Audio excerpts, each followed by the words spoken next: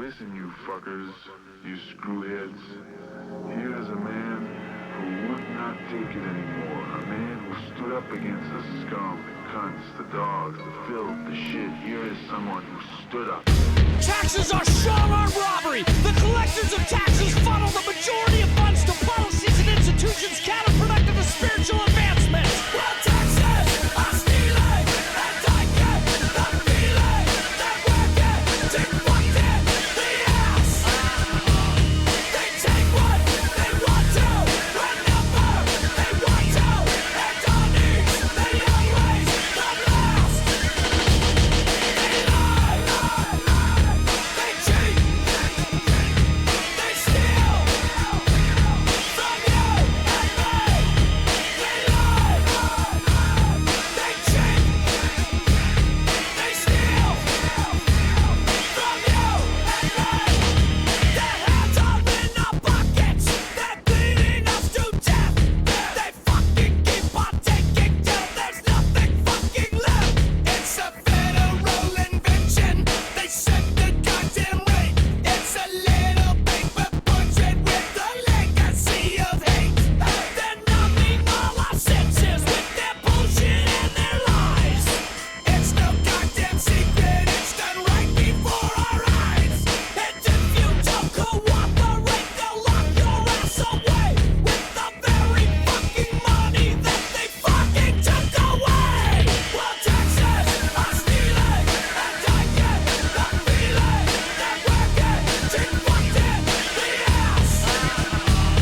They take what they want to, whenever they want to, and on these they always come last. They lie, they cheat, they steal from you and me. I honestly don't know how the average person copes with taxes. I'm gonna blackpill the fuck out of everybody. So if you're already depressed and thinking of blowing your fucking brains out, hello YouTube, by the way. You want to like plug your ears and go la la la for a little while because I cannot stop thinking about this to the point where I'm going to have to hire a tax attorney to do my taxes just because when I start looking at it, I just become completely psychotic and disillusioned, and I just can't function in life anymore. So that's what I'm doing. The worst thing about paying taxes is that now that I earn income despite the government. Despite the government laying the groundwork for a monopoly of Visa card and MasterCard to set risk assessment standards that preclude specific individuals and companies from having access to the global financial market. And everything that I do is a complicating and limiting factor that reduces my overall productivity to get around these limitations put in place by de facto monopolies standardized by the US government.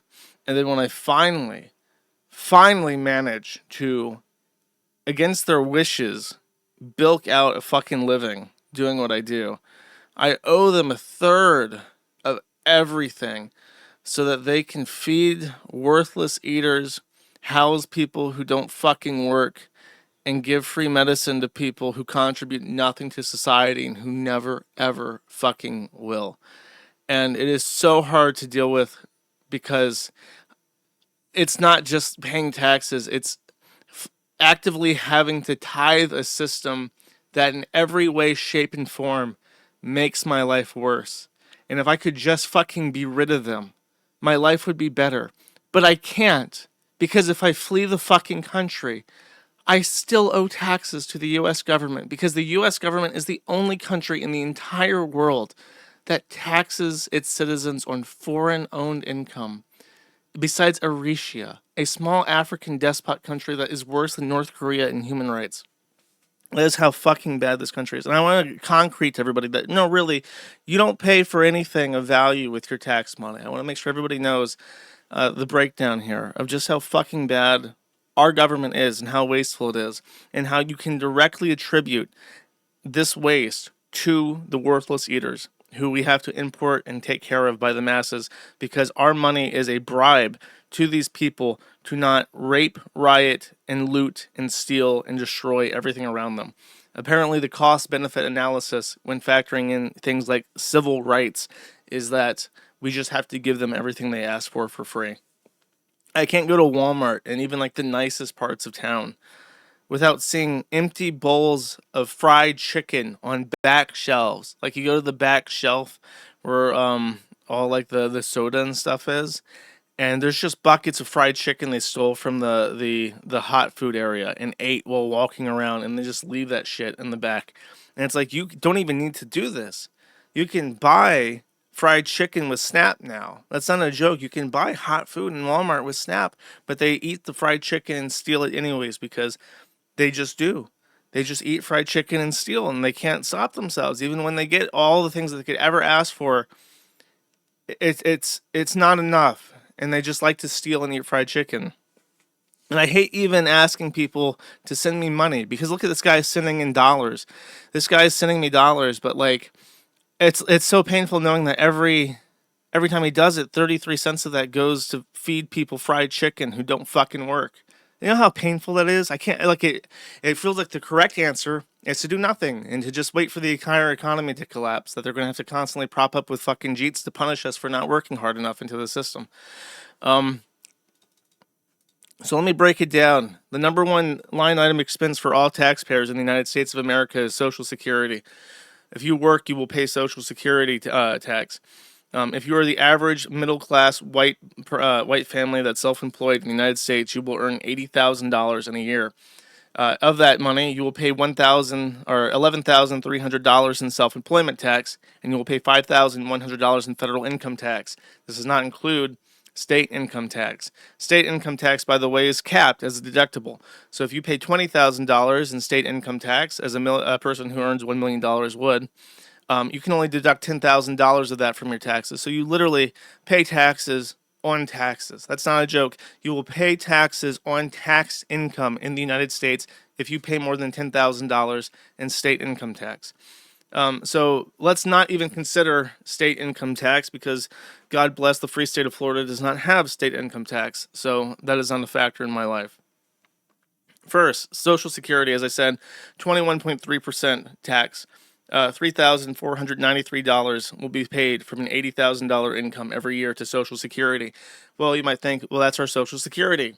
But obviously, everybody knows what I'm going to say next. Social Security is bankrupt. Social Security will not have any money left in it by 2035 at the latest. Social Security will be entirely propped up by current taxpayers at that point in time, with nothing left in reserves. The money will be earned or taxed from new workers who will be Indians. So we will require, in order to prop up our Social Security system by 2035 at the absolute latest, a entirely new stock of Indian foreign workers paying taxes, or it will just completely and totally collapse, and the 21.3% of your tax money will be for nothing, and you will never claim it. You will never see a cent of that. You will never see a single cent of the 21.3%, 1/5 of your entire tax burden is money into a fucking hole you will never, ever see. $2,099 goes to Medicare. If you make too much money in this country, you will pay Medicare taxes for a system you do not benefit from. Poor people are the people who get Medicare.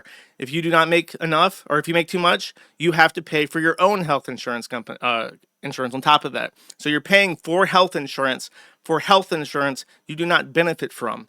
And the Obamacare system is extremely expensive because it does not exclude pre-existing conditions. So if you've never had insurance for a day in your life, and you get on Obamacare, and you have cancer, and you smoke, and you have AIDS from gay butt sex, you're jacking up everybody else's rates, and there's no way to stop that.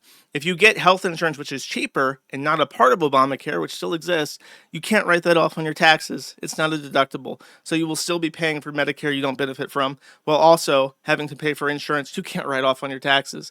Or you can just pay a lot fucking more to prop up the AIDS babies that are dying because they can't take care of themselves and have unprotected gay butt sex.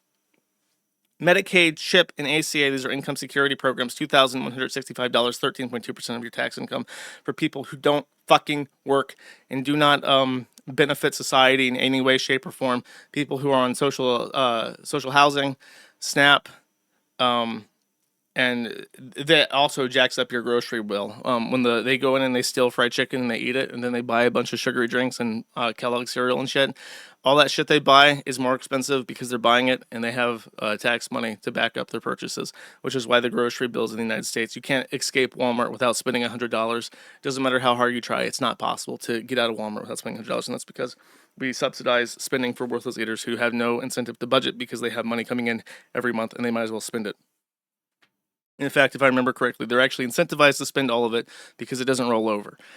So next is income secure. Actually, that's Medicaid, CHIP, and ACA. So doesn't even include income security plans, which include Section 8. That's another 5% of your tax burden, $836 for an $80,000 a year, 10% or 1% of your total earned income goes to people who do not work. If you earn $1, 1 cent goes to people who do not work, who can work and do not work, and they choose not to work. 1% of every single thing that you earn, every dollar, 1 penny of every dollar goes to people who can work and don't and won't ever. And they hate you. They sit at home and they watch TikTok and they watch videos about how white people are oppressing them, and that's why they fucking suck, and they hate you. And you subsidize that with 1 penny of every dollar you earn. Next, we have mandatory spending. National defense, 12.5%, $2,050. Less than Social Security, less than Medicare, less than Medicaid, CHIP, and ACA. Veterans benefits is 4.4%. Thank you for our service. $722 goes to the people who have 80% disability because they have anxiety from blowing up brown children. We love our troops. We love our law enforcement. Next, there's a giant burn hole in our budget. Every year, 13 to 15% of our entire spending goes to interest on a debt that has not gone down a single penny in 26 years since Bill Clinton had the latest. Just thrown away. Never. You'll never see it again. Just gone. Bye-bye. Bye-bye. More money than Medicare. More money, almost as much money as Medicaid, CHIP, and ACA. 4 times as much money almost as income security benefits. More than our entire national defense spending just goes bye-bye, bye-bye into a giant fucking hole. And then everything else, the entire collective of all federal government spending is $2,887 out of your 16,400 spending. 17.6% of all spending goes to the entire federal government's operations. Federal highways, the FAA, national parks, the justice system, education, scientific research, space exploration, and international affairs is paid for by 17.6% of our spending, which is almost being eclipsed by national interest or national debt interest at this point in time. So that is less than Social Security, and that is about, 3/5? That's a nice round number. I like that number. 3/5 of actually not even. It's about half of Social Security spending on everything. The entire fucking government is on that, and I just can't cope with it because I know there's no way around it. There's nowhere I can go. I would have to move to a shithole fucking country that can't defend itself from the United States to begin with, and then renounce. And then it's like other countries, they have even higher tax programs. At least their social spending you benefit from it because it's public and you actually get to use it, even if you make more than the poverty rate. So I just can't even fucking manage. I did the math, by the way. It costs about $100,000, $80,000 to $100,000 to replace an IRS agent from the ground up. And my total tax liabilities throughout my entire life will be about $1 million. So if I can convince 12 IRS auditors to leave the IRS or transfer even into another part of the government, I will deprive the IRS of $80,000 to $100,000. If I can convince 12 people to do this, I will have completely and totally nullified my tax contribution to the federal government over my entire life.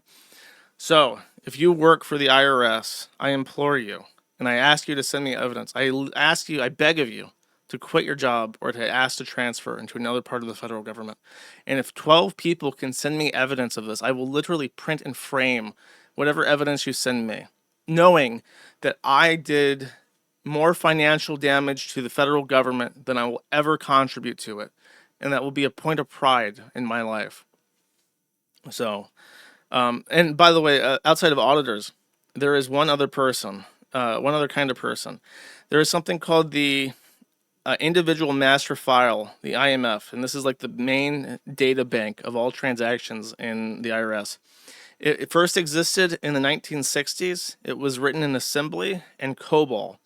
There are very, very few people alive these days who know assembly and COBOL. Most of the IRS individual master file maintainers are 60 plus years old. If you are one of these people, or you know one of these people who is a assembly or COBOL developer working on the individual master file of the IRS, it is $500,000 to replace one of these people or to contract this work out. If you quit your fucking job, please let me know. I will send you a gold coin. Not really. Unless you can like actually prove it. But I just hate. I'm so filled with hate, and it actually is like physically debilitating. It's like actual pain, nausea, dizziness. I can't think. I can't focus because it's just like I have to subsidize an enterprise that is killing me and that is actively making sure that I have no future and that any family that I have I cannot save for. I cannot prepare for the future. I can't prepare to have kids. I can't progress in life because the 33% of money that they're taking from me is the money that would go into a savings account. It's money that would go into like an HSA or 401k or like a down payment. But they take it. They just take it from me. And if they didn't exist, I would lose nothing. I would lose literally nothing. They don't fucking do anything. Not a single fucking thing.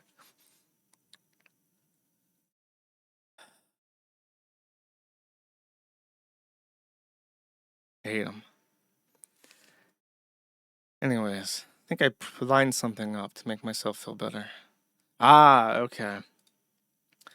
The LAPD, and now's the time to get to Neil Maham.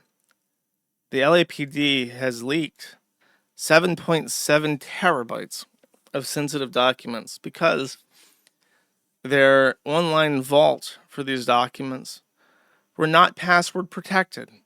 They stored 7.7 terabytes, thousands and thousands of files in an online vault that had absolutely no security. And someone just found it and they downloaded everything.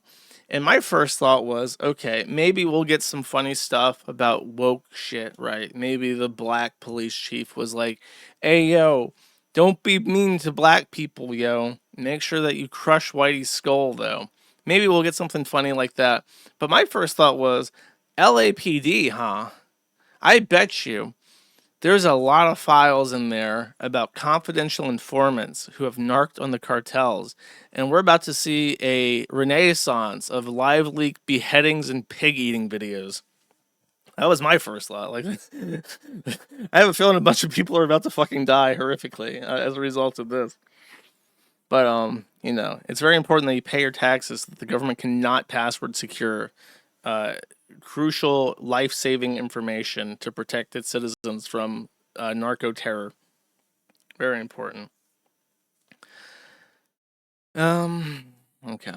Next. So this person, I was meant to cue this up first. This is some levity, some nice, happy content for me to be happy about, chat. Some content about flags. This person, the backwards man, asks, what is your opinion on Reddit, Twitter, Vexillology flags people have come up for the human space empire in response to Whitey being on the moon? So here's what one of the Redditors posted a hand. Now, obviously, this is right-handophobic. Okay. Second of all, it looks a lot like the Japanese flag. Third of all, space is not yellow. Fourth of all, the earth is not red. I mean, it's just a terrible concept. And what happens to people who are not, who have no hands?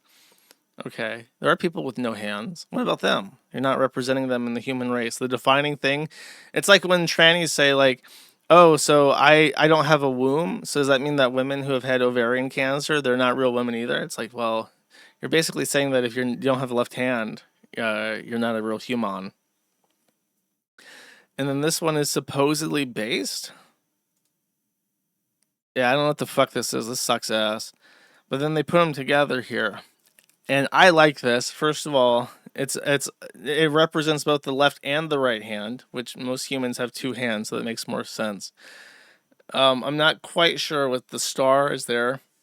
Sort of a weird design choice, but yeah, this is better. The nice tricolors, two hands, humans trying to grasp the galaxy. By the way, this is dumb because there is a concept for an Earth. Okay, number one, this is the international flag of planet Earth. Apparently, I don't know who the fuck voted for this shit. I did not. This sucks ass. This looks like a fucking like a weaving thing. There's a much, much, much, much better flag for Earth that I've seen.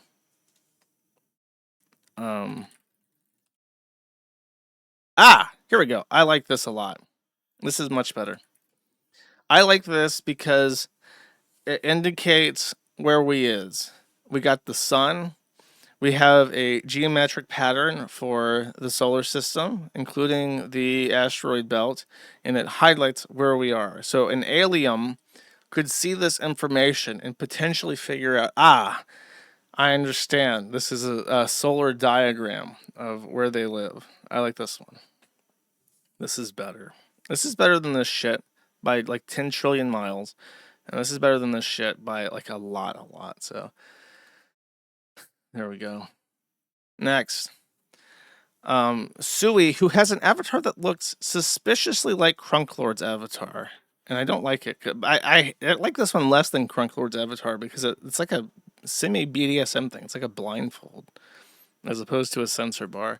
Anyway, someone made a Git project to make Claude work faster. It's a nice little animated whip. And when you whip the chat box in Claude code, it'll start spamming faster, speed it up, Clanker, faster, and it'll it'll be instructing the Claude to hurry the fuck up. Now, what's really funny is that they got a cease and desist for this. Certified mail from Anthropic to the developer. Please, we write concerning your project currently referred to as Bad Claude. Based on publicly available materials, the project appears to reference Claude by name to market itself in connection with Claude and to present functionality specifically framed around interacting with Claude code. And it says that the trademark violation here is very troublesome, and they have until April 14th to comply. But what's very, very funny is that the developer actually get a cease and desist letter from Anthropic on their project roadmap. And what's very, very, very, very funny is that if you go there, the developer has since checked that box indicating that they've reached the goal of receiving a cease and desist letter from Anthropic. So this project has 1.9 thousand stars, and it's a very good project. This is the kind, I bet you it was even written with Claude. So just to give you an idea of how far computers are going, they're going quite far, but can they go even farther? Who will know? Next, I was looking at my Steam library because I was thinking of streaming a game today. Apparently, Hellblade Segua's Sacrifice is only 8 hours, so I might stream another game this weekend. My goal is to get partnership with Kick, which will allow me to pay more taxes, and I'm all about that. So I gotta increase my current tax burden as much as humanly possible so I can pay my fair share and subsidize the expenses of human fucking scum that are a fungal blight eating away at the very core of this country from the inside out, so that we all suffer and languish even worse. Very important. So I'm looking forward to that.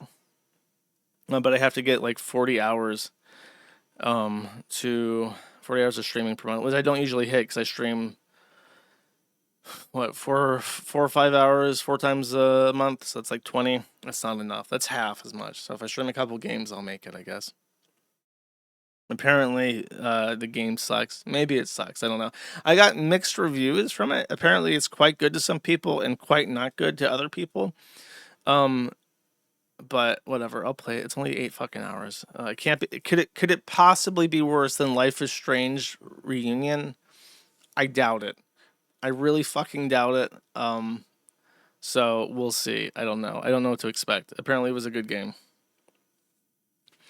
Anyways, while I was looking at my Steam library, I noticed that they were advertising an in-game election for the Galante Federation, which is an in-game faction.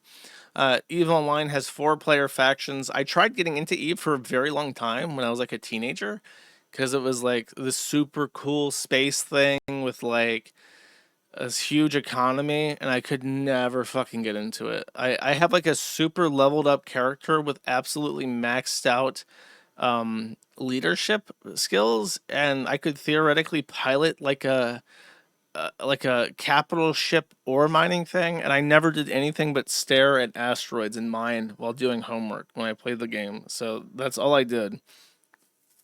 Anyways, yeah, Eve requires cooperation, and my character has never left the starting player faction, except I think I did one time for like a day, and then I've been stuck in like the regular player corporation for 20 years at this point.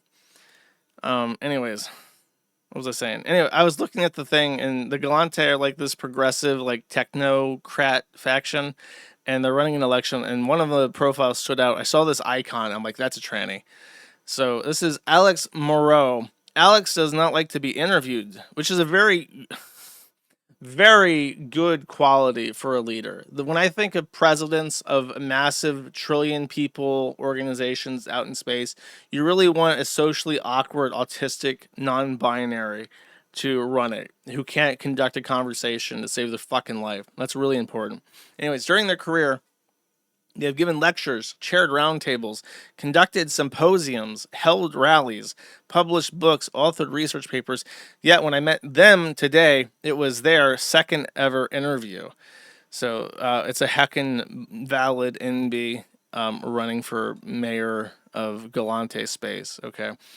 And I made the parallel that this is perhaps, it's an Icelandic company, if you don't know, CCP. They're based in Iceland. And Icelandic people are mostly famous for incest because they have to have apps on their phone to stop them from fucking their own cousins, which is why they're importing proud black people from Nigeria to help populate their country and increase their biodiversity. When they created the game and they developed the lore, they made the 4 factions. There is Galante, which is the tech company thing. Then there is the Amar, I want to say, the Amari, and they're like Iran, basically. They're like space Iran. They're like theocrats.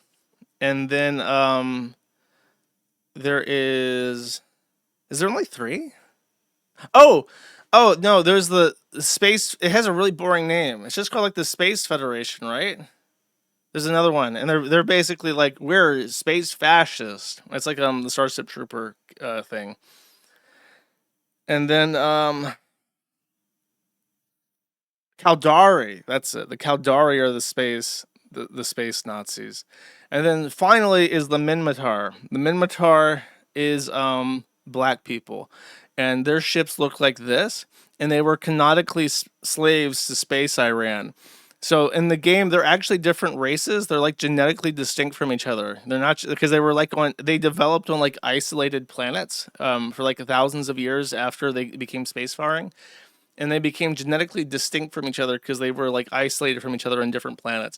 But the Amar were the first ones. Space Iran was the first one to get into spacefaring, and they found the Minmatar, and they were like, "Oh shit, black people," and they just enslaved them. So then the Minmatar had a space slave revolt, and they became a spacefaring society as well. And just so happens that all of their spaceships look like fucking hoopties cobbled together from trash out of a fucking bin. This is the actual in-game lore of EVE Online. And there is a 5th one. It's like a secret alien race, but that's just the moderators. It's just the moderators are the secret space. What are they called? They're called like the Jove or something, right? That's like the secret moderator race is the Jove. Anyways, I just want to talk about the space tranny and the space jannies and the space slaves that fly around in space hoopsies. Oh yeah, the on-screen date and time is gone. You're completely right. Where is it? What show is this? What stream is this? Oh no, I must have deleted it at some point. I think I can fix this. Live on air. Can I do this? Text? New text element? What if I want the seconds? Oh wait, that's the seconds right there. Okay, then I can do...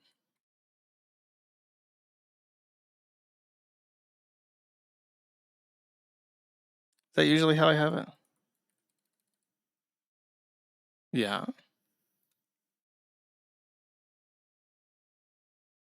Something like that, right? Yeah, something like that, I'm pretty sure. Nice. Nice-oo, chat. It's actually a little bit too big. There we go.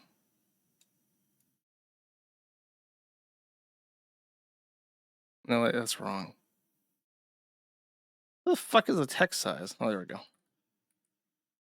Yeah, okay, great. That's about right. That's right, chat. Okay. I'll fix it later. I need the time, though. Change the font to Wingdings? Can I do that?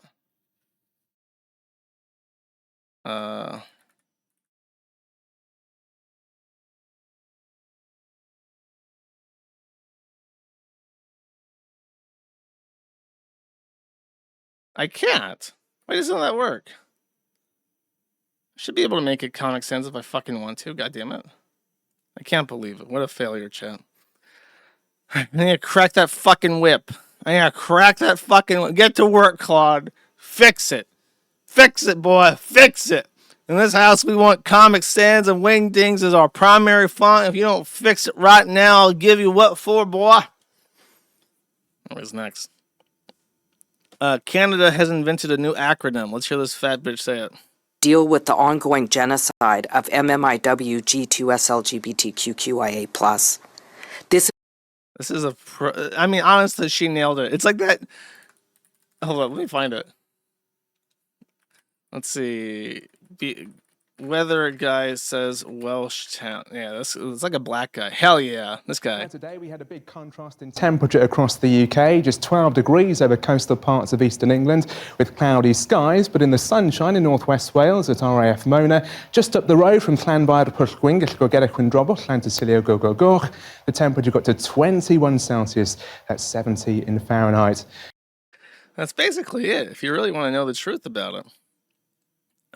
Slightly less impressive though. Let's hear it one more time.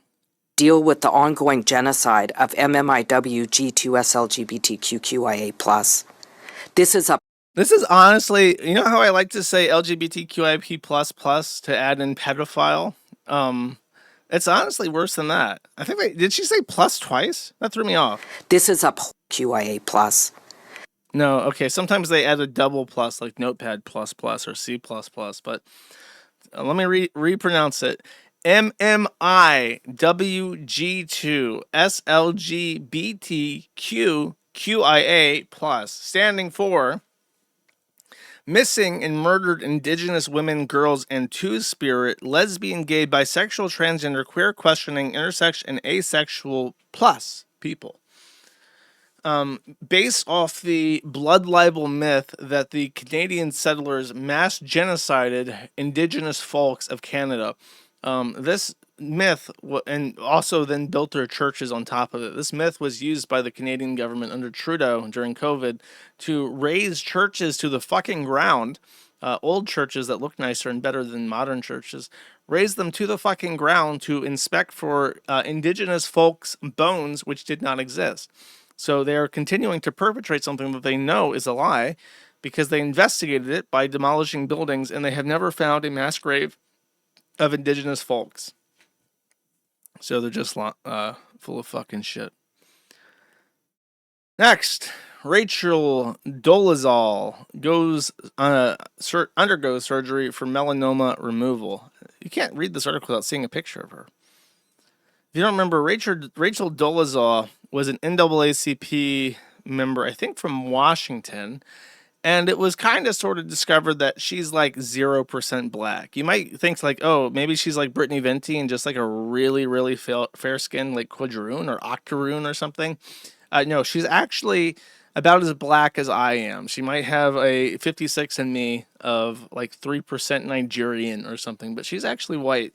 And to cover up her supreme whiteness, she became chronically addicted to skin darkening methods, the most famous of which just so happens to be sun tanning, which, if you don't know, elevates your risk for skin cancer. So her desire to be black has made her CCCC carcinogenic, and she's having to get her skin amputated to remove the melanin poisoning, basically.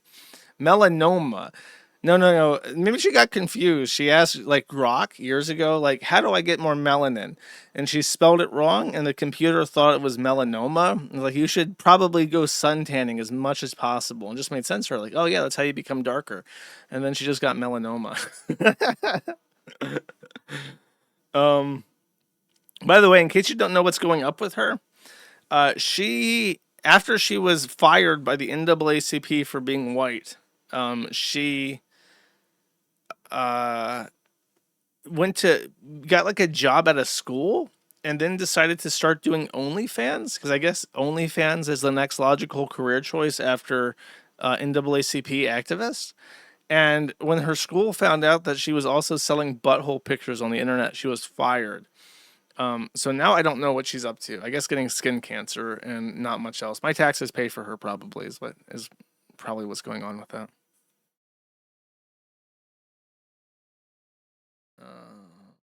Oh yeah, did she date like a 17-year-old? Is that what you're saying? What am I looking at? Is that the crease of her back? What the fuck am I looking at? What part of the body is this? Okay. Anyways. She did anal porn, I told you. Why do you know this?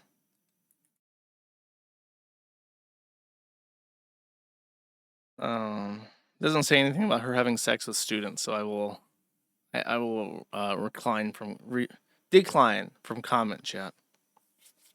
Next. So in this case with Irina Zarutska getting stabbed in the fucking neck in a train, thereby proving that living among certain demographics of socioeconomically disadvantaged folks who would actually be able to improve their life if only more tax money went to social income security programs, despite already being half of the entire budget of our federal government. If only he was just uplifted more, he would not have to stab white women in the neck while shouting, "I got that white bitch." But that's exactly what happened. And this caused a kerfuffle, and it raised some questions of if living next to socially disadvantaged folks is more dangerous than living in an active war zone, because she's Ukrainian, she fled from Ukraine. And, Whitey's been getting up in arms and saying, this is proof that there's anti-white racism, but we all know it's a myth perpetrated by white supremacists. And he was found in the state of, I think, North Carolina, where they're at, found incompetent to stand trial, which is a little misunderstood, and I will clarify what that means. In the United States, when you are found incompetent to stand trial, you are not found to be innocent. There is because it's conflated with a different thing. If you are temporarily insane, you can be acquitted from charges due to mental defect, but not held forever. Like if something really terrible happens to you and you have PTSD and you go fucking ape shit and you just tear some guy's head off his shoulders, you can be found to be temporarily insane and otherwise of good mind, even though you did something really terrible, and then let go. That's very, very, very, very rare. But it does happen. This guy was not found to be temporarily insane. He was found to be insane, which means that they will probably end up putting him into a mental health hospital and giving him zombification drugs for the rest of his life, which is our version of an asylum. It's basically a jail/prison where you don't have any rights. This is also how we keep pedophiles from reoffending, by the way. We have these insane asylums for pedophiles, because what we do is we sentence them to jail, And then afterwards we say, well, you're still a danger to society because you have a mental defect of pedophilia. So we're going to put you in a mental health asylum as well. And then you never get out because you're still technically insane forever. In case you're wondering, no, we don't kill insane people. We probably might want to look into changing that. But that goes back to, I think, a 1960 or 1969 decision in which a retarded man was found to be ineligible for execution because of his mental defect. And that's why we set the floor for executions at somewhere around 70, I want to say. And below 70, you cannot be executed, which just so happens to exclude about 40% of people of certain socioeconomic disadvantageousness. So they can never ever be fully held accountable. We have to pay for their treatment and lifelong incarceration with my fucking taxes. Forever and ever. For my entire life, basically. Now, the other one is that we also don't execute people who didn't kill somebody. That doesn't apply here. But there was a very famous case called Kennedy versus Alabama, I want to say, that was decided in 2008. Mr. Kennedy decided that he wanted to rape a child. He did, in fact, rape a child, and he actually raped her so brutally that she was permanently disabled as a result of that. The state of Alabama sentenced him to die for his crimes. The ACLU, I believe, represented him, got all the way up to the Supreme Court, and in a 5-4 decision, they ruled that it was cruel and unusual punishment to execute anybody who did not commit a capital offense, which is murder, deliberately. So that's why we don't kill people anymore. It was not an act of Congress that abolished the death penalty. It was the Supreme Court of the United States. Louisiana, not Alabama. Sorry, my bad. So we could, theoretically, the Supreme Court at any time could just decide, yeah, we're actually going to start killing a lot more people, and we're going to kill a lot more retarded people as well. We could do that. Nothing stops us. There's literally 2 pieces of paper on the books that say we can't kill more people, and we could change that. We could change that theoretically. Next.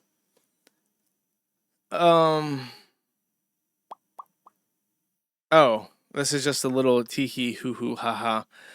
So the country of Mexico has created biometric ID. Every Mexican who owns a cell phone, so to get a cell phone, this is it varies a lot depending on where you live, but SIM cards are sometimes as easy, especially in Eastern Europe, as just going to a store and paying $5, and then you have a working phone number. And then in some countries, you have to go to a physical store with a actual ID and then submit IDs, and they like photocopy that shit in order to get a SIM card for that country. And it's a big pain in the fucking ass. So in order to get a cell phone in Mexico, you must submit, this is the worst I've ever seen though, submit fingerprints, iris scans, and facial data to the government by July. The follows 2 previous attempts at phone registration that resulted in data breach and Supreme Court rulings against them. So, what's the word for Mrs. in Spanish?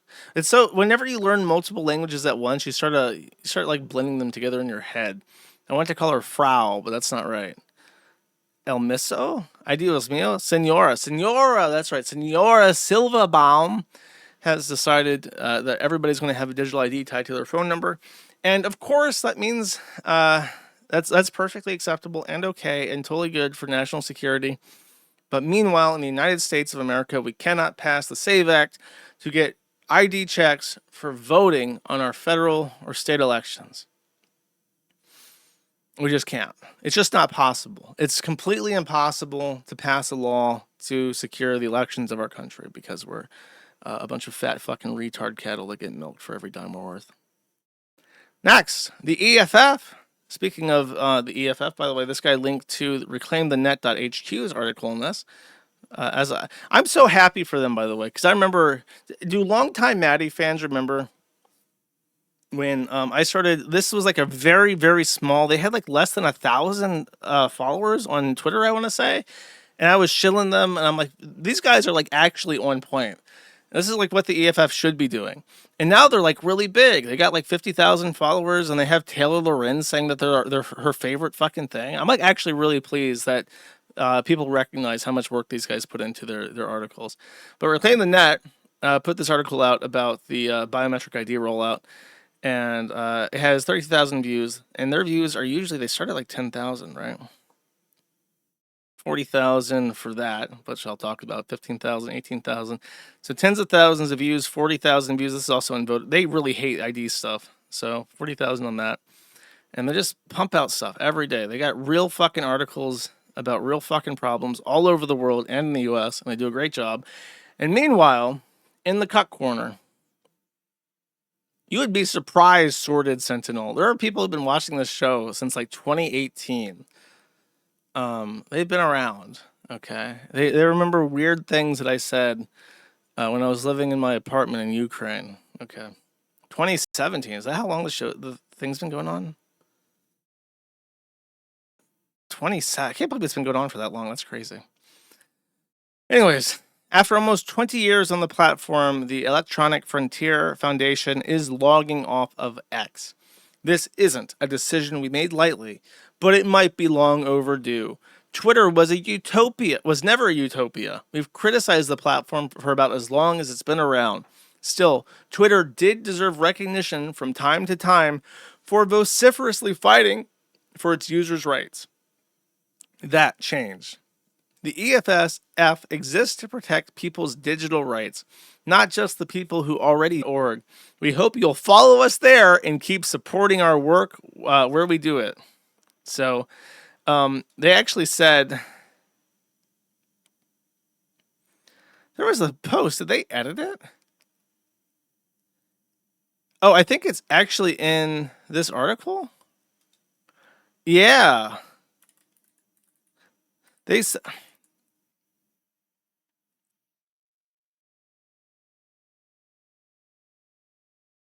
they change this? They made a statement. I think it was on Nikita Beer's thing. See if I can find this real quick. Here. Oh yeah, this is month. By 2024, our 25,000 X posts generated 2 million impressions each month.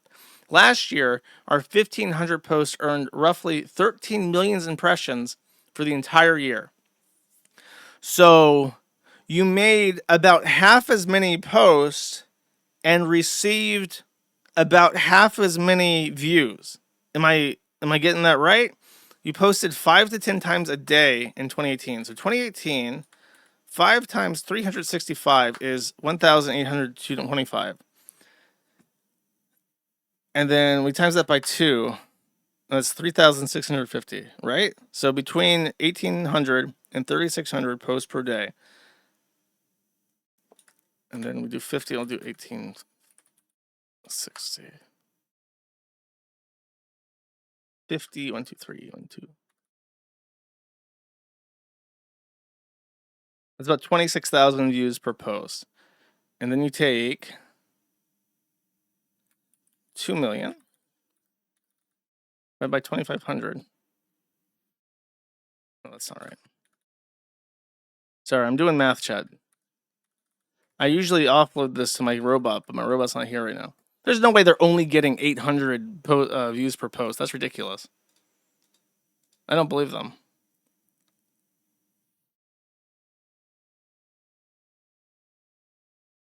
$23,000, $50,000, $17,000, $15,000, $10,000, $8,000, $8,000, $8,000, $6,000, $5,000, $5,000. It's not worth it. Retweeting something you're already posting to Mastodon to reach an additional 5,000 people about your project is not worth it. It's not worth it. You cannot convince Kenyatta Thomas. Kenyatta Thomas cannot be convinced at all to take an article that somebody else fucking wrote already for them and do this. They just can't be bothered. Kenyatta Thomas cannot be bothered to do this. It's not worth it. To reach an additional 5 to 10,000 people minimum. Can't be fucking bothered. That is way, way too much effort. Okay. That's crazy. That's their justification for it, facially. By the way, let's take a look here. Let's Google something real quick.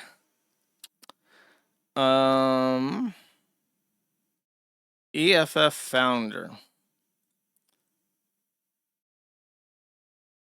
John Perry Barlow. Here we go. There's a really nice picture of him with a gun. No, that's not him. Oh, not the African. Perry Barlow with gun. I forgot there's a group in Africa that has this one. So this is the founder of the EFF, not the one in South Africa, in case there's any confusion about it. Some people are asking for the QR code to Rumble because apparently Rumble's having issues. There you go. Kick.com/MyInternet. This is the original founder, right? EFF Foundation CEO. Actually, we can just go to their page that we're already on. Go to the staff, board of directors, head of technology, Erica Estrella. We finna to secure some foundations, y'all. We finna bust on some frontiers and shit, y'all, for some privacy and shit. Vice chair of the board, Brian Bellendorf. Anil Dees, CEO of Glitch, board member, entrepreneur, activist, and writer, recognized as one of the most prominent voices advocating for a more humane, inclusive term he used to commit suicide. I worked with him for multiple years, and knew him on a personal level. It makes me sick to my stomach knowing that he was doing in those chat rooms. And with kids of my own, I'm happy that people like you do the work to protect kids. With that said, you asked right in the beginning of the interview if he had any weapons, to where he confirmed he had a firearm with rounds inside his home. After interviewing him on a live stream, you left him with that firearm to take his life. So tragic. Really sad stuff. You killed Sam Kruger. I hope you continue the work you do, but people like Sam need help. And I hope this may change your approach to these situations, to where if there isn't enough evidence to put them in jail, then get them help. Find programs to extend to these people to find and help in therapy for these problems, I guess. For these situations, to where if there isn't, for these disgusting thoughts they have. The last thing I'd want to do is defend anyone who does these disgusting actions, but Sam was more than just an online creep, and as much as I want to hate him for what he did, he was a friend for a long time, and my friend is dead. I'm sure the last thing you want is to profit from someone dying, but that's what happened here. I hope this comes off as respectful. To which Mr. Rosen says, Sam is a sister fucker who's attracted to second graders. They deserve death. And we did have enough evidence to put him in jail. His phone was confiscated and his charges would have come as soon as the phone data was extracted. Also, Sam killed Sam. Him not being able to live to his actions killed him. Let me just put here real quick. Let's see. Gemini, help me out with this one. How long... Wait, let me switch accounts. How long does the average prisoner live in U.S. federal prisons? How much does it cost to try, convict, and then house for the rest of their lives a sex offender who, I'll say he's 30, who is 30 years old at time of conviction? Question mark. We'll just put a number to this real quick, okay? Calculating the total cradle-to-grave cost for a life sentence is complex because it involves for accounting for judicial overhead, standard incarceration, and the significantly higher cost of geriatric care as an inmate ages. Life expectancy in federal prison. They live to roughly 74 to 77 years, which is like, is that not higher than the general population? I thought the U.S. had a general population of 72. They're like domestic cats. An indoor cat lives longer than an outdoor cat. So prisoners live longer than regular Americans in this fucking country. Okay, oh, the average American... Okay, never mind. The average American lives 74 to 77. And the average age of death in jail is 60 to 65. Thank God. Jesus, fuck. So that's 30 to 35 years in prison. Investigations by agencies like the FBI or HSI combined with U.S. attorney costs range from $50,000 to $200,000. Think about that. We have more people in prison right now in this country than any other country on earth. Like something like 3% of our entire population is behind bars at any given time. And then multiply that by 50 to 200,000 fucking dollars just for the investigation. Another $100,000 and $300,000 for a full criminal trial. And then court operations are $10,000 to $15,000 per day during the trial. Then the average annual cost to house an inmate is $45,000 to $55,000. But it gets worse after the age of 50 because then they start receiving geriatric care, which is $110,000 per inmate. So if you take 20 years of $50,000, you get $1 million. If you take another 15 years of geriatric care, it's $110,000. So it's almost twice that, $1,650,000 for a total 35-year expense of $2,650,000, which is twice the total lifetime. Actually, it might even be like four to six times how much the average white middle-class man will pay in federal income taxes throughout his entire life. So it's like 4 to 6 people are required just to keep them alive in prison, not even including the trial. So the grand total for putting this guy in prison for the rest of his fucking life is close to $3 million, which is like an inconceivable amount. It's like 6 times the average lifetime income tax that a person pays. It's like we just have to streamline executions. Like if you're a pedophile, we're never putting you back in general population.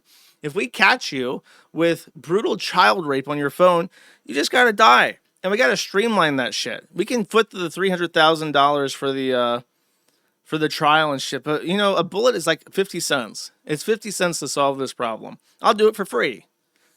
You don't gotta pay me. You gotta come to my house though. I'm not gonna spend money on gas. And you gotta give me the bullet. I'll bring the gun, though. I'm just saying.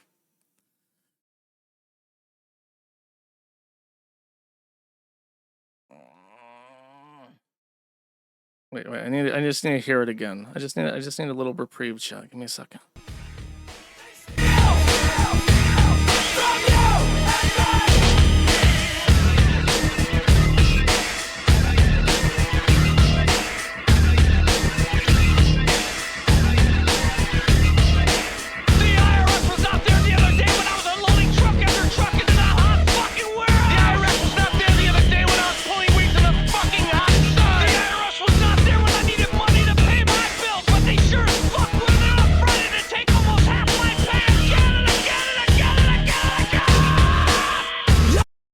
Okay. That's it. Sorry. I like the music. Okay. I am. All right. I honestly don't even know why someone sent this to me. This is, it's just people, photoshopping or AI and Count Dankula into like stores and leaving reviews with it. Very good. Oh, with my wife's son. Very good food. My angry uncle loves Whoppers even though he is overweight. And there's a very diverse crowd of people at this Burger King. It is in England. And it says my wife's son. We have another one. My wife's son. This time in KFC Coatbridge. My uncle Mark loves this place. He's here at least twice a day. Here's him picking up a triple bucket for lunch. Oh, the owner replied. Thank you for the wonderful review, Vincent. We're thrilled to hear that your Uncle Mark enjoys visiting KFC Coatbridge so often. The triple bucket is a great choice for lunch. My girlfriend's husband loves this coffee shop. Thank you for the kind rating, Vincent, too. We look forward to welcoming you again. And for some reason, he's holding like a petrol pump in his right hand. I don't know what the point is for that. The Asda. By the way, I hate the name Asda. It looks like a thing that you would spam on your keyboard. Like if you were trying to type nonsense, like you'd hit ASD, like it's a fucking garbage name. The average Coatbridge superstore. If you just search Asda Coatbridge, you just see Count Dankula with my wife's son. He's buying a generic brand bag of crisps, a family-sized loaf of bread, and then some bell peppers, I guess. Very good.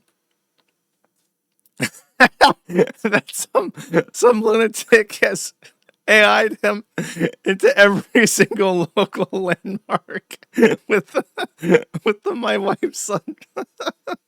A man that calls himself the Count keeps asking me for my soiled underpants. Avoid at the Buchanan Center. At Waffle, they have a waffle. Oh, it's in Tennessee. I was gonna say, okay, this is like a thing outside of the UK now. Very good. This is not what a Waffle House looks like, by the way. This person has never been to a fucking Waffle House. Very good food. My angry uncle loves waffles, even though he is overweight. He got into a fist fight. Great park, plenty of fresh mud for mudding. Fibber McGee's Irish Pub. My wife's son holding up very large, oversized Yu-Gi-Oh cards. They're definitely using Grok for this instead of Gemini, which does a better job. Delicatessen and catering from Gottlieb's.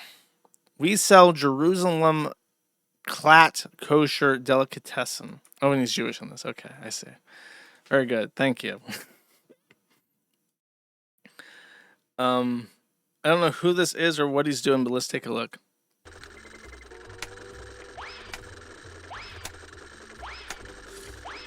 Fucking Christ!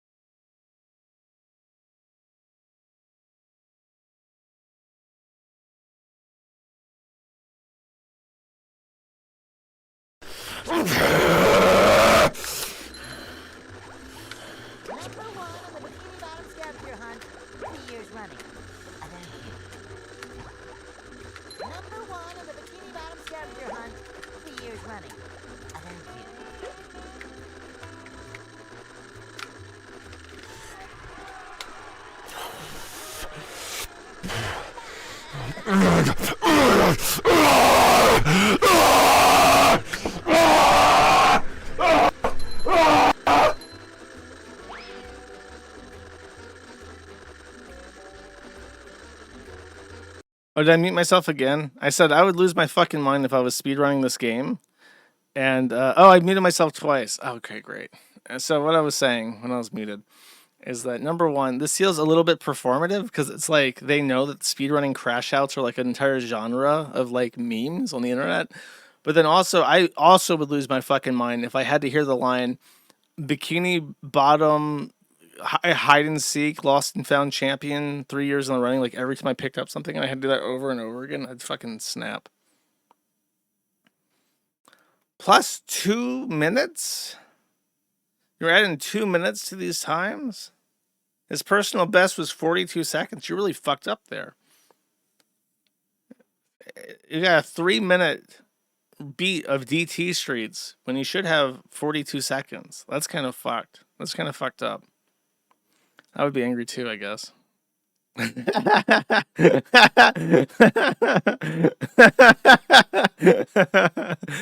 That's pretty good. Next, Linus Sebastian has confirmed that the gamer jet isn't. Oh God, what have I done? Sorry, I'm spoiling everything by trying to manipulate the flow of information. Okay, I guess I can't go back to that. He said the gamer jet is real. That's all you need to know. A long time ago, Linus Sebastian was accused of, what was it? Of buying a jet specifically for his company to do influencer like flights, so that if you are like some TikTok hoe, you can call Linus Sebastian and get an Epstein Island flight or something for free on his expense, and he writes it off on his business deduction. So he has like a private jet he can fly around to wherever he wants to fucking go, and it's all part of the business deductions. Apparently he said this though. Let's just listen real quick. I need to put it down, yeah. Let's see, this thing seems fun. Given LTT's growth, would you ever consider private jet travel for yourself or other employees instead of booking an airline ticket? It's one of those things that I think would be kind of fun to experience once, but I am I don't want to be judgy, but I'm personally kind of opposed to the private air travel industry. I don't think it sends a good message. I don't think it's particularly helpful in a lot of ways. Obviously, it helps people save time. Other than that, there's some stuff about it that I find, how do I put this? I'm not a fan personally. I've only flown first class once. Hey, me too. Exactly once. Yeah. It happened to be... It wasn't my choice. Yeah, it happened to be just the ticket they booked. Yep, me too. Like in the early days of the company, I would have... I think that's enough. I don't need a full 5 minutes of this, but basically he's a fucking hypocrite. He got called out because he didn't even announce this was a thing. Like he just said, like people found out on their own that he had like the gamer jet, so he decided to capitalize on it and make a video about it to like get ahead of the controversy or something. Even though he's publicly stated that he's opposed to private jets as a form of transportation. So he's just like a big fucking liar, basically, is the point. Next, Jordan Peterson was outed by YouTuber Scott Carney for getting what's called a fecal transplant, which is exactly what it sounds like.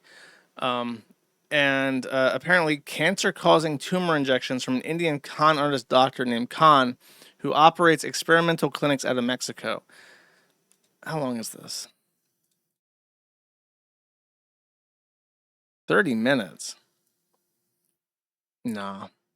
I did find it funny that he's getting a literal poop transplant. This is why I queued it up, because he's getting it from an Indian.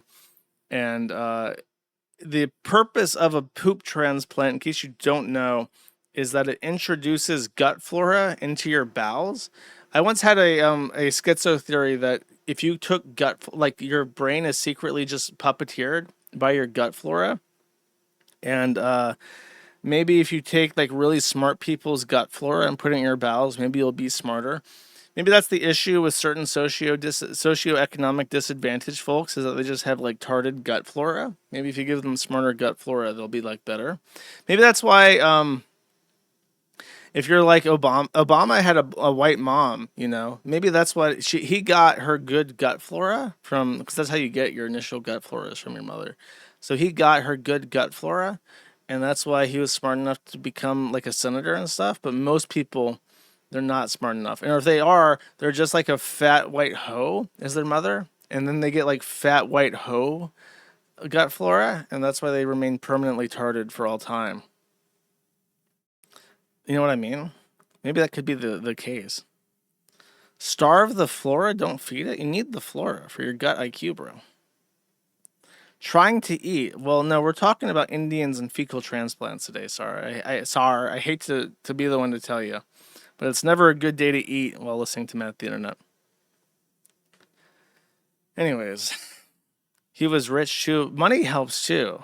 You know what I mean? His father was like a Kenyan economist or something from Kenya, and he like embezzled a bunch of money, probably, theoretically. And that's why he bought the best gut flora, the nicest gut flora from like the smartest people, the smartest, most conniving, charismatic gentleman. Next, that's all I have to say about this. Carl Jobs. Carl Jobs has filed a lawsuit against Billy Mitchell. If that sounds familiar, it's because Billy Mitchell and Carl Jobs have been in litigation for the last couple years, and just recently it ended in Billy Mitchell's favor. Billy Mitchell accused him in the courts of Australia, where Carl Jobs lives, of defamation, because Carl Jobs effectively accused Billy Mitchell of murder by saying that he bullied somebody to suicide that Billy Mitchell basically conclusively did not bully into suicide. What really pissed people off about this is that Carl Jobs raised a bunch of money from GoFundMe by saying that he was being sued over claiming that Billy Mitchell had faked his Pac-Man scores, which remains a contentious opinion to this day. But I believe that a lot of Carl Jobs' evidence for that was pretty convincing. However, the lawsuit was actually not about the Pac-Man scores. The lawsuit was about Billy Mitchell supposedly being involved in the death of speedrunner Apollo Legend, who absolutely positively did not blame Billy Mitchell in any way, shape, or form in regards to his suicide, and his closest friend said that Billy Mitchell had nothing to do with it. But that's what Carl said. And when it went to court, the court ruled that Carl Jobs not only lied about Billy Mitchell, he lied in a way that he should have known better. And so he was ordered to pay in restitution $300,000 plus attorney's fees and in Australia. However, Australia, unlike the U.S., has some pretty generous bankruptcy things going for it. And if you are ordered to pay a bunch of money in Australia and you declare bankruptcy immediately, your debt will be forgiven, as opposed to in the U.S., where I don't think judicial debt is ever discharged. So, as part of his income strategy, he immediately put all of his assets into his wife's name, and then immediately declared bankruptcy. And that preserved a lot of his wealth and stopped Billy Mitchell from being able to reclaim it. And what's going to happen, what I think happens with this case is that Carl Jobst will then owe Billy Mitchell some dividends from his YouTube income, which is now much less for a number of years. And then at the end of those number of years, the bankruptcy is completed and the rest of the debt is discharged. So it's unlikely that Billy Mitchell will even make back his money that he spent defending himself or prosecuting the case in Australia, and he will make no money from the gambit. Now, after the case, Billy Mitchell went on a huge victory run and made a bunch of tweets making fun of Carl Jobst, really kind of bullying him and being mean to him. And many people thought this was really, really, really, really, really, really fucking funny, because it was. It was nice to see some good old-fashioned gallivanting, I guess, especially because Carl looked like such an asshole in the process of the lawsuit.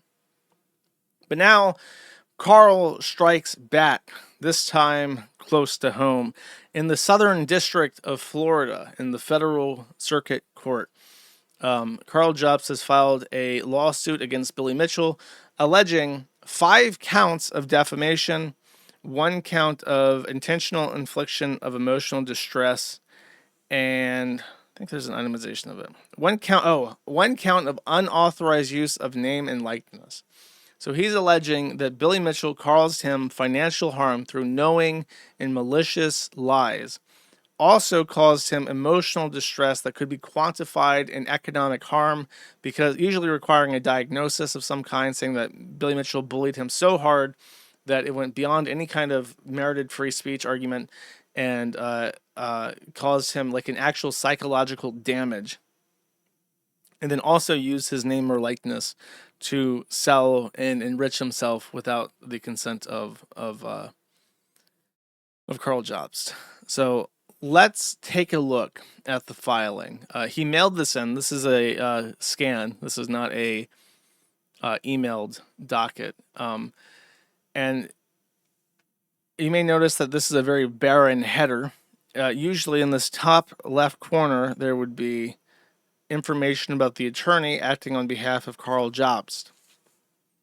But there is no information about the attorney acting on behalf of Carl Jobst, because Carl Jobst is representing himself pro se in the Federal District of Southern Florida in this defamation case. So that's where we're at. I think that Carl Jobst recognized that while Australia courts are kind of forgiving in a lot of ways, where the prevailing party gets to recoup fees, bankruptcy means you don't have to pay your debt if you're not able to. American courts are much less forgiving. If you're an insane retard and you file any kind of pro se scribbles in a federal court, you have to lawyer up to defend it. That costs thousands of dollars, and if you win, barring certain circumstances, you never have to pay your fees as a losing party in litigation. So I think he's deliberately trying to waste Billy Mitchell's time, and I would also go so far as to say that this complaint was written with the assistance of AI, because it manages to avoid a lot of hallmarks of AI writing or of pro se filings. As an expert in pro se litigation, it is not usually what happens when a pro se litigant files. They're really mad. And the legal arguments are a justification for filing something where they're really mad. And what they really want to do is vent in a way that somebody has to listen to. Anytime you read a Russell Greer filing that is not passed through ChatGPT, and sometimes even if it is, it will include an unhinged rant about how hard his life is and how he blames us for it. Melinda Scott did the same thing. Her life is so difficult, his life is so difficult, and it's entirely the fault of the Kiwi farms. But also this law applies, so therefore you should rule in my favor. This does not do that. It is very clinical, very direct, very by the books. It establishes all the claims necessary to prevail on a stating the claim argument. It alleges that there's malice. It basically is good. And there's no way that Carl Jobs, an Australian, would have any fucking ability to file something like this without the assistance of AI. But what that means is as a competent filing, it's going to cost Billy Mitchell a lot of money to defend himself in court, because he's going to have to hire a real attorney, because he doesn't want to fuck up. There is one thing, specifically one thing, that Carl Jobst might not fully appreciate in what he's doing, because I understand what he's doing. What he's doing is trying to cost Billy Mitchell a bunch of money by wasting his time in court, because he's a spiteful little albino mutant who married an Asian woman that looks like an ironing board. He's filing in the Southern District of Florida, where Billy Mitchell lives. But in Florida, there is an anti-SLAPP statute. Now, this is complicated, so bear with me. When a state law exists, you can litigate state laws in federal court in the jurisdictions that those federal courts are in. So Florida law does apply in federal court for the federal districts of Florida, unless there is some sort of conflict or supremacy from the federal courts. And this applies to anti-SLAPP. There are rules in the federal court, and I know this because I talked to Hardin about a bunch of stuff related to the Liz Fong Jones stuff, about pretrial disposal of litigation. And anti-SLAPPs create a mechanism to dispose of a case before discovery and before trial. Whereas the federal rules of civil procedure also explain how you would do that. So the federal courts in Florida say that the federal rules of civil procedure are more important than the anti-SLAPP laws that exist in the Florida state. So you can't use anti-SLAPP to get rid of the case early on, which is what Billy Mitchell would want to do. But, and this is the big but, the Florida circuits do not hold that the anti-SLAPP fee shifting provision doesn't apply. So if Billy Mitchell wins his case, he can still apply for his attorney's fees under the Florida anti-SLAPP statute in the federal court, and he could get them, which means that if he loses this and Billy Mitchell had to spend a bunch of money and he gets his awarded fees, he can take that decision and bring it to Australia and apply bankrupt him a second time. And I don't know, maybe that's something that wouldn't affect him that much. Who knows? But it is something that he can do. And it would basically prevent Carl Jobst from ever being able to proceed in life or save money or whatever. He would constantly have to hide behind his wife, and his wife would have the ability to fuck him over at any time that she wanted to. So he better not lose his shit at her or ever talk bad about her ever again. So that's what we're looking at with this. Let's read the accusations. So, defamatory publications and related facts. Mitchell published on X a hyperlink to a Reddit post titled "Carl Jobst boasts about moving his assets to his wife before declaring bankruptcy, a possible creditor-defeating scheme," asserting that Jobst had engaged in illegal conduct to defraud creditors, which is Billy Mitchell in this case. Mitchell endorsed the allegations by attaching the words, "The plot thickens." But then he also says this, which is a very a serious statement. I think I even read this post, and I said that this was a serious statement he might want to watch out for. Billy Mitchell on Zitter, by the way, excellent attachment, really great. Pure black square with no details about the actual post.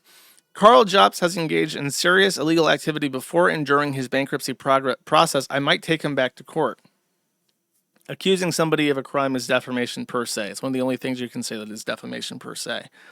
Says the statement is false, and to back this up, he says that in the bankruptcy court, these tweets were brought to the attention of the bankruptcy officers of the court, who then evaluated Carl Jobst's marriage situation and how he's structured his assets, and came to the determination that he had not done anything wrong. That's what he says. So therefore, the claim that he engaged in serious illegal activity is both false and cause him harm. Then this is great. So on paragraph 18, On June 29th, 2025, Mitchell posted on X, Carl Jobst complained about one of my tweets to the bankruptcy officer. Imagine publicly attacking someone for 4 years just to privately whine like a crybaby, accompanying an image depicting Jobst being hanged, in which Mitchell is depicted carrying out the act. In a reply to the same post, Mitchell promoted his commercial website rickysauce.com using the discount code CRYBABY. So this is the unauthorized use of likeness. He's saying that Carl Jobst's photo was used without his authorization in a meme edit of him being lynched by Billy Mitchell as a chudjack, and that is unlawful enrichment using his image.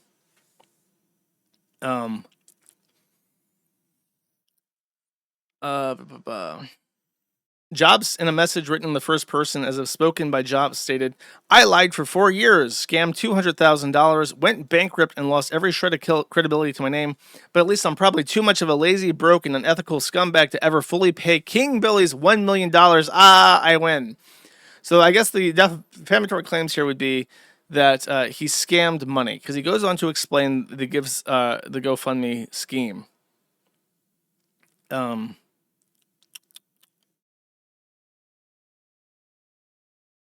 Okay, the fundraiser. He misled the public as to the existence of... he accuses... In that video, Mitchell made a series of statements to the effect that Jobs had created a GoFundMe campaign on false premises, had misled the public as to the existence of legal proceedings, and had done so with knowledge and an intent in order to obtain approximately $200,000 for personal benefit. And he says that in a quote as well.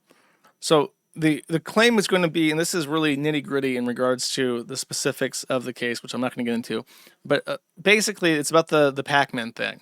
When Billy Mitchell first sent a cease and desist letter, which is a different name in Australia, but it's basically a C&D, Billy Mitchell said to him that he's going to sue unless he retracts some statements about the Pac-Man thing.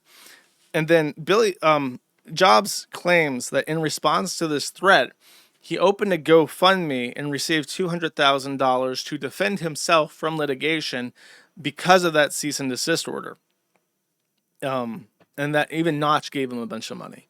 But then Billy Mitchell sent him another lawsuit, a cease and desist threat, where he said that he's going to sue over the Apollo Legends stuff, which caused Carl Jobs to update his Gibson Go to include that letter as well.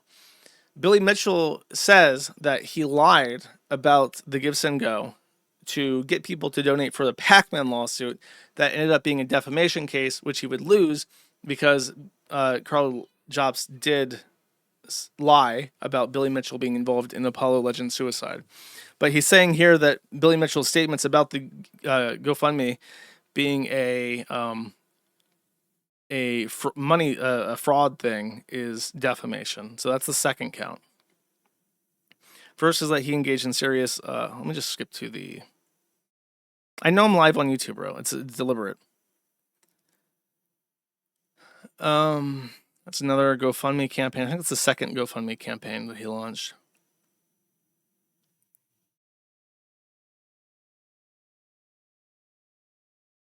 This is another tweet that he's yelling about in regards to Notch. People turning on Carl Jobs like they got bored of being part of the good guys. Is Notch drunk in writing this? People turning on Carl Jobs, not his name, like they got bored of being part of the good guys is possible. The real problem here is the cheating, narcissistic, pathological liar and not the up until this moment trusted community member. Billy replies to this, says, people turning on Carl Jobs like they lost hundreds of thousands to him like I did. I hope you at least received a lesson on how to approach women in exchange for all that money you gave them. That's very funny. But he's alleging that's defamation because he's attacking Notch, who was his sponsor, by lying that they lost hundreds of thousands of dollars to him. Which, I mean, effectively they did because he lost his lawsuit and he spent all that money and then had to give the leftovers to Billy Mitchell. So he's alleging criminal fraud of more than $500,000. And then he responded, he actually scammed his viewers out of more than $500,000. So there, I'm telling you something that isn't reported. And then says, the guy who took over $500,000 fraudulently from his listeners. And then he's adding up the $250,000 and then $300,000 from, $250 from the 2 GoFundMe's and $300,000. So I'm guessing that's what Notch gave him, is another $300,000 for the legal defense. And repeatedly said this. Jobs did not obtain any funds from members of the public through fraud, deception, or unlawful conduct. But where does the $300,000 come from? He doesn't say what that number is from, or if he's lying about that number. Can I find this? Mitchell published statements asserting that Jobs... Okay, let's read the counts then, because that's going to be the explanation. Plaintiff repeats and alleges... Published statements concerning Jobs, including statements that Jobs had engaged in serious illegal activity. These statements were false. Mitchell made these statements knowing they're false in reckless disregard for the truth. This is important because it's like the foundation of a defamation thing for a public figure. The statements constitute defamation per se. As a direct result of Mitchell's defamation, Jobs suffered presumed damages and actual injury, including pain, insult, embarrassment, humiliation, emotional suffering, injury to his reputation, harm to his relationship with his audience, lost future earnings and diminished earning capacity, and other economic losses to be determined by jury. Okay, defamation 2 is...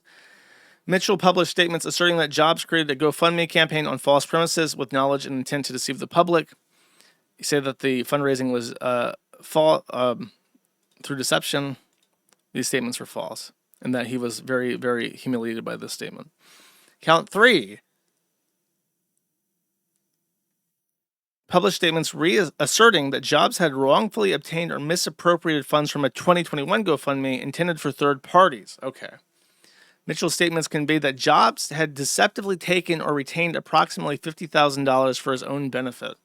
These statements are false. So this is a third-party GoFundMe that Billy Mitchell says he took the money from, and that it humiliated him that he said this. And this is the Notch one.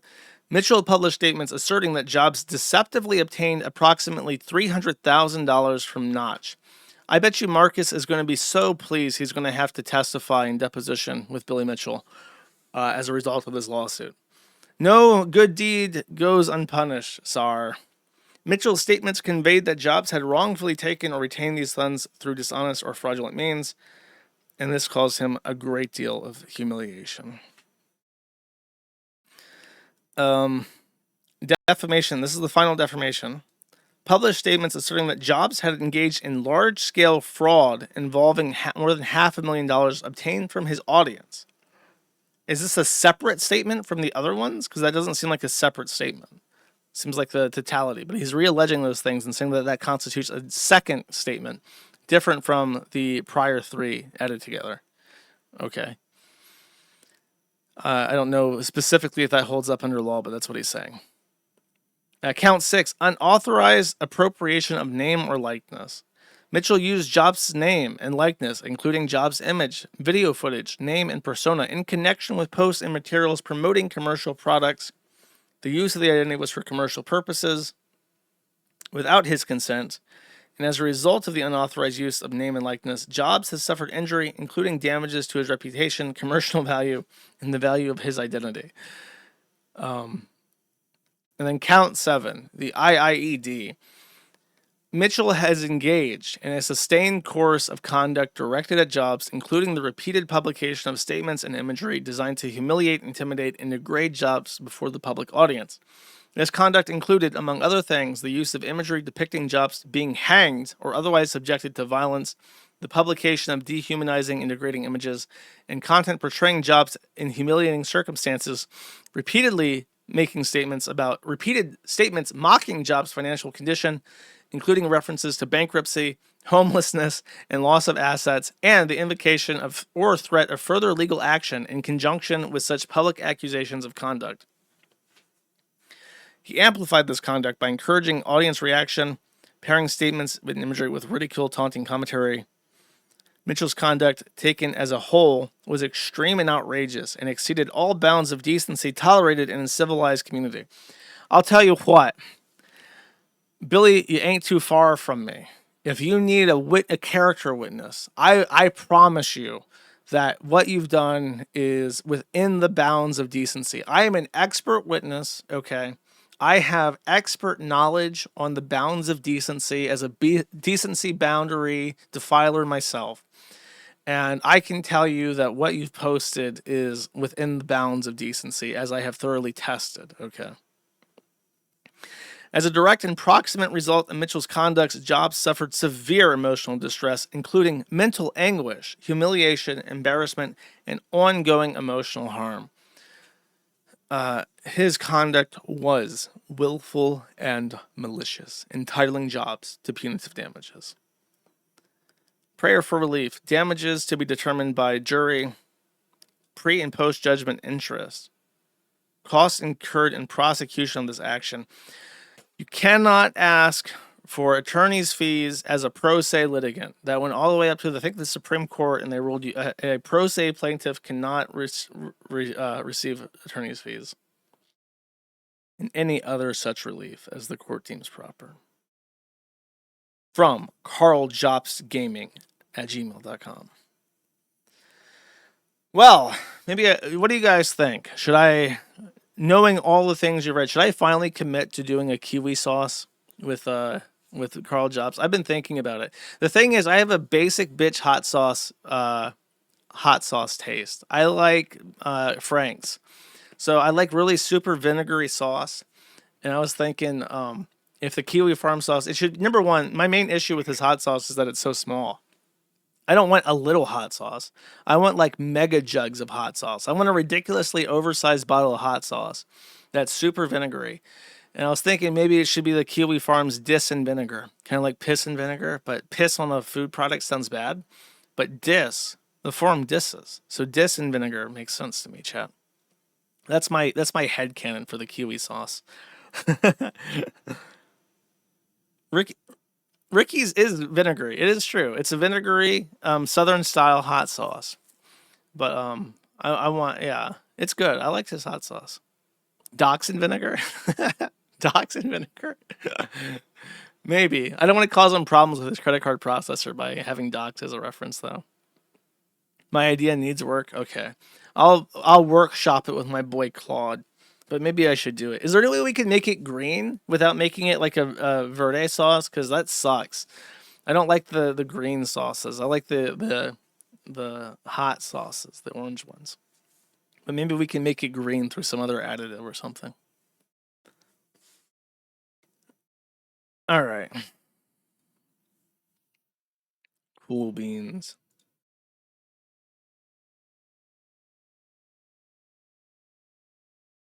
Don't make the sauce green.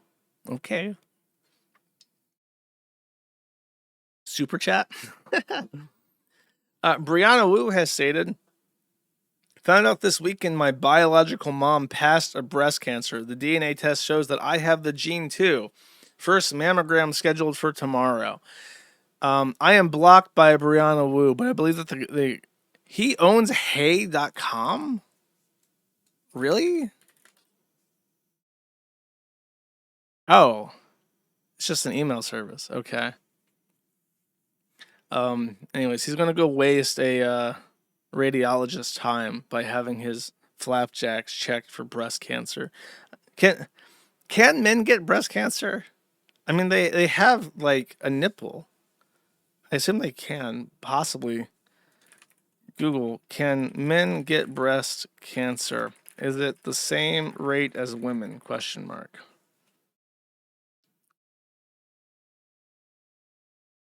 Far less common than in women. Men do not have milk-producing breasts. They are born with a small amount of breast tissue where cancer can develop. The lifetime risk of a man getting breast cancer is 1 in 726, whereas the lifetime risk of a woman getting breast cancer is 1 in 8. So let me break out the calculator. 726 divided by 8. It is 90 times more likely that a woman will develop breast cancer than a man, which is why women have to do routine mammogram checks for cancer. Oh, it even says it's a 100-to-1 rule. Generally, breast cancer is 100 times more common in men than women. Now, the only reason why he's saying this is because he gets to brag about breasts, basically. I have breasts. I have to go get checked with a real mammogram from a radiologist. And it's like, if his dad died of butthole cancer, wait, so he was so estranged from his family, they didn't even tell him that his mom had cancer? That's how bad he fucked up that relationship? I'm just saying, if his dad died of prostate cancer, he wouldn't be like, oh no, I have to go get my prostate checked. I have the gene. He would never say that. He'd be keeping that shit to the grave. By the way, I was trying to find this tweet because I the original tweet I had saw, the account attached to it deleted itself. So I don't know what the fuck happened with that, but I had to go find it again. So I was looking at Brianna Wu's Twitter and I found this and it made me laugh. I'm so glad I actually went to Israel, because when you go there, you can see how every part of these leftist talking points are wrong. First, Israel does not want to expand its borders. There's barely anything in northern Israel, and the IDF doesn't need more territory to control. What they do want to do is disrupt line of sight. It's remarkable to stand on the mountain ridge and see Jordan, Gush Etzion, and Tel Aviv with your naked eye. Imagine what someone could do with a rocket or a sniper rifle standing on the mountains ridges of Syria. So Brianna Wu, having been disowned by the left and completely forbidden from attempting to enter the right, has decided to just become a Zionist. So good luck with that, Brianna Wu. Next, Dylan Mulvaney, their final performance. So after a lengthy 4-month-long career of performing as Marie Antoinette on Broadway, Dylan Mulvaney's final performance as Marie Antoinette will be on May 31st. And they've already made fun of this by having Rip Tran Boleyn. I'm not leaving yet. My last show is until May 31st. Okay, so we still got like 8 weeks. 8 weeks. Oh, seven. I've got a conflict the week of May 6th. But that's still like over 50 shows together. Okay, yes. Should we go do one? Yes. Okay. Wow. Our Broadway responded saying, "I hearing she was asked to leave. Big name announcement incoming. I thought she was the big name, right? Well, she didn't move the needle with the tickets, so laughing.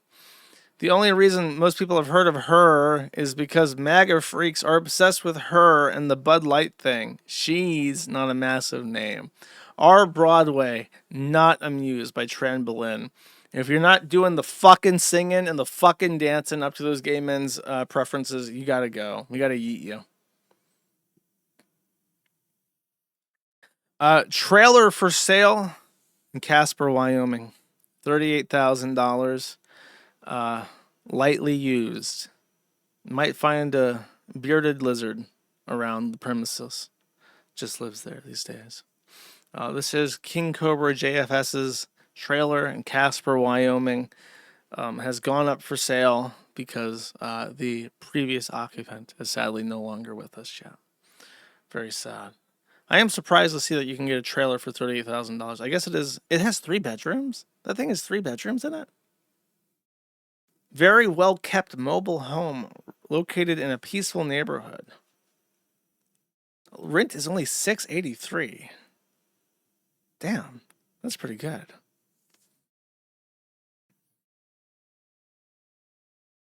No inside pictures? Oh, they got it cleaned up. Damn, they got this shit cleaned up good. Now this is pretty. What? Fuck off. I can't see the pictures? Well, fuck you. What a piece of shit website. Who the fuck linked this on the thread for it? I just want to see the pictures. Make it a landmark? I agree. They got to tear that shit down and put up a gothic bad boy statue. They got to make it like wrought iron and give them like a spiked collar and stuff. And have them holding up a bell that will ring every hour so that everybody in the trailer park can hear the bell ring. I agree. And then next, Elijah Miller, who... Did I talk about this guy? I did talk about this guy. I did talk about this. Okay, we don't have to talk about the pedophile again. Good. Don't want to talk about any more pedophiles. And now, the Ralph segment. A little quick Ralph segment. So this post is from a time before, but people have discovered. Oh wait, no, that was from last stream. Scarlett Hampton posted this real quick. At Gooning on Rumble and the Hugh Z and some other streamers in Dabbleverse. Recently, you have aired sensitive clips containing graphic gore and monetized off of suffering on YouTube to make it super tips. You then promoted unethical acts and crimes of humanity. Crimes of humanity. I do lots of crimes of humanity. It is no longer just online harassment, but has glorified for money human suffering. Ralph Amel would never. It is deranged. Due to my current state in physical recovery after the ER, as you have for months harassed me online, it is now dehumanizing and utterly disgusting. You have made money already. Just keep your tips. You have tried my patience. This is your final notice. Happy Easter, she says. So, why Scarlett Hampton is back in the ER is a mystery to all, but apparently she is, and she is threatening litigation from the ER. She's in recovery from an unknown condition, possibly Ralph related, but I think he denies that. Yeah, he does deny that he inflicted any kind of injury on Scarlett Hampton. Okay. So this is a clip from Ethan Ralph. If you don't know, today's the day. Unfortunately, me streaming on Friday bites me in the ass yet again because Ethan Ralph and Mommy Scarlett are meeting up in the beautiful state of Nevada to go to Las Vegas to get married. And the fallout of this will not be known until after my stream. But of course, I wish Ethan Ralph well. However, he faces an obstacle in getting married. He is married, so he can't get married again. If you get married a second time, it's called bigamy.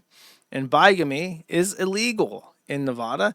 And in fact, if you lie that you're not married on a marriage form, not only is that marriage null and void when they find out, it's actually a criminal offense, and you can serve up to 5 years in a Nevada state jail, which I imagine would be absolute fucking suffering as a hot weather not enjoyer myself.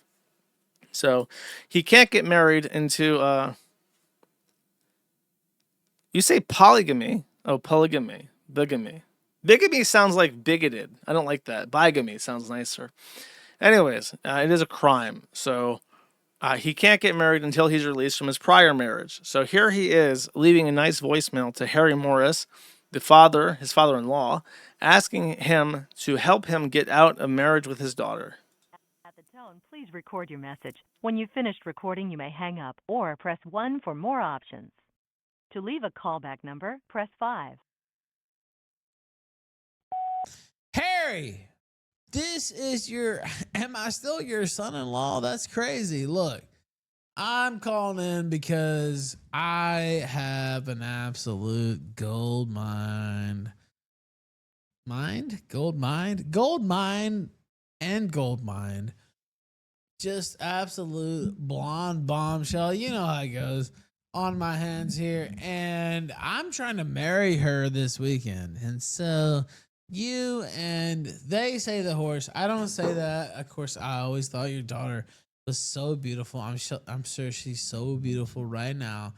Let's just sign it over. You already stole my daughter, your granddaughter. You have her, whatever. You already took that. Can we just get the papers done? Where do I need to fly into America this week to get the papers done, to get this? Harry, listen, man, when you go up inside this, wow, they took all this shit. It's the type. I really appreciate the implication that he's inviting Harry Morris to come fuck his fiance because she's so tight, and like, goddamn, that you can imagine. Trust me. Look, let's just put all this to the side. Let's let bygones be bygones. And let me get up in there. Let me lock it down. See? Bygones be bygones. Let bigamy be bigamy, chap. And so, if there's any other problems, I don't know what to say, but I'm sure we can make it right. I'm sure we can do it and make it absolutely fucking kingpin spectacular. I love Rosie, whatever you guys are calling her now. I don't know. Did you name her after the Buffalo Bills? Whatever whatever you guys did, we'll figure it out. It doesn't matter. But I want that porn star pussy, and I want it locked and loaded, and I want it tied to me. So They want it loaded with bull cum, brother. He wants it loaded after the shoot, brother. let's just make it happen. I appreciate you. And I guess that's about it, big dog. Thank you. If you're satisfied with the message, press 1. To listen to your message, He's very satisfied. to send your message with normal delivery, press 1. To send your message with urgent delivery, press 2. But it is urgent. It needs to be sent pronto. Thank you. Your message has been sent. Quite pleased with that one. Okay. That's what Ralph's up to. And he's saying, Pantsu, you're an absolute disgrace. Free me so I can get married this weekend. He's calling in a favor. He's asking for the horse divorce. The prophesized. The funniest thing I've ever fucking said. And it was actually meant to be a joke, but nobody believes me. The horse divorce, as foretold by the cheese scrolls.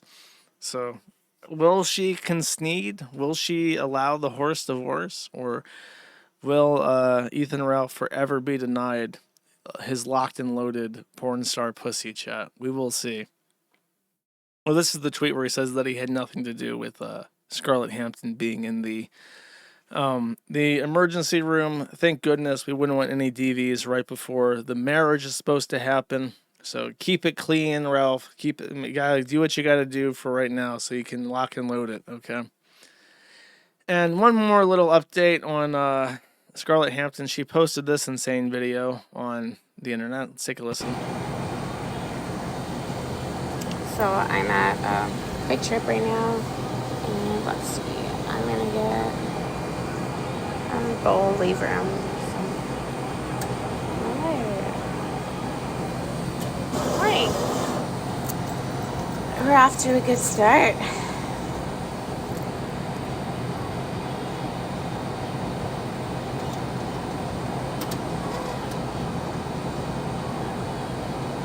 We're off to a good start this morning. Okay.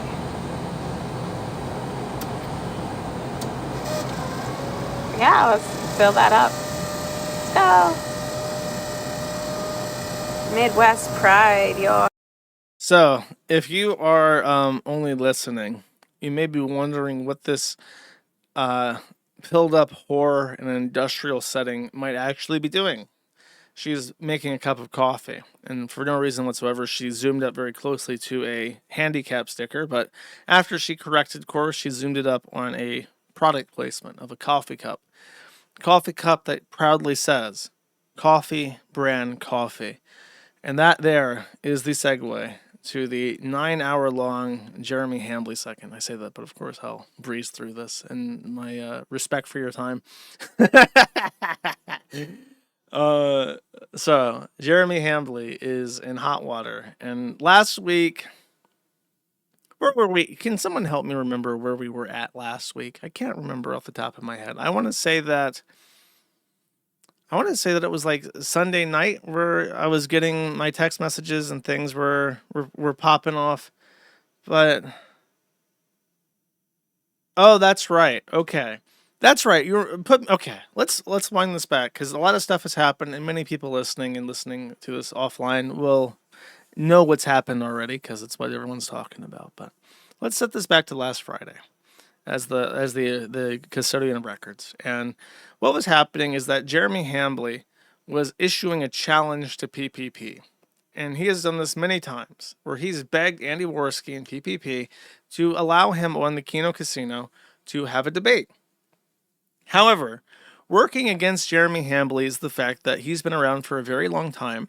And a long time ago, when Jeremy Hambly was openly talking about trying to deplatform or channel strike Mr. Medicare, Keemstar snuck Medicare into a call with Hambly, which he was not expecting Medicare to be there. And the resulting conversation was this very passive bullshit non-tent, where you never got the satisfaction of seeing Matt Jarbo put down, or Matt Jarbo was embarrassed of what he had done, He was humiliated by everyone dogpiling him. He voluntarily relinquished his report history to show that he had flagged people. And then he was convinced by Medicare to say that he is a soy-filled bitch, which he did. And this is a iconic moment in IBS history because it was so satisfying. In this time of censorship, everybody saw a Randall, a traitor, a line crosser, be humbled. And it was honestly a morale boost that everybody needed, which is why it is held in such high esteem many years later. Hambly knows better than Jarbo in regards to self-preservation and would never allow such an event to happen, as indicated by the fact that when this exact series of events happened before with Medicare and Keemstar blindsided him with Medicare, no such relief of tension was ever felt. Hambly admitted to doing no wrong and just kind of said, "I like you, Jim," and that was the end of it. So, point being, long story short, many years later, when Hambly is offering to PPP to have a conversation with him, PPP knows better and knows that there's nothing to be gained from this. We're never going to see a comeuppance for Jeremy Hambly in that conversation, and it would only give him an opportunity to shill Coffee Brand Coffee in his streams, and then after nothing is achieved, he'd walk away and say, "Well, I promoted my stuff, and therefore it's a win for me. Haha, suck it, Kino Casino." And PPP was smart, I believe, to not allow this to happen. But Hambly, for whatever reason, reached out through me to talk to PPP, because we do a little thing every month. By the way, I don't think the Easter stream is happening. I think that it's a little bit too personal for PPP, so I apologize that I hyped that up, because I don't think he's interested.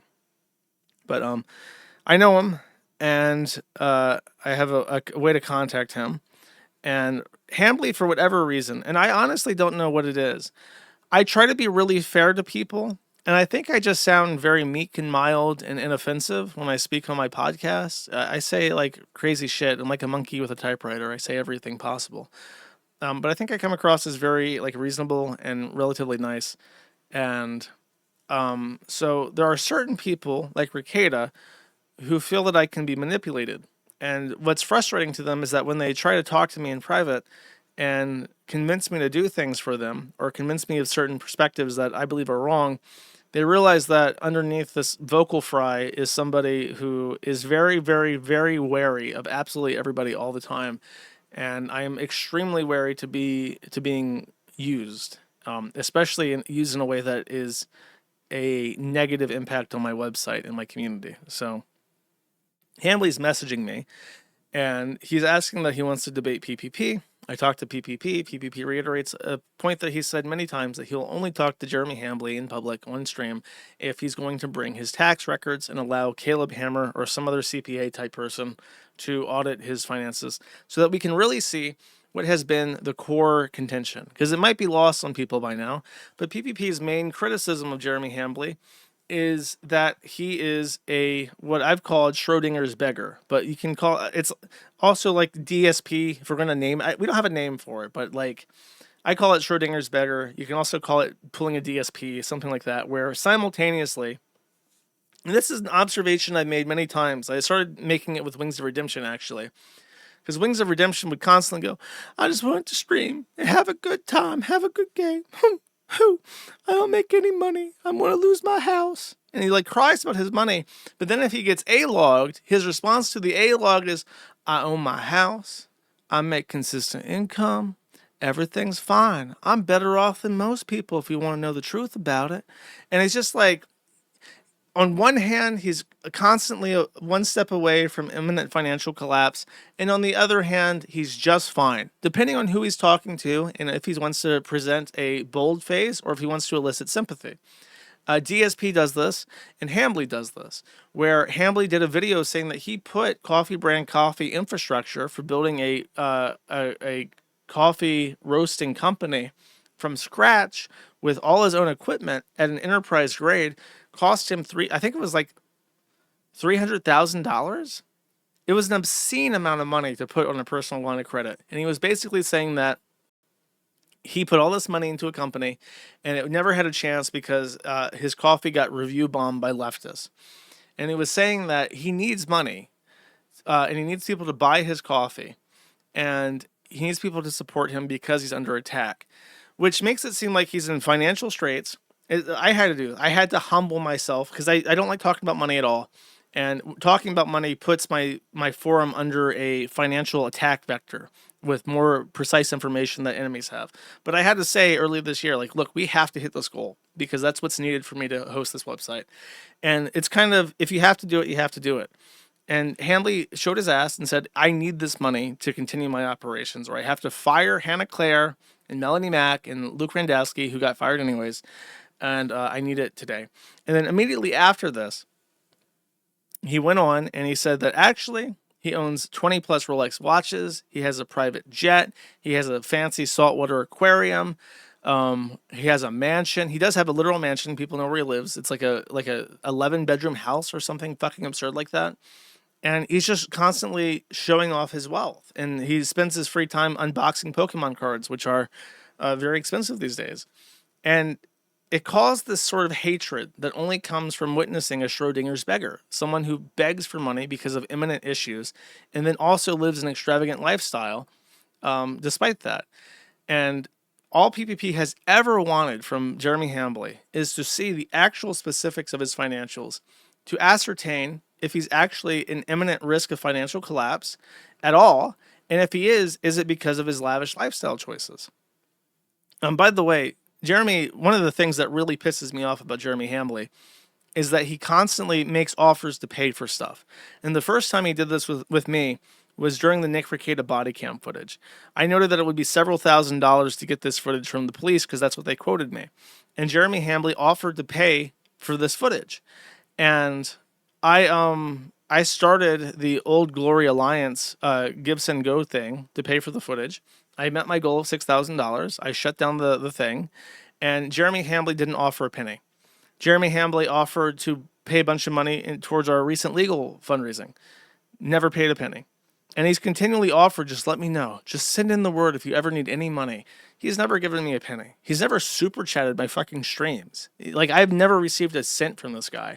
And he seems to, I think what he's saying is like there's subtext here where it's like, if I want his money, it's not good enough for him just to send me $5,000 in the Gibson Go like Tricky Tom did, who had far less reasons to ever support my fucking streams ever. But he sent $5,000 without any kind of acknowledgement for it on the Gibson Go, just like everybody else did.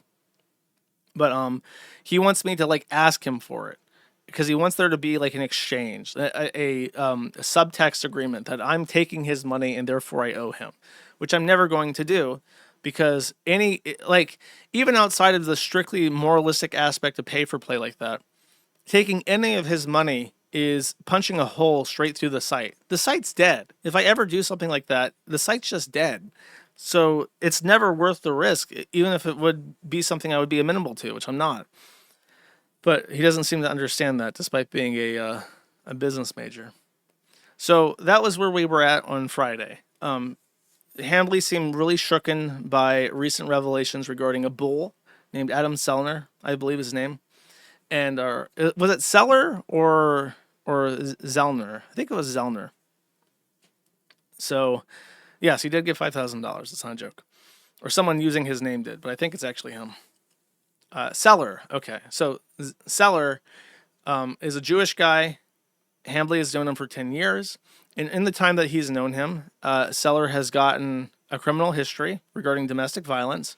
I think even a restraining order from someone in his family who was like 59 years old at the time. And during the time that Hambley has known him, he has also posted on a lot of hot wife subreddits, apparently, based off what records we have. And he's very active in the cuckolding scenario as the other man. And in fact, he actually participates, apparently, in bisexual cuckolding, where he will assist in or allow other men to assist in him receiving a blowjob from their wife. So just the most like degenerate, pathetic cuckolding type lifestyle from the perspective of a bull during the time that Hambley has known him.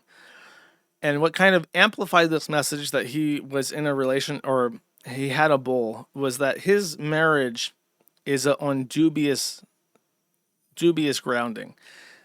His wife has been trying to conceive. They have no children. They've been married for a very long time, and they've never had any fruit from it. He openly opines after every single woman on his streams. And it is sort of just a rumor in the influencer community that they're in an open marriage that has been dead for quite a while. And chances are they're both seeing people or something like that. So that's where that came from. And that catches us up to last Friday. I've just repeated stuff up until last Friday. That weekend, I was enjoying my weekend. I was watching a movie. I was having wine. And while I was watching my movie, which I didn't even get to finish, by the way, it was that new Korean film by, I think his name is Park Sung-woo, the guy that made Old Boy. Didn't get to finish it because I was interrupted by Jeremy Hambley. I get to enjoy things, okay? I have to relax. I have to pay taxes, and I can't mentally take it, so I have to drink. Anyways, I got a shower text from Jeremy Hambley, and he was saying that, well, this is Sunday. Okay, so let me wind back. Before I got the text, this was also happening in public. So there was like a dual chimp out, okay? There was like the public side of this and then the private side of this, which is what he was messaging me. Quartering says, all my heroes in content creation have been fooled by Pakistani bot farms and are selling their soul. I've never felt more confident in my positions, and it's because I can see it and they refuse to. Then he posted this publicly. If I actually wanted to get them banned, easy. I don't want that. I want their ridicule. It's funny and they're good at what they do. I don't think it's crazy to ask them to leave my wife out of it. Their YouTube channel is literally a walking TOS violation ran by a ban evader. I don't think it's crazy to expect two other grown men to understand that my wife, who is not an online person, to be left out of things. The more they push it, the more I want to become the villain they already accuse me of. PPP in this message says, a final point for Jared tonight as he cries out about being bullied and harassed on the lowercase I internet, i.e. people mocking him, pooping his pants, and being a cuck. You can't post Jack Murphy's sex tape constantly and make over 100 videos on Brie Larson and then cry when other people make fun of you. Quartering responds to this, says, I think making fun of me is totally in bounds. You guys have spread disinformation or disgusting, vile lies about my wife, and you literally retweeted a Photoshop picture of her, someone who's not on the lowercase I internet. Which one? She could be on the main one, however. I strongly dislike you, but would never dream of bringing your family into anything. Then he's spurring about Iran, but that's not relevant. So that's the kind of pretense to this. Jeremy has had enough. It is the cuck's rage. He is going to lash out against the PPP and give them what for. His wife is under attack by the radical Kino Casino. He made these other tweets. He says, if these clowns keep going after my friends and family just because they don't like me, totally fine. I will, in fact, take everything they have and never apologize for it. Take everything they have and never apologize for it. Psycho weirdos are messaging my wife, calling her phone. People are harassing my friends. Roast me fine. There used to be a line. He used to me a line because he's drunk.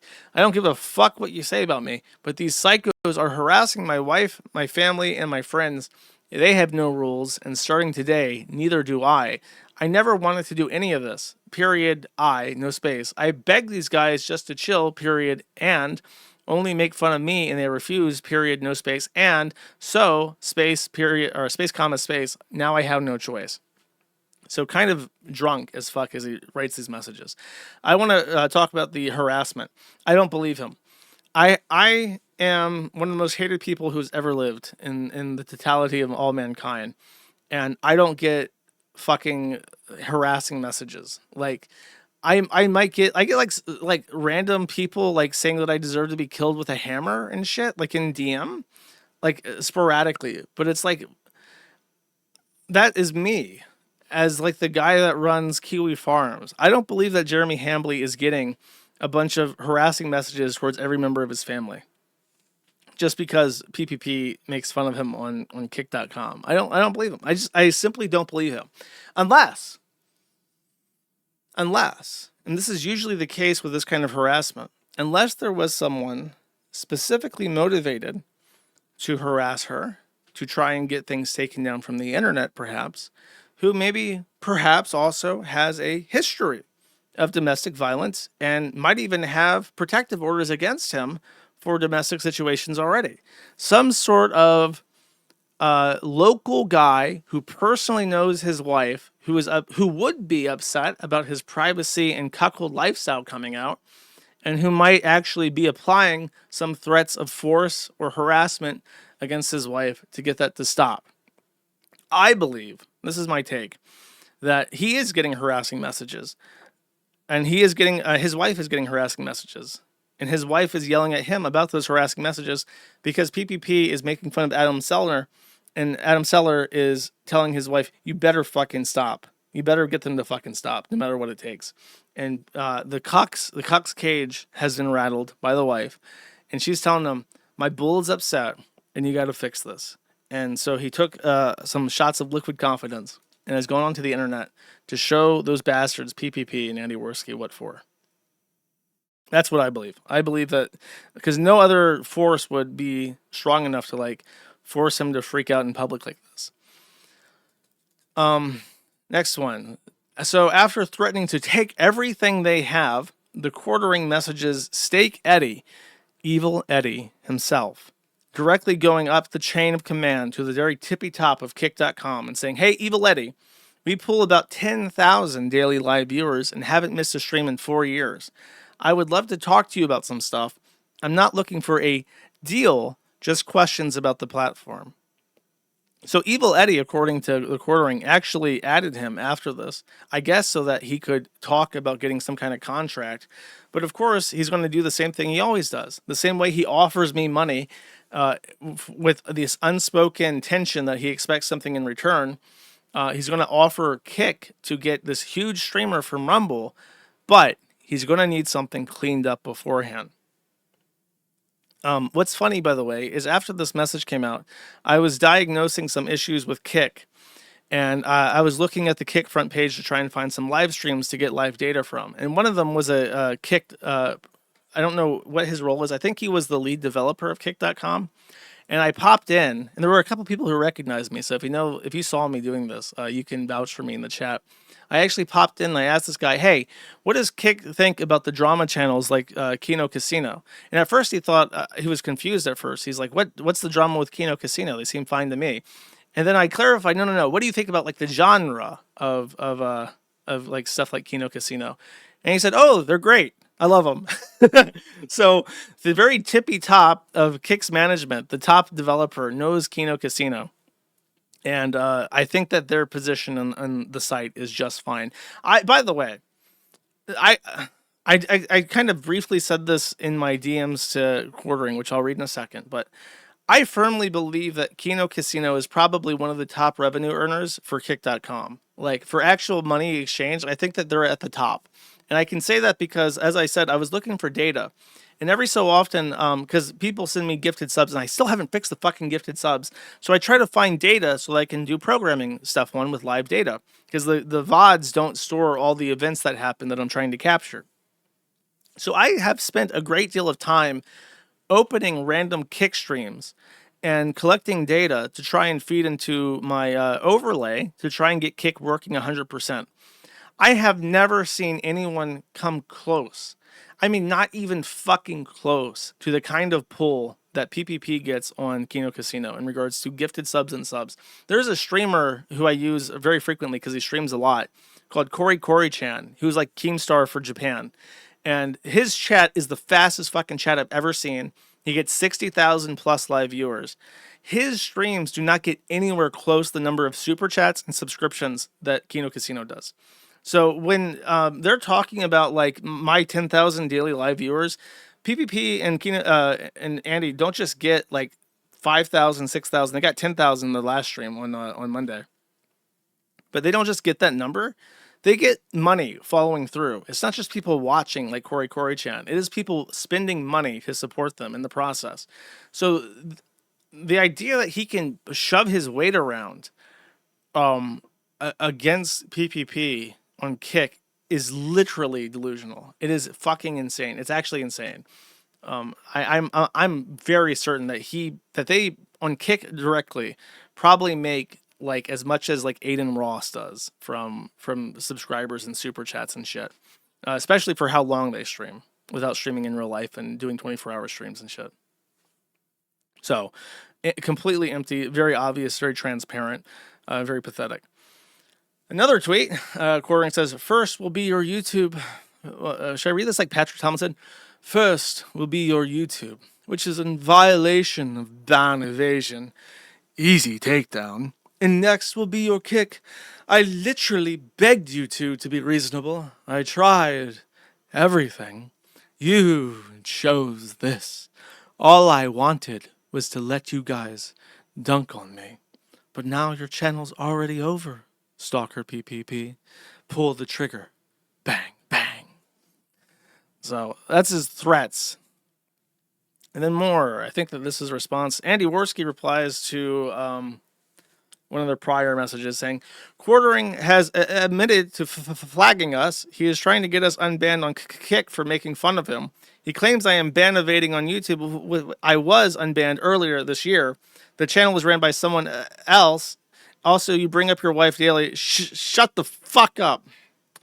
And then Quartering replies to this and says, I have shown unrefuted video evidence that I have in fact not flagged you. Now you have continued to lie about me, Andy. I'll go ahead and take everything you have. I have given you clowns plenty of runway. I think it means leeway. Runway, both publicly and privately. Enough is enough. Too bad. I liked you. And he repeats this like a million times. He likes Andy. According to Andy Worski, the last time before this, the two of them had direct contact. He said that he hoped he died and would they'd find his body in a ditch somewhere. So that's just how Hambly shows his love, I guess. I want to say there's something missing here. Oh, this was from last stream, which is why I don't have it open. Hambly showed his report history, and I might have this in a tab somewhere, but someone else who had reported people or not reported people, as I mentioned, I don't believe his report history bullshit because he has 8 million channels and they all have different report history. Like if I flag somebody on my personal YouTube channel and then switch over to Mad at the Internet, I can show, look, no reports on Mad at the Internet, and it will have like a completely different account history because they are different accounts on YouTube.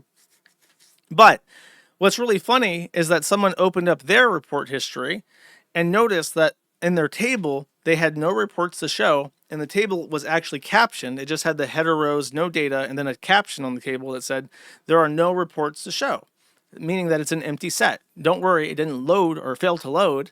You have no reports to show.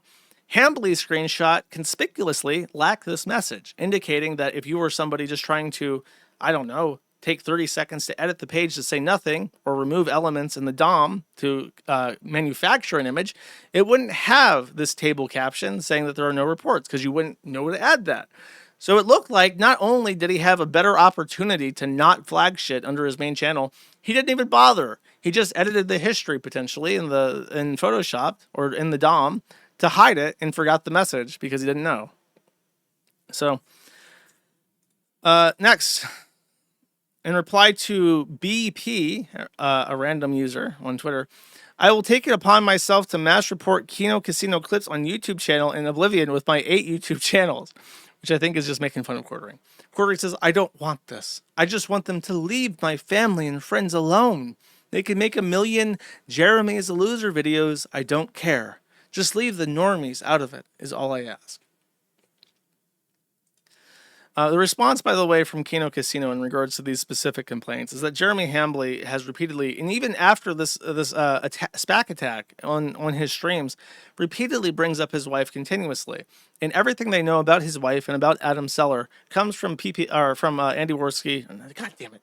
Now I got 3 people in my head, and I can't manage 3 people. The Quartering has personally said on his own streams, so they're not digging up information about them to attack them, and they wouldn't even know about Adam Seller if he didn't talk about him constantly. But it's just information they have from what he said on stream. Anyways, so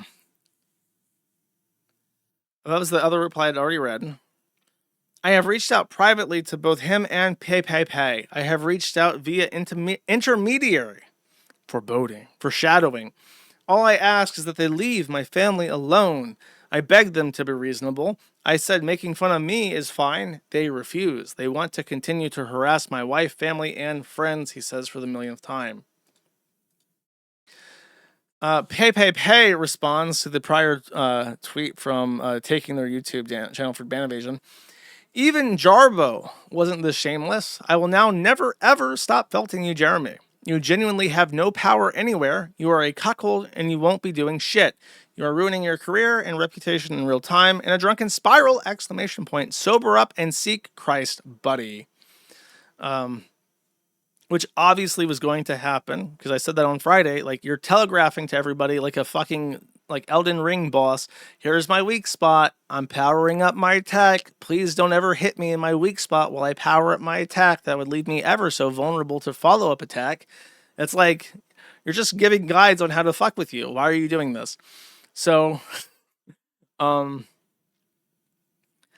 an unexpected reply from PPP, and he was very indignant, by the way. He was very angry about this because it's like nobody likes being threatened, and they especially don't like being threatened from a position of weakness. I also feel this anger when someone sends me a DM and they're like, you made this post that included an archive that showed that I eat shit and want to fuck kids, and if you don't take this down right now, you will be reported to the FBI for cyberbullying and doxing. And it's just like you get an email like that and you're like, who the fuck do you think you are making demands from me when this is what you're doing in the fucking shadows? Like, honestly, how do you have the fucking audacity to think that that kind of bullying tactic is going to work? So during this time, by the way, this is when he starts messaging me on private message.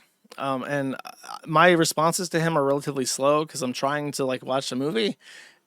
So there's like, and he just goes like, there's long chains of replies to me. So I just let him talk. And then after I remember to look again, I check out what's going on and then I reply. The quartering says, I have reached out both privately to him and PPP. I have reached out via, which is me. But I literally begged you, other fans justifying making my wife live in terror. I hope you all support them financially because it's your fault they are about to lose $100,000 a year. I would say that Andy Worski and PPP probably make closer to $500,000 a year, if I had to guess. Because they do make a lot of fucking money. Tristan replies, says, keep it legal, don't stoop to their tactics. And he says, that's easy. Tristan is a faggot, by the way. He also replied to one of my tweets and replied to him and said, like, it's just a total suck ass. Then, while having a conversation with PPP, I said to him this the offer, and he became so enraged by this offer that he immediately posted it to the public timeline. And they're kind of set in motion the shower text thing, which I don't feel bad about because number one, he's literally asking me to talk to PPP, and number two, he's saying throughout the entire thing that he expects them to be public. So there's not like an expectation of privacy. You're talking to somebody who doesn't really know you, and you're threatening to do criminal things, which I'll explain. So PPP says, just so people are aware, these are the Mafia Don extortion tactics that the quartering is now using in private DMs with Josh Moon. You were not King Hamley. You need to accept the fact I can call you a cuck on the lowercase I internet. You have a bull in your house, pound sand. And then there is the DM change. So let's just show the actual offer, which I'll read the rest of the DMs later. Unofficial truce. They delete the videos attacking our marriage. I never mention him again. By the way, not even just the videos making fun of her, very specifically attacking the marriage, which would probably include anything involving seller. The more they do it, the more I want to flex my connections to bury them. This is a one-time offer. They can meme on anyone else they want. I don't care if they meme on my friend who apparently has a questionable past, but this is an exploding offer, which is also like a drunk euphemism, I guess. I think he's trying to refer to like a 007 James Bond like self-destructing message, but very awkward statement. If they want to go to war, I will win, which just invokes in my mind that meme of like the Redditor like looking like Thanos and like closing his Thanos gauntlet. Like, you really think you got a lot of power, huh, buddy? You think you're a big boy, huh? I assume, and this is again, it's like why you can't be mad at me for this. I assume all these messages will be public, but I, like Andy, just got rid of the videos. Just get rid of the videos claiming I let some faggot fuck my wife, and they continue to make 10K a month on YouTube, and I move on.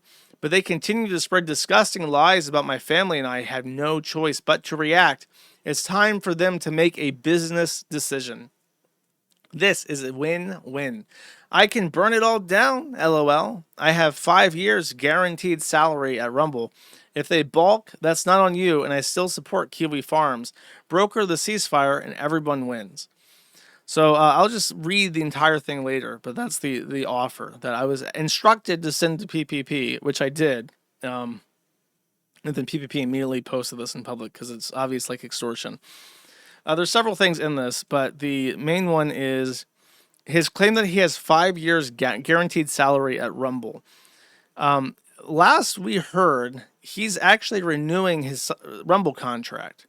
And I think he was even saying that it's looking iffy because of his numbers or some shit. Like, that was part of his Wings of Redemption, Schrodinger's begging thing. It's like, oh, Lord, I'm going to have to really make up the money if I can't get this Rumble contract renewed.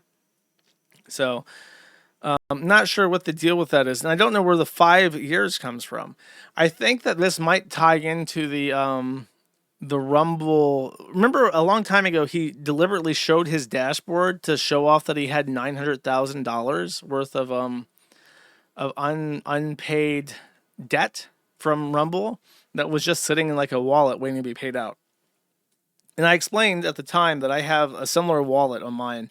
And there were months where they would not pay out the full amount, and it would kind of stack, and then they paid out like a long overdue amount all at once. So they have liabilities to you, and they will pay out whatever they can when they can. I think the reason that his liabilities are $900,000 is because he probably has something like a 5-year contract for $1 million. And they might have a performance review every year. So he might only have gotten however much money from them, and now they're going to have to look at his performance and decide if they're going to keep him or not coming up soon. And if they decide not to, then all that money goes away, and he's only going to make the money he's actually getting from super chats and stuff. And based off the data he leaked, he doesn't make fuck all on locals or on super chats. So it goes from like $10,000, $20,000 a month, I think it was, to nothing immediately. So that could be why he's so freaked out about this. Maybe Rumble doesn't want to cuck or something. They might include that in their performance review. So that was the first DM leak. And then the response from the Quartering in regards to this was the Thanos snap. Scorched Earth tomorrow at 12 Central Time. I love having such an amazing topic to start the week out with. And many people were speculating, what is this going to be? Could this be a big flop, like when Sargon of Akkad decided to do the stream on Medicare, calling him a groomer, and he was muted for like 20 minutes straight because he wasn't reading his chat? Could that be it? People were wondering, would it be the starfish video? And the scorned A-logs of the casino were prepping their biggest, reddest text to remind everybody that Andy Worski streamed CP on whatever fucking date, 2019. They were hoping, was Jeremy Hambley going to go full A-log and use the Kiwi Farms and epically own Andy Worski in PPP? So I featured this thread.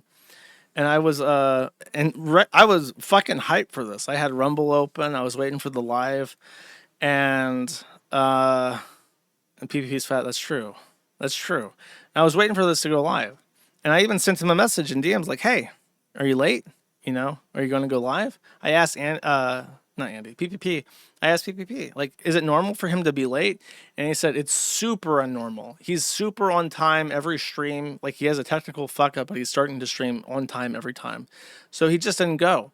And then the time rolled on. His normal show for the day started. The chat was a war zone. People were getting banned everywhere. and he was just kind of smuckling to himself while half-heartedly reading the news about Iran, a country, by the way, he could not identify on a map. It took him 10 minutes to find the Strait of Hormuz, and apparently he thinks the Middle East is in Indonesia and South America. So he doesn't know anything about geography. He doesn't know anything about Middle Eastern conflicts, but he has to read the news like a fucking automaton, regardless, to make money. So that's the kind of content that people were getting, and he was you could like see him doing that scornful gaze at his screen as he banned people. And I was even in chat, and I was like, "Hey, buddy, are you doing the scorched earth thing now? What's the deal? Are you doing it with Hannah Claire?" And I got no reply, left on red.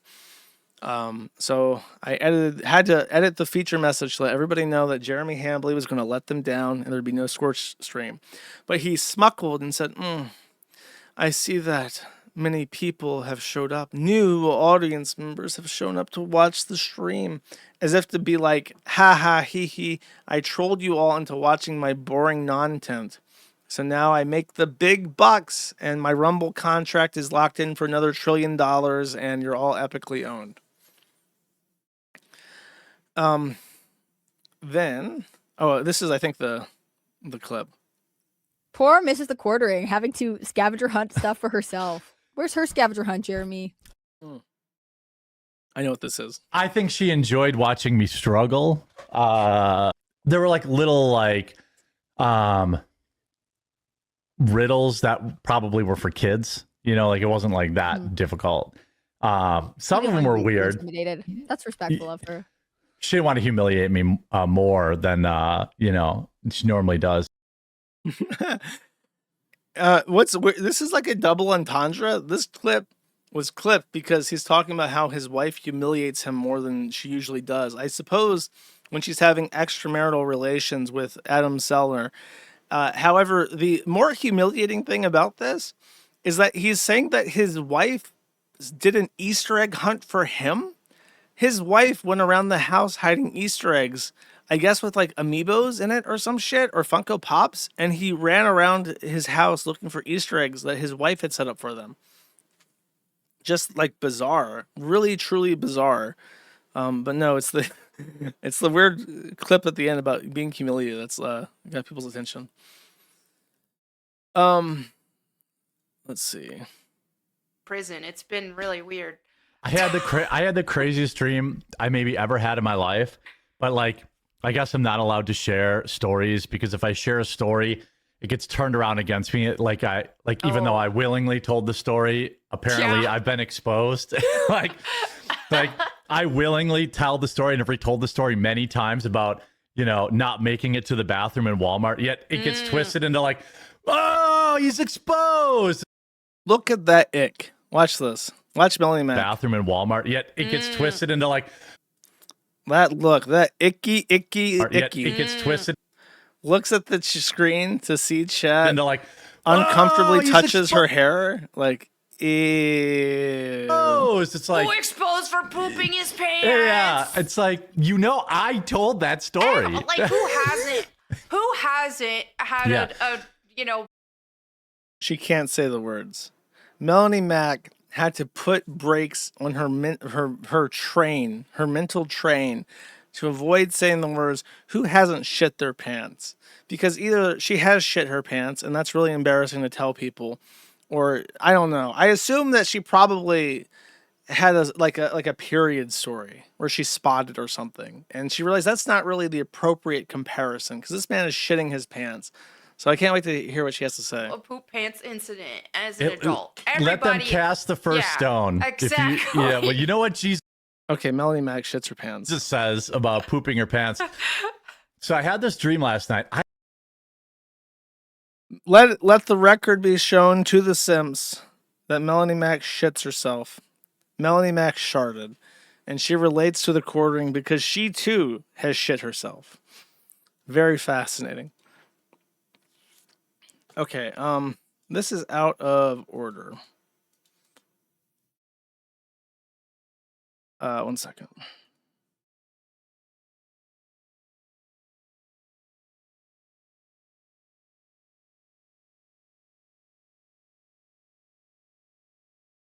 Any way I can do this? I wish I could just open up one chat instead of like every chat ever conceived.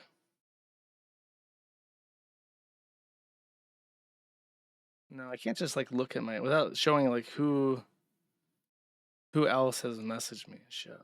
That's very annoying. Okay, let me find the messages real quick so I don't have to do that.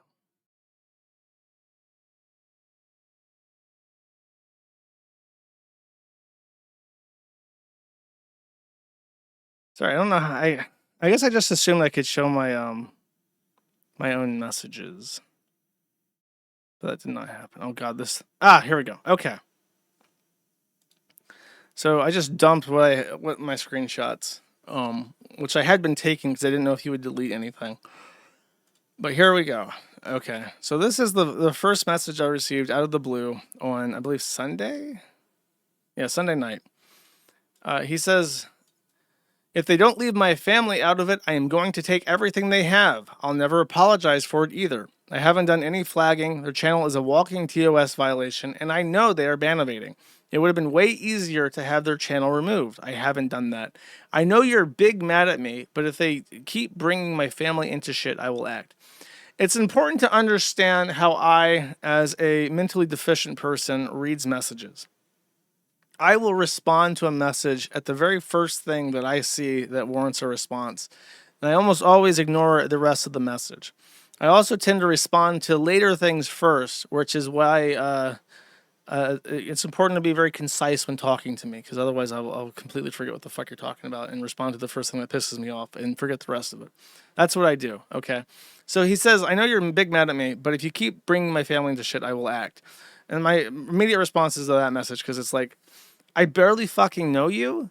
I don't know why I would ever be angry at you. I have no association with you whatsoever. I barely fucking know you.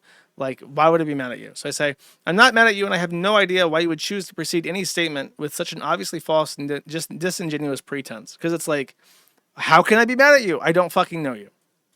But then I back up PPP because it's a ridiculous claim. If you think PPP is ordering people or even casually implying that people should contact anyone in your family, you're wrong, but I think you know that. Because my immediate suspicion at this point in time is that he is using this as a pretense to go out. I actually say this.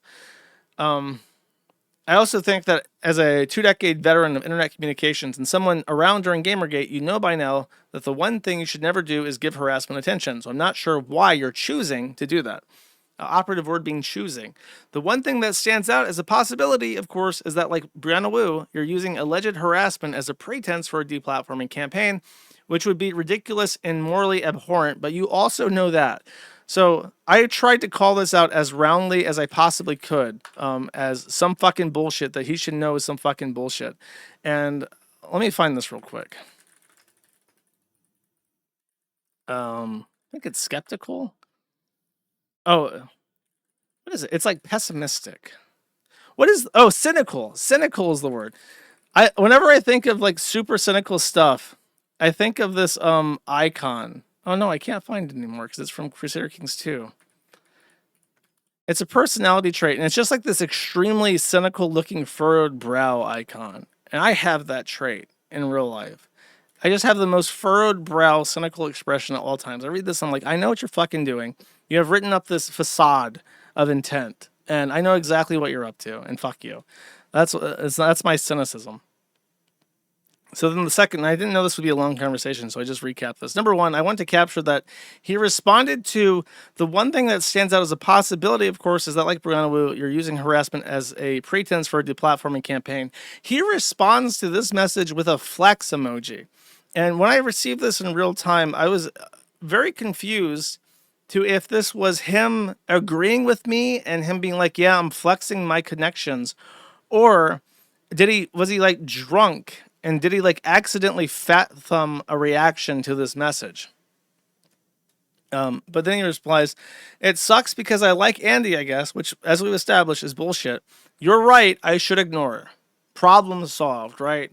Josh heroically through the powers of cynicism have called out this bullshit and set the course straight And in particular, I just want to clarify, because I saw some comments saying that I was too nice to Hambly and I shouldn't try to help him. I want to clarify my position.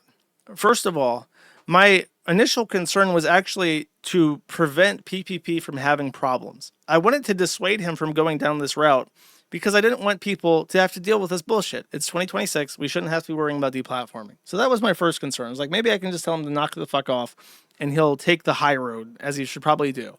And that would solve the issue. The second is, as I've said before, my idea of a lolcow is somebody who ignores good advice. And therefore, I have no issues giving good advice to basically anyone who asks me for advice. I'll try to give the best advice I can possibly give to basically anyone who asks me for it and solicits my input. Because number one, very few people ever do that. And number two, there's a payoff to this. If they choose to ignore it, and I actually tried to help them, I feel like that's funnier. I feel like it's really, really funny if somebody has a roadmap on how to deal with this problem and navigate it more efficiently, and they just choose not to. I actually think that's really comedic. So I don't hold back in trying to give actual advice, and it's not because of any connection to Hambly or that I'm trying to help him because he's helping me in some way. It's more that this is the setup to a joke, and the joke will be when he fucks up everything, and you can look back at my messages and see that I was right. That's my internal narrative structure, and it's not as a humanitarian as you might be led to believe if you're cynical about my intentions. So immediately after, and this was 11 minutes. So I finally looked at my phone and I saw he had responded to this 11 minutes ago, and I screen captured. I thought, that's it. Bring. I got another message. I have tried to reason with them. Now I have no choice but to take everything I have. I hate that because I like Andy. Let me actually make sure that this is in the right order, because I'm a little bit skeptical, because there's like no fucking way that's what he sent immediately after that message.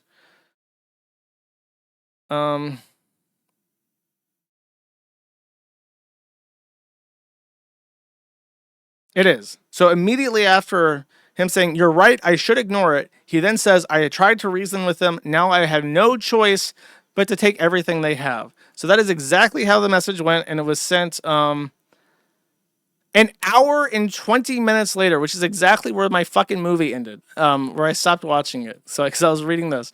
So an hour and a half later, he responds at almost 9 p.m. Eastern time, saying, "I tried to reason with them, and now I hate that because I like Andy." So let me go back to the messages and start from there. If I can find them again. Okay. So this is my response. I said, "Nobody can stop you from trying, but the road of lawfare and deplatforming is extremely high risk. Kino Casino is one of the biggest streams on Kick with probably the highest revenue on the platform. They also do paint by numbers pretty well and don't really do anything too offensive by today's standards. Their fans are also dedicated." So point by point, they have a great standing on Kino Casino and on YouTube for that matter. They are pretty cautious. They watch what they say. They make offensive jokes, but they're kind of like safe edgy by today's standards. And then their fans are dedicated. So if they got banned off of Kick, obviously their fans would move. Not all of them, but enough of them where they wouldn't really have to worry about their income being affected too much. They have other options. They would go on Rumble, they said. And Rumble obviously works for my purposes. So then I clarify, because it sounds like he's threatening litigation too. I say, meanwhile, lawfare can take 5 years. The Russell Greer case, in case you're wondering, has been going on since 2020. And they can find sympathetic representation at a good rate. Well, you'll have to find full-priced attorneys. I bet you fucking money we could find an attorney that is licensed to practice probably in the Federal District of Wisconsin, which is much easier to get pro hoc vice into than finding somebody in the state bar in Wisconsin. But I guarantee you he could find somebody worthwhile for a good rate. And then he says, "Yeah, man, I get it. I don't blame you at all." Weird casing because he's drunk. Kick CEO already added me back, so we'll see. I never cared about them memeing on me at all. And I get people's, which I don't think he does. But yeah, he's braggadocious. The Evil Eddie already added him on Twitter to hear that lucrative deal that might require some sacrifice. You gotta cut the, what is it? You have to sacrifice the chaff to save the wheat, buddy. You gotta make a little correction, a little circumcision of the Kino Casino to get his love. And then he says, viewers. Oh wait, my response is, even going down that road opens you up to the scorn and ridicule of the entire uppercase I internet. So I'm not sure how it's advantageous. You're broadcasting to everyone, this is what I can't stand, and it really bothers me. Please don't do it. Jeremy Hambley replies to this and says, viewers will do whatever, but now my wife is literally terrified, so I have to act. And then he unfortunately committed suicide mid-sentence. And what is the funniest fucking typo ever conceived ever? So no, I think what he meant to write was to act, or action, to do something. I have to do something. I have to act. To act. I have to act. But unfortunately, he just said to act. And he died. Okay, let me check to make sure that the flow is correct again. Okay, this is correct. So this is the same correct order. I've just confirmed. I hear that taking down channels is something I never wanted to do in 20 years, except Mr. Menaker, and then some other shit that they found later on YouTube.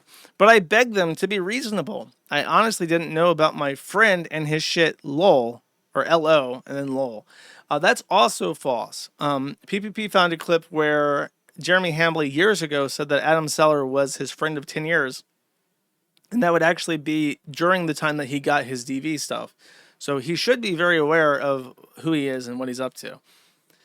I haven't talked to him since. This is also a backpedal. So now this is how you know it's the bull who's causing him problems. He messed with the bull, now he's getting the horns.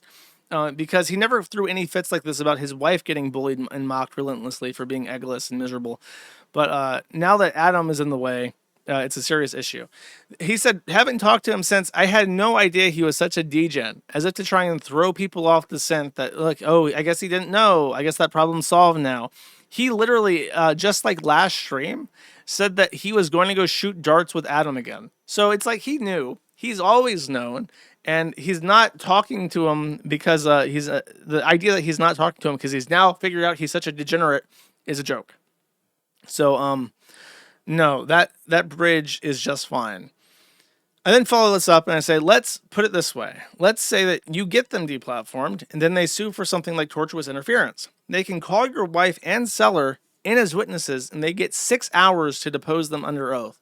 They can also subpoena your tax records. It's not fun. And my point in mentioning that is the whole argument he's trying to avoid with PPP is about giving over his tax records because he considers that private information. Why should I have to do that? Well, it's like if you're going to bring up this stuff in defamation into a case, they can say, fine, let's prove it. Let's prove that we are defaming you. Get your tax records for the last 7 years, and then let's have a court-appointed CPA go over the numbers, and let's see if we're right or not, which would just be giving them what they've been asking for anyways, but much more expensively. And then the part about the depositions, like, do you really want to subject people to court depositions? Do you, like, you're supposed to be sad about your wife, right? But apparently not, if you're willing to put her in a hot office room in a county court to depose them by and get cross-examined by PPP's attorney, which I'm sure will not be a good time, but he doesn't seem to care. He says, I'm not worried about lawfare. My wife supports me absolutely, and their lies are literal fiction. She's the one that said to do it. So she got the horns, and she told the cock, rattled his cage, and said, you got to make this shit go away, whatever it takes. And then he's like drunk texting, like, yeah, bitch, I'll see you in fucking deposition, motherfucker. I'll bring my fucking tax records. We'll get to the bottom of this shit. Cool. Okay, and then the follow-up to this at the end of this message. She's the one that said to do it. I really wish they would have followed the rules, in quotes. Roast me all you want, like Coffee Brain Coffee, but my family is off limits. I don't need to sue to get their YouTube shut down, PPP is ban evading. I don't want to do that. I have not sent a single flag, and I know you will publish all this. So first of all, I actually did, I think, dissuade him from talking lawfare, because after this, he course corrected him, like, okay, fine, I'll just take their channels then, bish. Because he realized, oh, wait, that's a really, really, really bad idea to bring in the law and go to a deposition. That seems like a terrible idea, actually. Well, fine, I'll just take their YouTube channel. And then he acknowledges again that I'm authorized to publish this because he's talking to me with no concept of privacy whatsoever. And then I say, yeah, but they can sue for that, potentially, and then you have discovery anyways. It's not a one-way street. So I'm trying to play defense here in a way by being reasonable and saying, look, you can do whatever you want, but you're not the only person who can sue. As we saw with the Liz Fong Jones stuff, if you threaten to sue somebody, you can actually force their hand. They can force your hand by getting a declaratory judgment, and that might proceed to discovery anyways. So it's a really bad idea. It's a bad idea to do any of this. Just fucking leave it alone. Next message.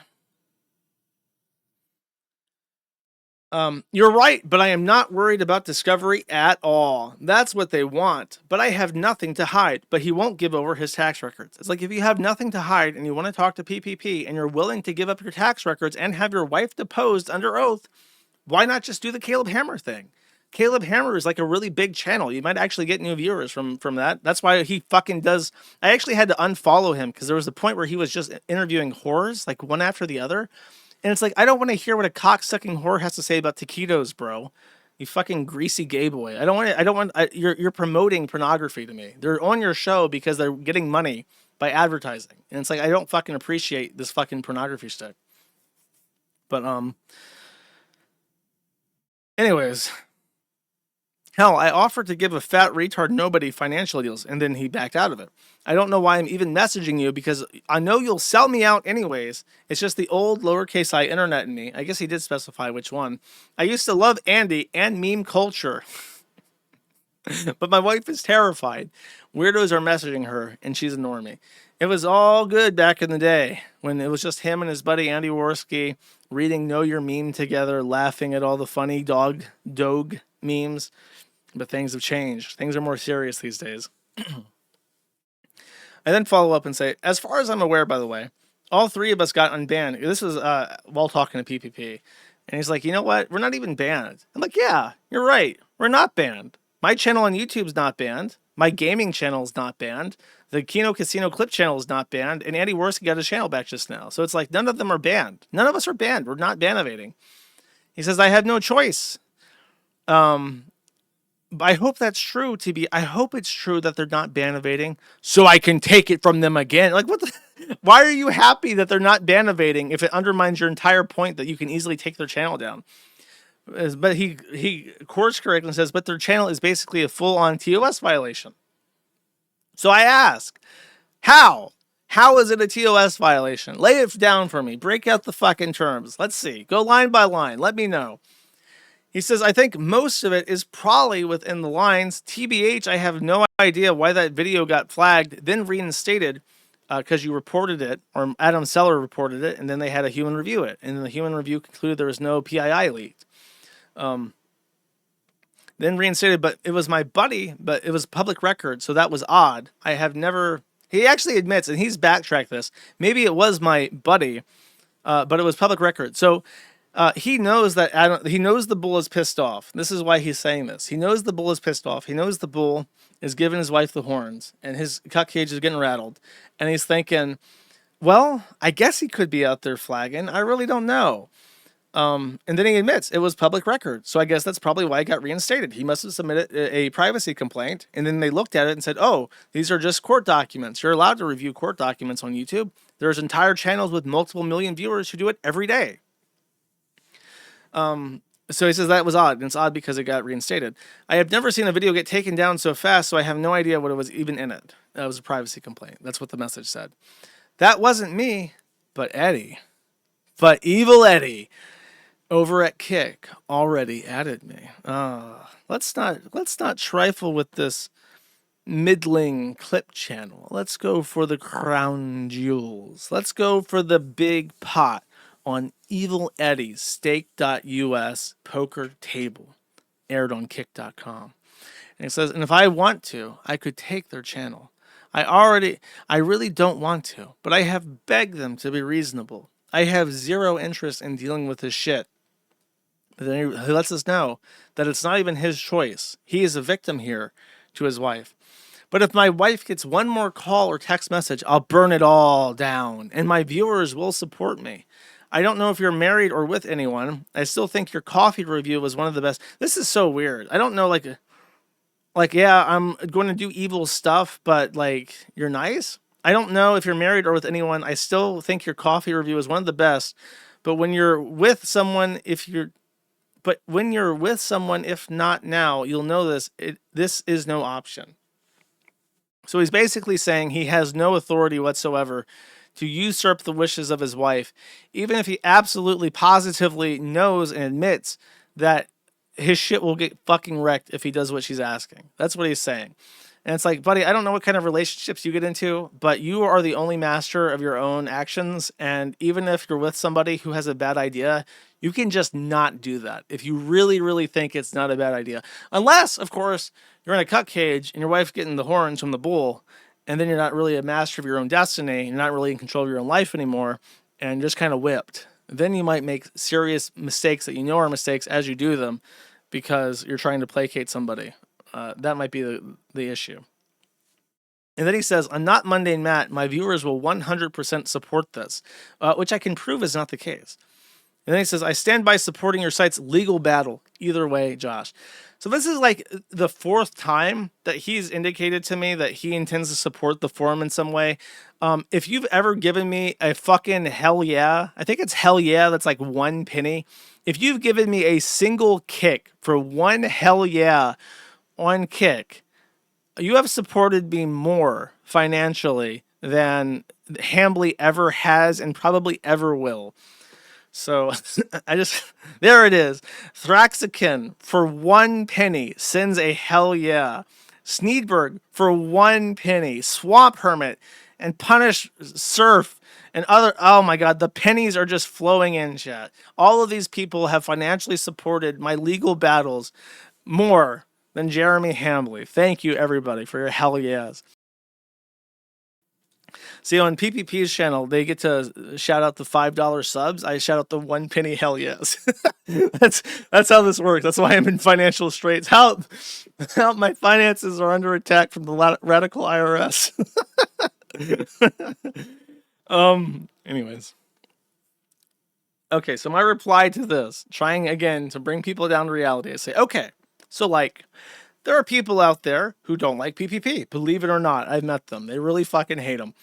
And if you say stuff like, my wife is getting angry messages, so I'm going to attack PPP, you're basically telegraphing to these people that they should fuck with your wife because it might cause problems for 2 people they don't like at the same time. So if you're one of these guys who doesn't give a shit about Jeremy Hambly, but spams the fuck out of the Kino Casino thread with the same bullshit over and over again in full caps, red lettering, size 7, you might think this like, hey, maybe I should message the bull on a burner number and call him a cockhold. Maybe that will piss him off, and maybe that'll cause problems for Jeremy Hambly and PPP. Fuck yeah. Like and there are people, like, I don't know, should I even say this? When Kino Casino was young, it was not just Andy Worski and PPP. And my understanding, based off what I've seen, is that some of those people left behind are very angry at PPP to this day. So those people are what I'm referring to with this. Like, yeah, he's got dedicated A-logs. Everybody on the internet fucking does. And you're basically giving them an instruction book on how to fuck with you at your own disadvantage to fuck with PPP. And it's like, you're a retard. You're a fucking retard, is what I'm trying to say in so many words. So Hambly responds and says, you're right, but I'm not worried about discovery. Oh, wait, no. This is another one at the bottom. Oh, I have one more message. That's why it's generally recommended you don't say stuff like that on the internet in public. Because, again, you're giving instruction manuals to people who don't like you and how to fuck with you. Josh, and this is the weirdest, honestly, this right here is the weirdest message of the entire conversation and the one that really gives me the Nick Rekieta vibes. Because look what he's asking me here. He says, Josh, can we agree? Now, I think that I'll give both interpretations when I read it. Josh, can we agree? I can take their kick in YouTube right. If I actually wanted to, they would be deplatformed outside of DLive in a week. I don't want that. I just want to leave. I just want them to leave my family alone. I don't care how many Jeremy is a cuck videos they put out. So there are two interpretations of this. One I think is more credible than the other. The first is that he's asking me for direct permission to take kick in YouTube, which I don't think he is, unless it's actually roundabout to the other interpretation. He's asking, do I acknowledge his power? That was my interpretation, and that is honestly one of the weirdest things I've ever been asked. Like, I've seen a lot of weird shit, but someone directly asking me if I acknowledge their power to deplatform kicking YouTube channels is honestly one of the weirdest fucking things anybody's ever asked me. Because it's like, are you asking me to validate your ego, your sense of power and authority? Do you want me to acknowledge that you're a king? Like, what are you asking me here? And then the other interpretation that he's asking for permission could be roundabout. Like, he's asking me to acknowledge his power, and in doing so, I'm granting like royal assent for him to go out and prove it or something. Like, or maybe that's it. Maybe he's daring me to ask him, I don't believe that shit for brains. You go out there and prove it right now. I want to see both those channels flagged down post haste. Like, is that what he's expecting me to do in response? I honestly don't. Honestly speaking, had not a fucking clue what the intent of this message is or how he expected I would react and for what purpose he sent it. I have no clue. So he sends me this message, and then he follows this up. And this is one of the things that I left on red for about 10 minutes while I was watching my show. He says, like, there's a delay there. Let me go check the time between... He sends me this message. I left him on unread, and then he follows up the other messages. You can tell because there's a gap there. Let me check how long I made him wait before he got nervous and had to, like, follow that up with a thing.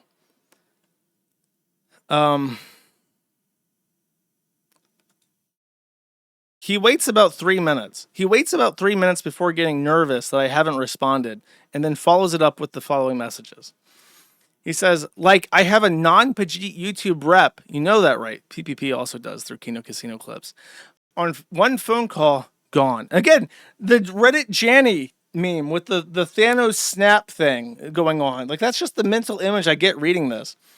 I have to find this. I think it will augment the reading experiment here if it's on the screen.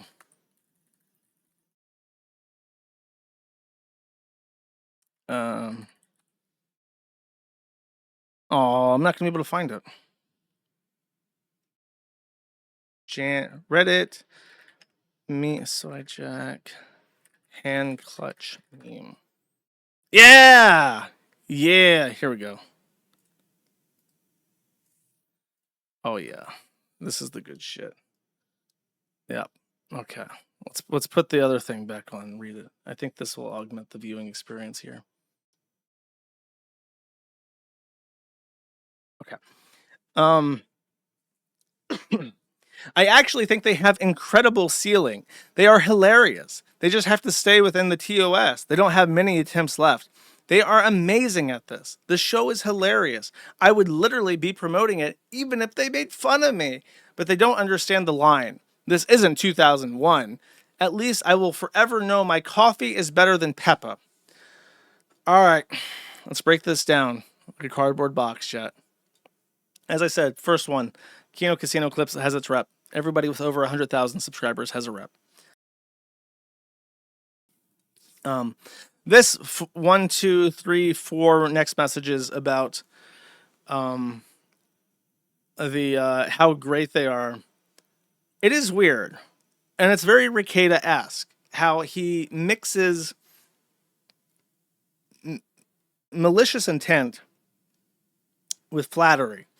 And it's a very weird thing. I don't have a name for it.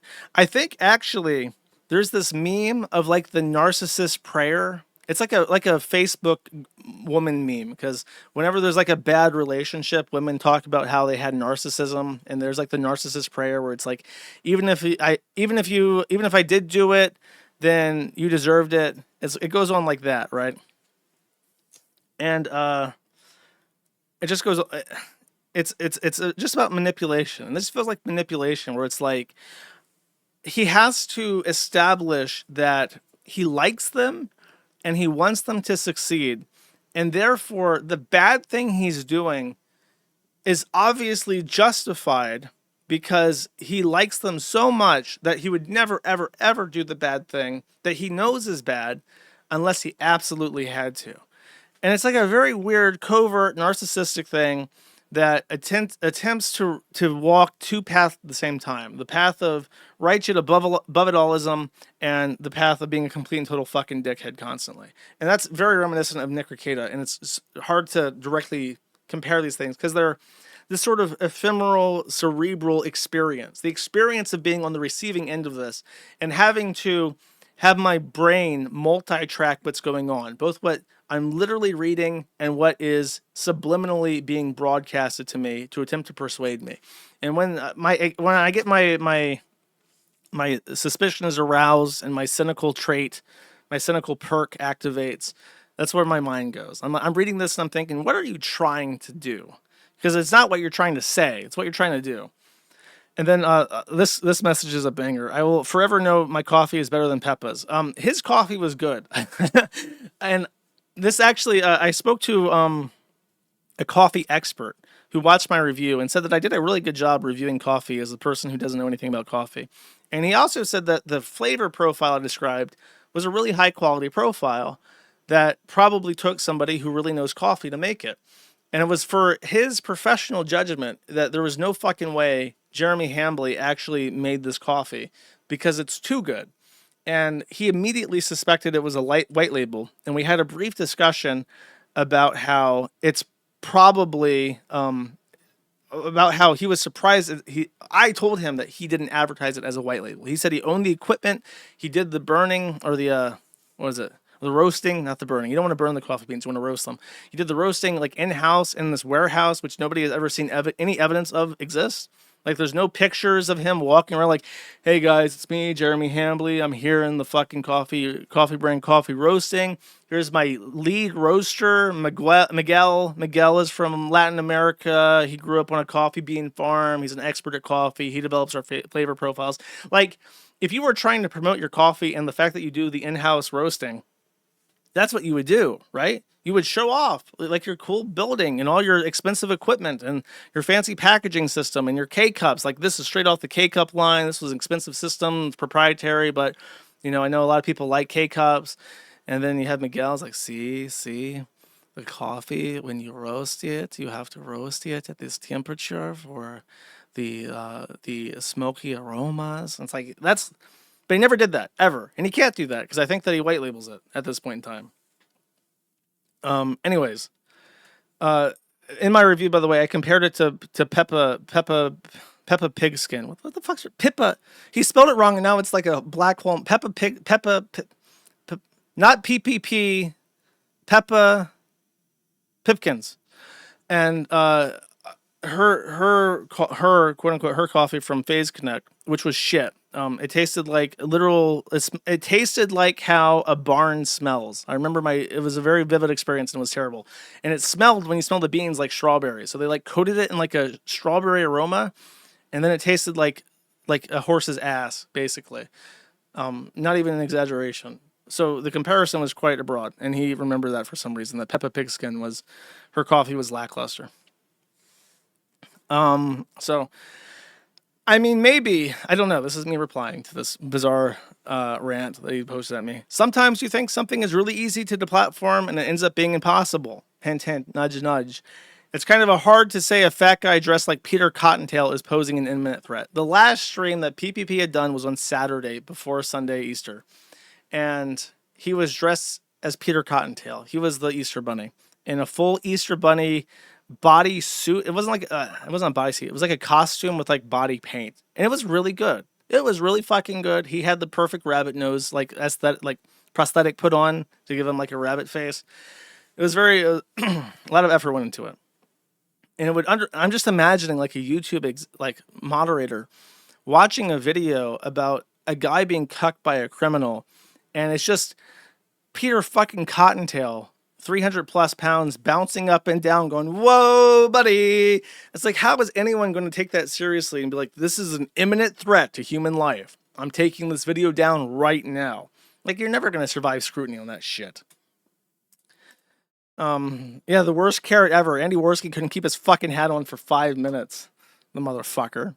Ruining PPP, especially in comparison. PPP, full body paint, full costume. Peter Cottontail mogged the Andy Carrot, who couldn't even keep the hat on. So, and then he says, lol, yeah, that's true. Even acknowledging that it's going to be an uphill battle and you probably won't even get the results that he wants because PPP is Peter Cottontail Max. Next. This is another addendum at the end. So after a couple minutes, again, I left him on red. It's like, I see the message, like, okay, he acknowledges it. We're done, right? That's the end of the conversation. You acknowledge my points. You understand the wisdom of my message. I have nothing more to say. This concludes our business. I want to see what happens to this guy who works at the wood processing plant and recycling paper. He says, but like, I don't want to deplatform them. I want to promote them. I want to put you in the middle, so I'll leave this here. I still support Kiwi Farms existing, and I will help in any way I can with the legal battle. I appreciate you being open to chatting about it. I never flagged them. It's not true. I assume it was the normies they were outing. I assume it was my bull who flagged down your video, Sar. You know, I've been around long enough to know flagging shit is a death sentence. Yeah. Rightfully so. And then I back this up. He's going in the direction that I prefer. He's acknowledging these points, and he's potentially avoiding a problematic situation that I don't wish for. So I try to agree with him. Like, good point. I say, yeah, I know. Nobody likes a Randall. Though I still don't think they cross any red line in modern era kick or even YouTube. So just cementing. Let's nail this fucking coffin shut, right? It's dead. Let's nail it shut. Make sure it doesn't rise from the grave. Even if you wanted to, you couldn't. So don't even try. I'm just curious, why this now? Now, at this point, I'm asking him a follow-up question. I'm asking him a follow-up question because at this point in time, I am angry. I'm angry that I've been put in the middle of this, and I'm angry that this guy is considering legal avenues to fuck with people on the internet for no reason, because nobody deserves that. It's such bullshit. It lasts forever. It's just a huge pain in the ass. And it's very mentally taxing, even if you're on top of shit. So I'm asking him a question because I'm going to screen cap it, as I've been screen capping the conversation. And I'm hoping that he'll say something that if he were to sue PPP, he would actually undermine his credibility in a case. So at this point, I'm thinking I have to find some way to undercut this guy just in case. Because he's the antithesis of everything that I vouch for on the internet. So I say, I'm just curious. Why this now? Because they've been saying a lot about your relationship and behavior with Melanie Mack and Hannah Claire for months. What happened in the last week to cause a crisis?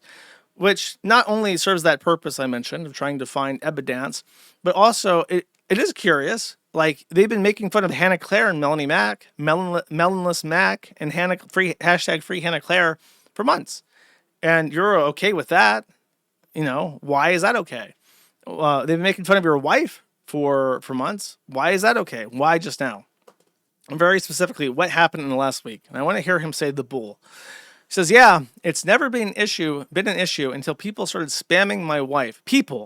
People, and some nebulous people who never ever, until at any point in the last year or more that they've been talking about the quartering, never did anybody spam the quartering's wife until the bull got involved. And it's like, I wonder who's spamming the wife.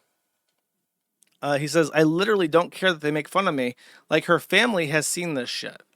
So I don't know. Maybe that's true. Maybe someone has sent the bull over to her family. Or maybe they did send it over to the family, and now her family's like, Heather, I've heard that your husband's making you fuck other men, Heather. Is that true? I'm worried about you. And now she's like, fuck, my mom knows that I'm a hot wife. That's very embarrassing. That might have actually happened. I don't know. It could have. I'm not saying that's not true. I'm not saying that her parents weren't involved, but it may not be in the way that he's describing it, where he's saying that They're just being harassed, and now they have to cope with that somehow. And then this is the original offer, which I'll reread. Unofficial truce. They delete the videos attacking our marriage. I never mention them again. The more they do it, the more I want to flex my connections to bury them.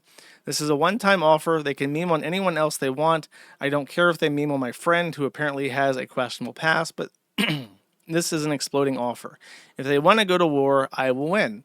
I assume all these messages will be public, but like Andy, I just get rid of the videos claiming I let some faggot fuck my wife, and they continue to make 10K a month on YouTube, and I move on. But they continue to spread disgusting lies about my family, and I have no choice but to react. It's time for them to make a business decision. This is win-win. I can burn it all down, LOL. I have 5 years guaranteed, spelled wrong, salary at Rumble. But if they balk, that's not on you, and I still support Kiwi Farms. Broker the ceasefire, and everyone wins, LOL. Now, I read that before, but the funniest thing that happens in this conversation is actually what happens immediately after. Broker, this is, by the way, he waited like another 4 minutes after this one to add this information to make himself look better. And then he waited another 6 minutes before sending this. Broker the ceasefire, and everyone wins. I then respond and say, I don't know why they would accept that, though. If someone made the same offer to you, would you take it? Because obviously, I would never take such a fucking offer. And I don't think any self-respecting person on the internet would. What critical commentator online would accept an offer like this, when the story that's really interesting is the offer? The idea itself is more entertaining than whatever cuck drama is going on. The fact that he tried to cover this up. So I just asked, like, would you accept a similar offer? Because I feel like that's incriminating too. Would you accept an offer to silence, to stay quiet in exchange for not being fucked with? Because if you do, by the way, that would ruin you. If you're allowed to take one idea bubble or one idea ball from the net, then the porpoises can't make any more episodes. Okay? If I'm not allowed to talk about one thing, I'm basically setting up a system where I can't talk about anything. So nobody would take that the manatees, sorry, not the porpoises. Nobody would take that offer. And then he says, "Yay, hey, that's cool. It's not your job to broker it. And that's the funniest thing. Broker the ceasefire, and then it's not your job to broker it." Well, is it my job or not? Am I deputized to do this or not? It's like he forgot what he said just 7 minutes ago.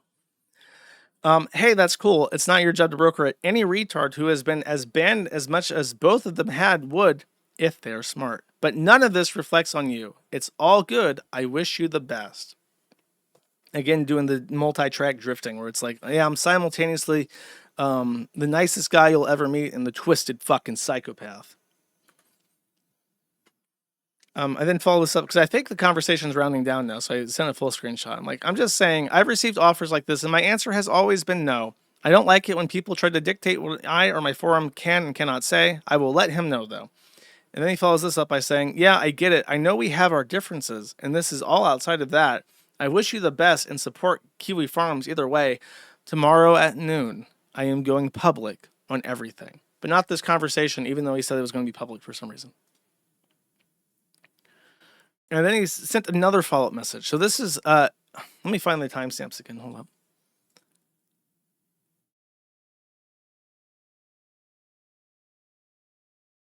Okay, so I didn't respond to that. 20 minutes later, he says, you know what? Don't even worry about it. I'm going to handle it tomorrow. Cope, smiley. So he waited 20 minutes for that before PPP, I think, tweeted out the DM of the offer. And then he was like, fuck you. I'm going scorched earth. He says, you know what? Don't even worry about it. I'm going to handle it tomorrow. And I said, I did send the offer to him, but he feels it's an extortion effort, which I also did. I'll be watching the stream on Monday. And now this is me trying to, again, feng shui things into my pleasing. I want him to go scorched earth. I want to see the Jeremy Hambly PPP takedown video. I can't fucking wait. So I'm letting him know I will be watching this. I have featured the thread. I want the fucking content, okay? Oh, I see there's a spammer. Okay, 1 second. Oh, it's been going on for a while. I'm sorry. Okay. And then I say, okay, this is the next day. Today he says at 4 a.m. So he's up at 4:40 in the morning saying, it's all good. Probably does come across that way to him. Wish you well.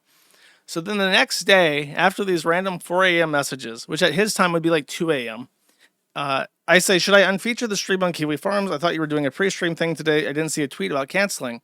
And then 20 minutes later said, mate, it's really disrespectful to lie to my face. And he says, wait, what? Oh, the public stuff? I should have told you. Fuck, sorry about that. It became clear last night that they are not interested in being human, so I'll just be on my way.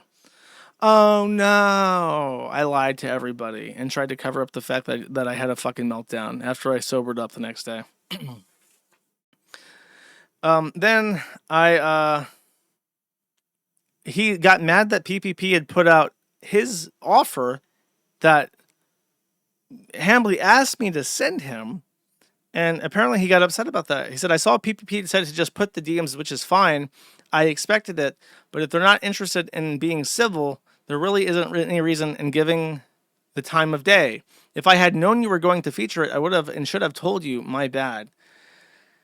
And this is my response. This is my last message to him, I think. I said, I sent him a portion of the DM that contained your offer, like you asked, but I did send him the full conversation because I feel like you're outlining an extortion scheme.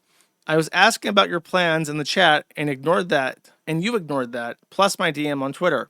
I saw on your stream you had no unread messages, so I know you saw it. You just thought you'd let me advertise your stream for you to talk about Iran half-heartedly. I don't appreciate that. And I say, you're on a bridge burning and mistake-making spree that reminds me of Ricada by the numbers. I don't feel like anything I say will help at this point, and since you're threatening litigation, it's probably not a good idea to say much more. He did actually message me after this. He rated this heart emoji. And then he said, I don't look at my DMs while streaming. And for the obvious reasons, I was ignoring chat. LOL. No disrespect meant. And he said, I didn't have any idea you were going to promote the stream. Promote spelled wrong. He sent this at 11 a.m. and said, Pruta the stream. I don't even know how Kiwi Farms works, so again, apologies. I'm not talking about legal action against Kiwi Farms at all, by the way, which is not what I said. I said legal action, period, which would make him litigious. I will continue to read through this forever. Let me get some water. I'm having fun. This has lifted my spirits up for some reason, chat.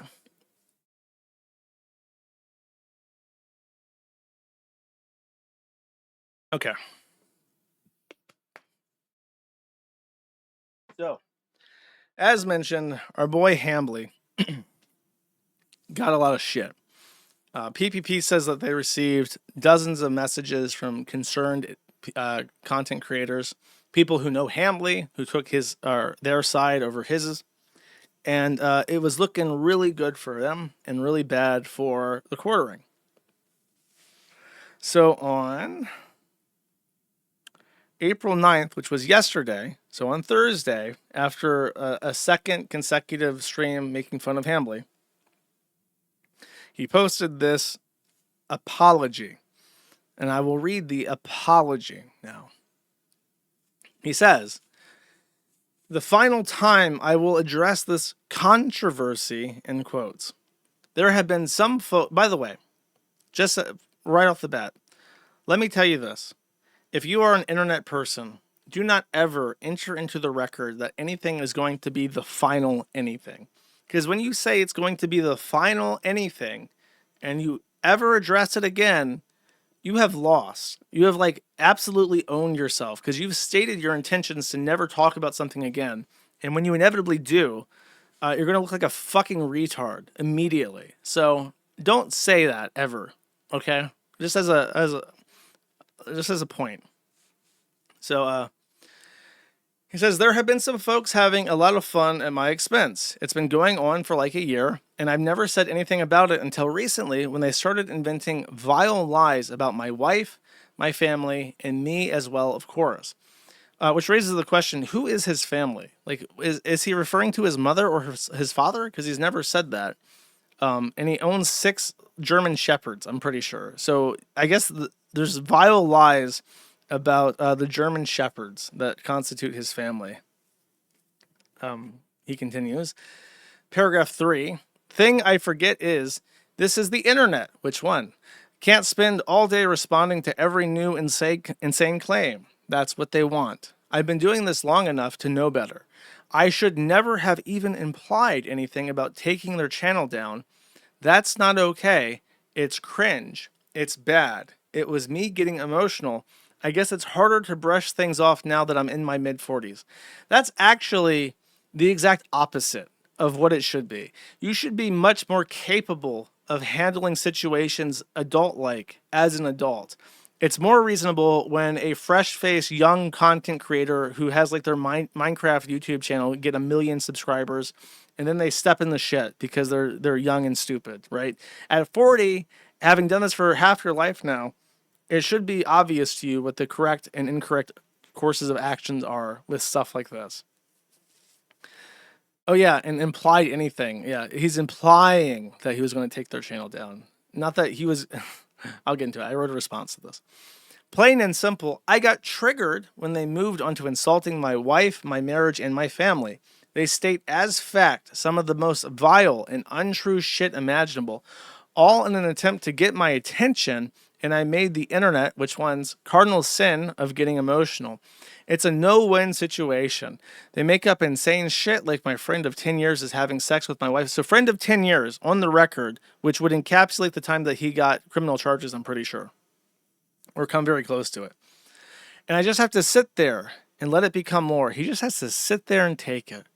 Let it fill up my comment section in live stream chat, because if I address it, they'll just make something else more insane up, which is not true. Theoretically, I guess if you had the evidence to dispel certain things, you could do that, but he's never bothered. I have been way too open on the lowercase I internet, which one most everything they are memeing on is shit I've openly shared, like shitting my pants at Walmart, etc. LOL, and that's all fine. It's just the insane lies that I thought might end at some point. Sadly, they just keep ratcheting them up, and now I have to respond poorly. That I have responded poorly. More folks are getting involved and cementing this garbage as fact. I have done some cringe stuff worth making fun of, and I hope they make a lot of money doing it. Bro, it's like he's channeling. It's like it's like Ricada ghost writ this. Like, don't worry, bro. I'm an expert. I'm a lawyer. Let me put my legal mindset to your apology here and write this for you. $1 million, in fact. That's right.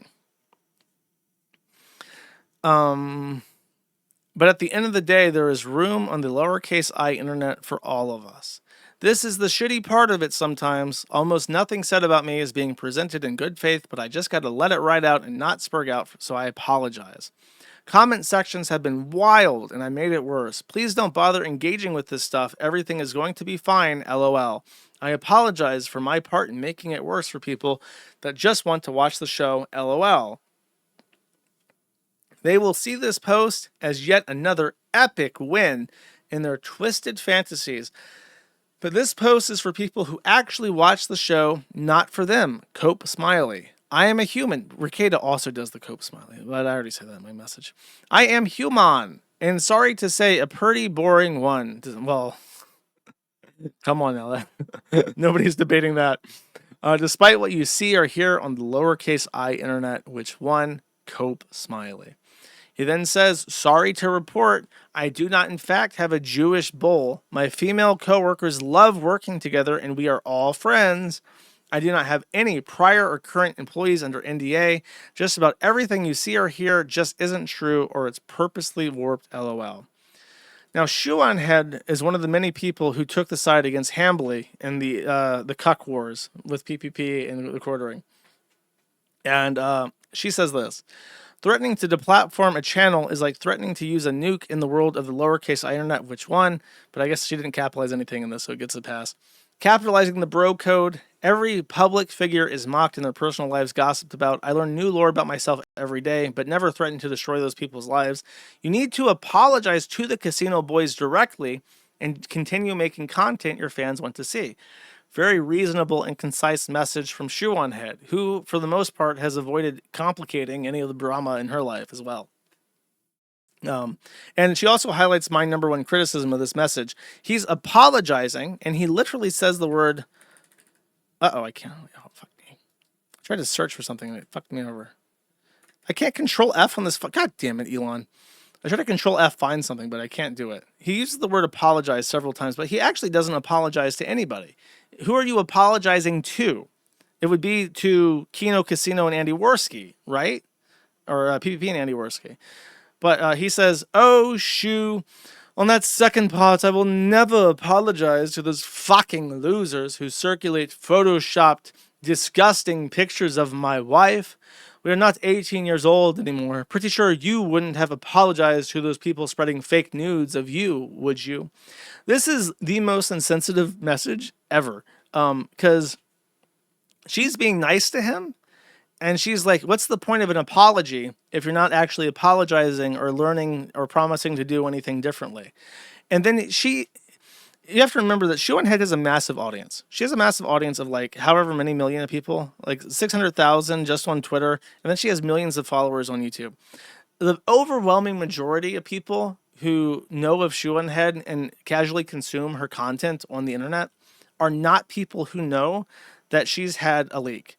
And Hambly blasting on her timeline, because this is going to show up in her fans' timelines, that she's had nudes spread of her, is advertising to them that they can go look it up. There is no fucking world in which Shuan Head would appreciate this reply, and I guarantee you that the Quartering knew that, and he's being a passive-aggressive dickhead, just like some other narcissistic passive-aggressive dickhead that we all knew about. So really just an incredible fucking reply altogether. Fuck, I did the thing.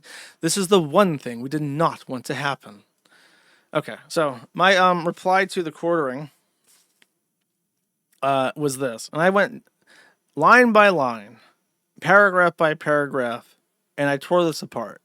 Because again, I think of these things as a setup to a punchline, okay?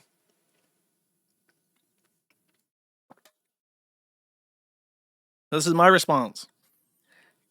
It's like you're taking all lessons learned watching internet personalities implode and then reenacting them. You've crafted this message to own up without actually having to tell your audience what you did and to who. For educational purposes, let's go point by point. 1. Who is this for? Who are some folks? It should be for Power of the Truth, PPP, and Andy Worski, but you don't mention them once. The first requirement of an apology is addressing the people who you have wronged. People are taught this as toddlers. I remember when I was a kid, I stole bubble gum. My mom made me walk back into the convenience store and place the bubble gum on the counter in front of the teller. That is an important part of internalizing wrongdoing, is to acknowledge who was stolen from and to right the wrong, right? That's how you do it. 2. The second component of an apology is identifying what you are apologizing for. You did not say that you take their channel down, which someone in chat corrected me. He doesn't actually say that he said he take their channel down. He said that he implied he would take their channel down. So he didn't threaten. He didn't say that he would. He implied that he would. But the reality is 1,000 times worse, because he didn't just say that. He didn't just imply that. He directly threatened in multiple places, both in public and in private, that he was going to go scorched earth and take everything they have. Never mind their YouTube channel. He said, he threatened, if certain conditions were not met, that he was going to take everything that they have. 3. The third component is actually taking responsibility for it, unconditionally. The first 9 paragraphs preceding the apology, before the words "I apologize" show up, there are 9 paragraphs of context that he puts in front of his actual apology, which is the number one sign of a deceitful, half-assed apology. If you have to contextualize your apology, then you're not apologizing for it. He says, or I say, if you feel so justified in going scorched earth and taking everything they have, do not bother apologizing. I apologized to Turkey Tom recently, and the very first thing that I said is, I am sorry, and I did something wrong. There was no context after that. I did explain some of my rationale after the fact, but you have to put that up front. If it's not up front, it's not a real apology. Take notes if you're a fucking internet celebrity. The apology has to actually go in front. Then And 4, if you're doing this on Twitter, your tweets only get as many views as mine, and all I do is dump half-baked racism a couple times a week. Supposedly, you get as many as 60,000 live viewers, so that would be the appropriate place to apologize for threatening to engage in lawfare and deplatforming for online banter. Self-explanatory. 5, the true purpose of this message is to try and appease PPP and the Kino Casino audience without actually having to expose your audience to anything that's been going on or what any of the vile, untrue shit is. In the same way you thought threatening to take everything they had might make them shut up, you're hoping that an ambiguous apology might take the wind out of their sails without having to eat crow for anything. And that's the big one. It's like this message is meant to explain like why there's so many hateful comments in his live stream and comments for his own audience, but he's trying to make sure that they disregard it and they know that it's all handled. Don't worry about it. Nothing to see here, boys. It's just some haters on the internet. And then I wrap it up. I say, finally, and most importantly, this message ignores reality. You're not learning anything. You've not accepted any of the points raised that have triggered you. Your friend, who you invite over to your house, is a known swinger with a criminal history involving domestic violence. There is very good circumstantial evidence that you were aware of this. There are way too many, and I mean that, way too fucking many clips of him making wildly inappropriate statements to your female co-host. And really, I should have said to women, period, because there are. Like, this guy has not found a woman on the internet he will not fuck. Anytime he has any kind of interaction with a woman, he is trying to set up some kind of, haha, just as a joke, what if we fucked type thing immediately. Nobody can take public statements that they're fine with it at face value. They are your employees. And one of them is feeding a baby soon too. Hannah Claire is pregnant. Congratulations, Hannah Claire, by the way. She can't afford to leave at any time if she wanted to. They are trapped with her. Now, Melanie Mack, I think, might be a dumb bimbo, because she is. But Hannah Claire, she is like, as I said, a pregnant mother of one, expecting a second. And she has to save. And if she's going to try to, she's set up her own YouTube channel, if she wants to segue into doing her own thing independently, she can't just drop everything and move over to that and have it work out and provide the same level of income security. You have to build up to that. So, it's a scary place to be when you have a guy who's trying to like fucking molest you and sexually harass you on streams and make inappropriate comments to you, even though he's married, even though you're married, even though you've got a kid, even though you're pregnant. And that doesn't stop him because there's another video of him being weird towards a pregnant woman. So it's like, it's super awkward, and she just has to put up with it if she wants the money. And she might say, I'm fine with it, but you can't trust her because she has to say that she's fine with it. And then this in particular, you also say, quote, my female coworkers love working together and we're friends, end quote. But we know for a fact that is not true. Former co-host and co-founder of the Publica, Sydney Watson, which if you don't know, a long time ago, Jeremy Hambley tried to set up his own news site called the Publica. And he co-founded this with Sydney Watson, who, if I remember correctly, is like a real journalist. And she has an actual history of journalism. So this was another thing. This, by the way, I remember because it happened during the coffee brand coffee fiasco, where he had just set up the Publica and he was already like threatening to fire her and let her go, which eventually they did because he wasn't making enough money to justify it.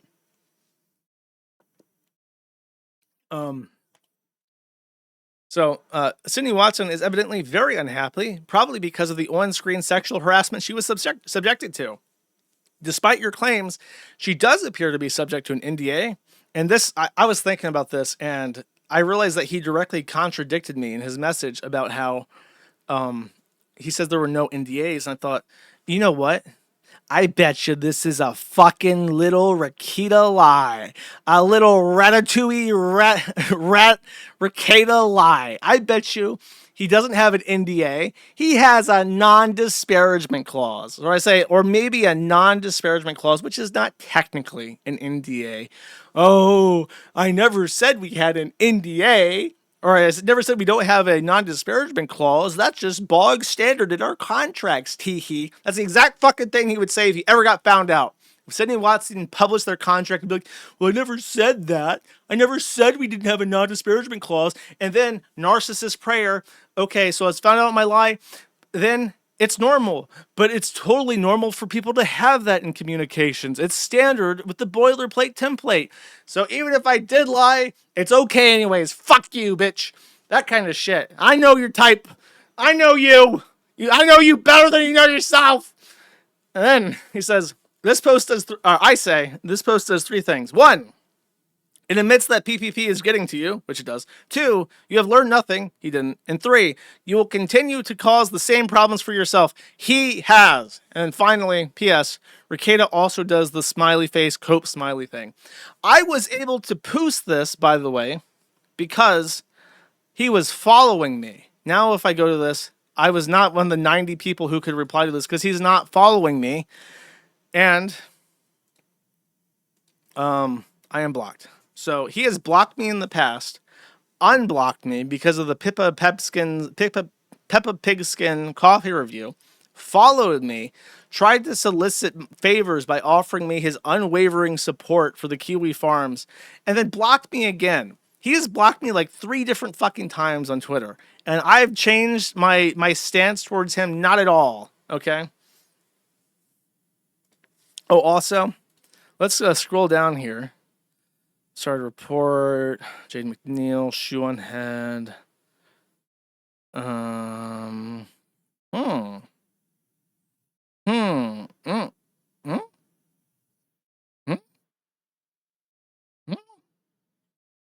He hid it. He hid it. He hid my message, which laid out in plain fucking English how he was fucking everything up. That's the thanks I got. He blocked me and hid my post. Unforgivable. Okay. But he didn't bother to block and hide Shoe's post. He just dropped that she had nudes, by the way, for anyone interested. Very nice. Very cool. So then he's coping after this, oh, I'm totally done thing. He posted a picture of the beach. Shame influencers, it's the only way. He says, this is the way. No sense of shame or self-awareness whatsoever. Yeah, shame influencers except me, because then it's attacking my family and causing my wife emotional duress. PPP says, any shame on this about this statement where you invite your bull and his big-tittied wife into your hot tub? You humiliate your own wife constantly. Not me. Shame on you, Jer. Shame. And I think this is the, yeah, here we go. Let me tell you this about Venti. Show as much as the host do either. I would give everything I had to have babies with that girl. Even though all my kids look like sharks, I'm in. So tell me about the other 2 types of. Does your wife know? Does your wife know the quartering who you want to have with? Oh yeah, I'm very open about it. She's cool with it. Okay. So the other 3 types actually.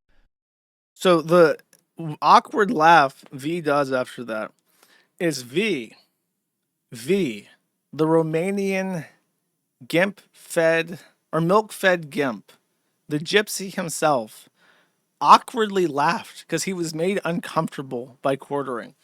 Now, I'm sure, in my opinion, I think they have an open marriage. So I'm sure she is okay, because at this point, she's just given up. But honestly, let's just hear it again, one more time. Let me tell you this about Venti. Show as much as the host do either. I would give everything I had to have babies with that girl.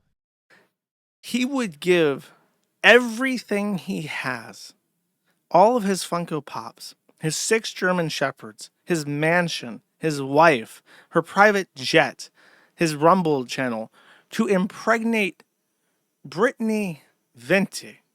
Even though all my kids look like sharks, even though he thinks she's ugly. So if I was Brittany Venti, I would be utterly mortified by this comment. And honestly, I would feel threatened by it. Because you know what? If he's not attracted to her and he's willing to give everything that he has to impregnate her, that sounds really rapey. That sounds like he fucking hates her and has fantasies about raping and impregnating her because he's not attracted to her. He doesn't like her. And he's willing to burn down his entire life to get at her. And it's just like it's like really fucking creepy. And that's why even the fucking milk-fed gimp himself, V, could not sit there straight face. He had to laugh to relieve tension because it was so fucking weird. And then he made this message saying, I am acting a little female-coded lately in response to Brittany Venti, because after deciding I was no longer an adequate therapist, he then went to the only other person on planet Earth with eyes as wide set as mine. Maybe it like hypnotizes him or something, and decided to chat up Venti and get her therapy for free. So Brittany replies and says, Jeremy, I don't want your ham babies. Very good reply. I told him very clearly I was not interested in messaging him privately, considering how he denied reality and twisted things with Josh Moon. He proceeds to privately message me anyways. Why he could have tweeted. I don't want him to have an opportunity to twist things. And I think this is a conversation excerpt from Brittany Venti. Oh, okay, I know what this is. So I just want to be able to say I did everything I could for finding a good husband. So Hambly posted this to try and epically own Brittany Venti. Brittany Venti, if you don't know, is 29 years old, which is important because it's something that Hambly says here in a second. But she's lamenting that she can't find a trad husband, which, if you really think about it, it's fucking dire out there for the dating market. Imagine trying to find a man in current year who is not a porn-addicted, gooning piece of shit like Jeremy Hambly. You're going to be fucking hard-pressed, especially as like an internet person, okay? So she's lamenting this fact to Hambly, which she probably shouldn't be doing because Hambly has stated on record that he intends to impregnate her regardless of what it costs him personally. And he says this, well, at least be open to coming back someday, and if you ever need anything, blank. He then messages her again for no reason the next day, saying anything I can do to help. I guess trying to imply that maybe I can be your husband, Brittany Venti. Brittany Venti, picking up on what he's putting down, says, at the moment, no, thank you for asking. And then he says, a year later, I have always tried to defend you, which is, I hate to keep invoking the snake's name, man, but he keeps doing it. I have always tried to defend you. So she owes him, basically. She owes him the ham babies. She owes him the litter of ham pups, okay? I have no idea where this baby in the belly thing is. If it was a cringe joke, I apologize. I have no idea why you would turn so hard here. You can make whatever content you want. Jeremy, let me explain this. I don't know if you'll ever hear this, but let me just say, here's what's happening. There's blood in the fucking water, and everyone who you've ever made a creepy, weird, unsolicited, sexually charged remark to is just waiting for the day to stab you in the fucking back. When it rains, it pours, and it's pouring pretty hard right now. And you have Sydney Watson, you have Brittany Venti, you have her best friend, you have Hannah Claire, you have Melanie Mack, you have like an entire, like, auditorium of women that you've made weird passes at that are just going to dump their shit on you as soon as it's a benefit to them. That's how it goes. Brittany Venti and Kick Chat. Hello, Brittany Venti. Anyways, I am not sure why you would turn so hard here. You can make whatever content you want. It's like whatever, but you know this shit is all bullshit. And if anyone knows what it's like to have fake shit spread about them, you do. Again, I have no idea about the baby in the belly stuff. Whatever it is was. If it offended you, I would. Which I assume is this clip. Does he say that? That girl. Even though all my kids, I would give everything I had to have babies with that girl. Is there another comment that he made that's like weird and sexually charged? Let me put my thing on my other screen so I can see the chat better. Ah, fuck. No, I didn't close it. I thought I closed it. I almost panicked. Okay.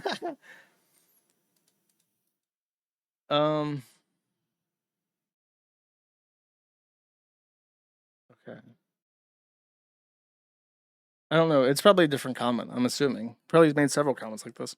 I am acting a little female coded today. It's just the worst possible fucking thing you can say, knowing that it's going to be posted online.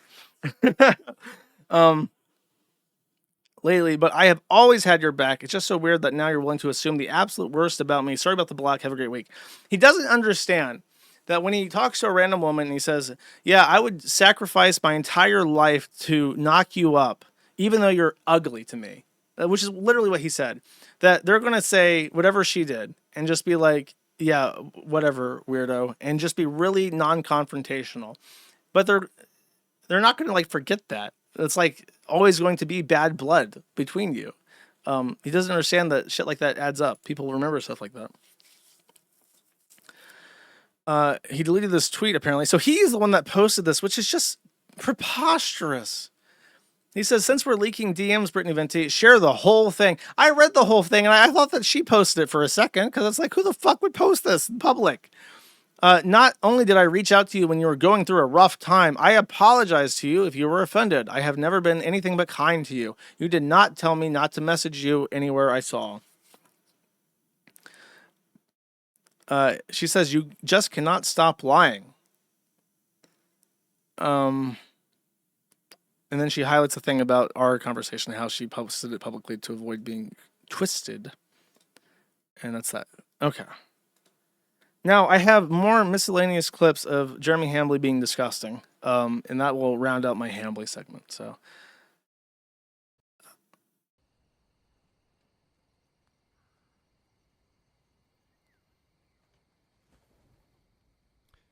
Brittany Venti has said on a live stream a little bit ago that let me cut the gain up for everybody. a live stream a little bit ago that women have come into her DM saying that you're a creep. Any comments? Oh, I think she should release it. I think she should release them. Look at him seething. Look at him seething. Furious. Furious with this. Brittany, release them. Release all the women who have come into your DM saying I'm creepy. Release it. Do it. Do it. I mean, nothing more powerful than a clean conscience, boys. Implying that his conscience is laden with filth and regret. It's grimy. His conscience isn't clean. He's filled with remorse. He regrets his actions. He should stop drinking.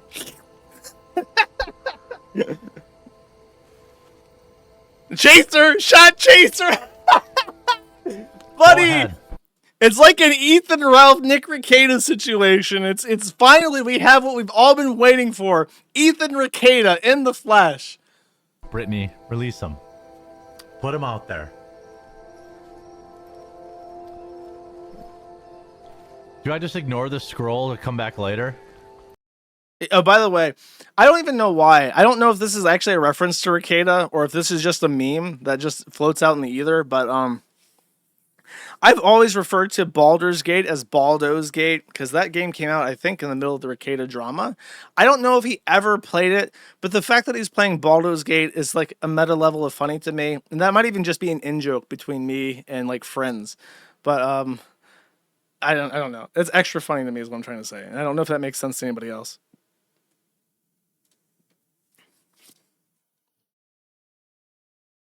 Two more. Okay, so this is Adam Seller, the guy who we didn't know had a creepy past and who he hasn't talked to since the information came out that he is a violent cuckold, or violent bull, rather. Don't mess with the bull, you get the horns. Him and Adam are going out for some darts. Our world, the abyss, and reality itself will unravel. That's so quiet. You must restore. Is Adam coming over today? No, we have darts probably next week. I don't know what. Quote more about Brittany Venti. Nobody gives a fuck about that dumb bitch. Are you joking? You guys do, because she's about 40 and she's still single and childless. That on the fate of your world. Okay. That is, let's hear it again one more time. Do because she's about 40 and she's still single and childless. First of all, he wanted to say she hit the wall. He restrains himself there for some reason. I don't know why. I suppose that he can't. Jeremy Hambley lacked the fortitude to say that he did not find Brittany Venti sexually attractive. He just didn't have it in him. He couldn't say that she hit the wall because to him, she's so beautiful. And he just couldn't do it. So he had to pivot there, which is already kind of fucking weird. But then he says that she's 40 and childless. She's 29. You know who's 40 and childless, Jeremy Hambley? Jeremy Hambley and his wife, Heather Hambley. They're both 40 and childless. It sounds like projection there. You know who's not 40 and childless? She's 29. She's not even 30. There's a 14-year age gap between Brittany Venti and Jeremy Hambley. So what the fuck are you saying? That's just nuts. It's nuts, so man. And how can you make disparaging comments about a woman like that when you're married to a woman who tried and failed to conceive? You're going to taunt somebody for not having kids when you try. And I'm sure that's the most painful thing in her fucking life is that she can't have kids anymore. And you're going to fling that shit around at random people because they're making fun of you? And what if your wife hears that? That's your opinion. She's hit the wall and she's 40 and childless. The most disgusting, despicable state that a woman could ever possibly exist with just so happens to also be his wife. There's no fucking way that this conversation doesn't happen in real life. You're fucking 40 and childless, bitch. I don't want to hear about that fucking bull ever again. You've ruined my career. Shot glass, the coffee brand coffee shot glass, scattering across the ground. Like in a fit of fucking rage. Like, come on, bro. Just vile. Vile. On the fate of your world. Maybe she'll marry you. If you just spam my chat hard enough, maybe, just maybe you can be the one to clean the cat's litter boxes in her house. Is it your birthday tomorrow? No, Sunday. How big are Adam's wife's tits for real? Oh, they're gigantic, bro. They're huge. He was talking about how attractive Adam Seller's wife is. And that was another thing where it's like, is this like a cucking thing for real? Because it sounds like a cucking thing. When you're talking about how big your wife's bull's say that 5 times fast. Your wife's wife's tits are, it sounds like an open marriage to me.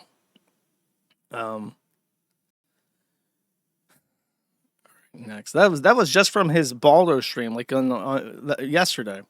And then Melanie Mac posted this, perhaps the most confusing thing of the entire debacle. Melanie Mac says this: the Quartering is the realest friend I've ever made in the space. It's no coincidence that after he gave his life to Christ, the attacks and lies on him have increased rapidly. Satan, the accuser, is working through some filthy roaches. Fuck you, bitch. Like, what the fuck? What a dumb cunt. Like, here, you want to, hey, Melanie Mac, you want to know what Jeremy Hambley thinks about you? Hold up. Let's put this on the screen together. Let's juxtapose this real quick. I'm going to do a little in-camera editing here for dramatic effect. We're going to put this on screen. Inshallah, I'll be able to put this on fucking screen. Okay, great. There it is. Put it right down here in the middle. Okay. And put the gain back up. And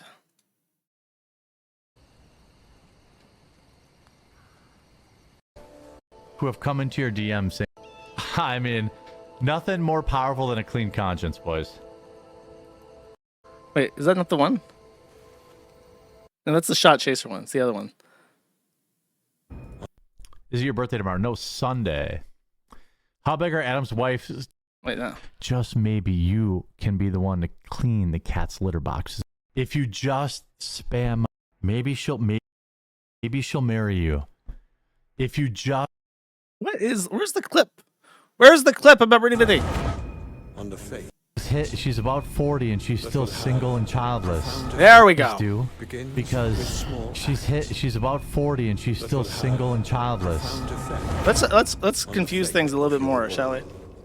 Let's just remove the clutter on my screen here. Okay, let's just remove the clutter on my screen here. She's about 40 and she's still single and childless. She's about 40 and she's still single and childless. Because she's about 40 and she's still single and childless. It's true. She finally did get married to a Filipino, so she's not single, but I don't know. Before she got married, that's what Jeremy Hambley was thinking about her, I guess. It's the hypocrisy, chat. The idea that Satan has to lie about Jeremy Hambley is preposterous. It's the same shit as fucking... As you know who. Let's see. I don't know what this... Oh. I think this is an old clip. The people did a bunch of digging to find old clips after the drama. Do you marry common man down, or do you get used to it? It doesn't calm you down. You get used to it. I'm just being honest. I want to fuck all the time. I want to fuck all the beautiful women. And I want to spread my seed everywhere. Being married does not change that. Oliver D. Yeah, Warski restarted One more making time, 'cause it was a creating bit content, quiet. or do you get used to it? It doesn't calm you down. You get used to it. I'm just being honest. I want to fuck all the time. I want to fuck all the beautiful women, and I want to spread my seed everywhere. Being married. So, drunk Hamley, again slurring his words, admits openly that his. Put Manly back on about the good Christian man. The good Christian man who is married before God has this to say about his marriage. No, it does not abide his sexual appetite in any way, shape, or form. And every single woman that he considers beautiful, he wants to fuck all the time. So if you were a beautiful woman that Jeremy Hamley finds attractive, he would want to fuck you and impregnate you all the time. I wonder who that could apply to. Could it be? No. He's found Christ, chat. You have to forgive. I don't know when I'm going on yet. So 11:25. Ooh, you guys are so lucky I turned the gain off as a precaution before playing. You guys are fucking lucky. It's Jacqueline Glenn, who I will definitely get a picture of in bed with me. David Smalley, Creationist Cat. Oh, Karen Meyer's a trainee too. Creationist Cat. See as fuck. Mm-hmm. I will say that. Yeah, I will say this about Brittany. Oh my god! What? Why? What about Brittany Venti is so alluring to him? Why? If you know who she is on Twitter, she'll oftentimes post like, nude pics of herself and whatever. I wouldn't put her at like even an 8. What do you say? If you know who she is on Twitter, she'll oftentimes post like, nude pics of herself and what. No, I don't think so. Whatever. That's not true, is it? I wouldn't put her at like even an 8 out of 10, but she also is like one of those chicks that like understands where she's at. She's like. Okay, but wait. What issues are facing the trans world? We've talked about the bathroom. Dude, he's such a negger. He's a fucking hard R negger. His whole shtick, everything he says to Brittany Venti is that he thinks she's ugly but attainable. Yeah, this bitch probably would let me knock her up. She's not an 8 of 10, but she knows she's not. So therefore, I can have sex with her as I please. Like, that's what he's doing. This is a fucking negger. I hate neggers, man. That shit is like manipulative and deceitful, and it's designed to break people down. Fuck this negger. Are they going to go into you wear glasses? You need a secret camera in your glasses. Live stream the whole thing from your point of view. I have glasses that record, but they don't Bluetooth to my phone. It would be. And then the whole time just be staring at Jacqueline Glenn's tits. That'd be awesome. They're delicious. She's beautiful. Oh man, I'm like getting hit with like psychic goon waves off this fucking guy. It's causing me like mental damage. I'm accruing fucking DPS on my brain. Woman. Mm-hmm. Then we have a quote dinner break, which means everyone gets a fucking Subway sub. Ooh, Subway, pleasant. Okay. And then, so this is probably not even responding to what's on the screen. Okay, Allie. All right, I'll get you in here, Allie. Allie Drummond, okay?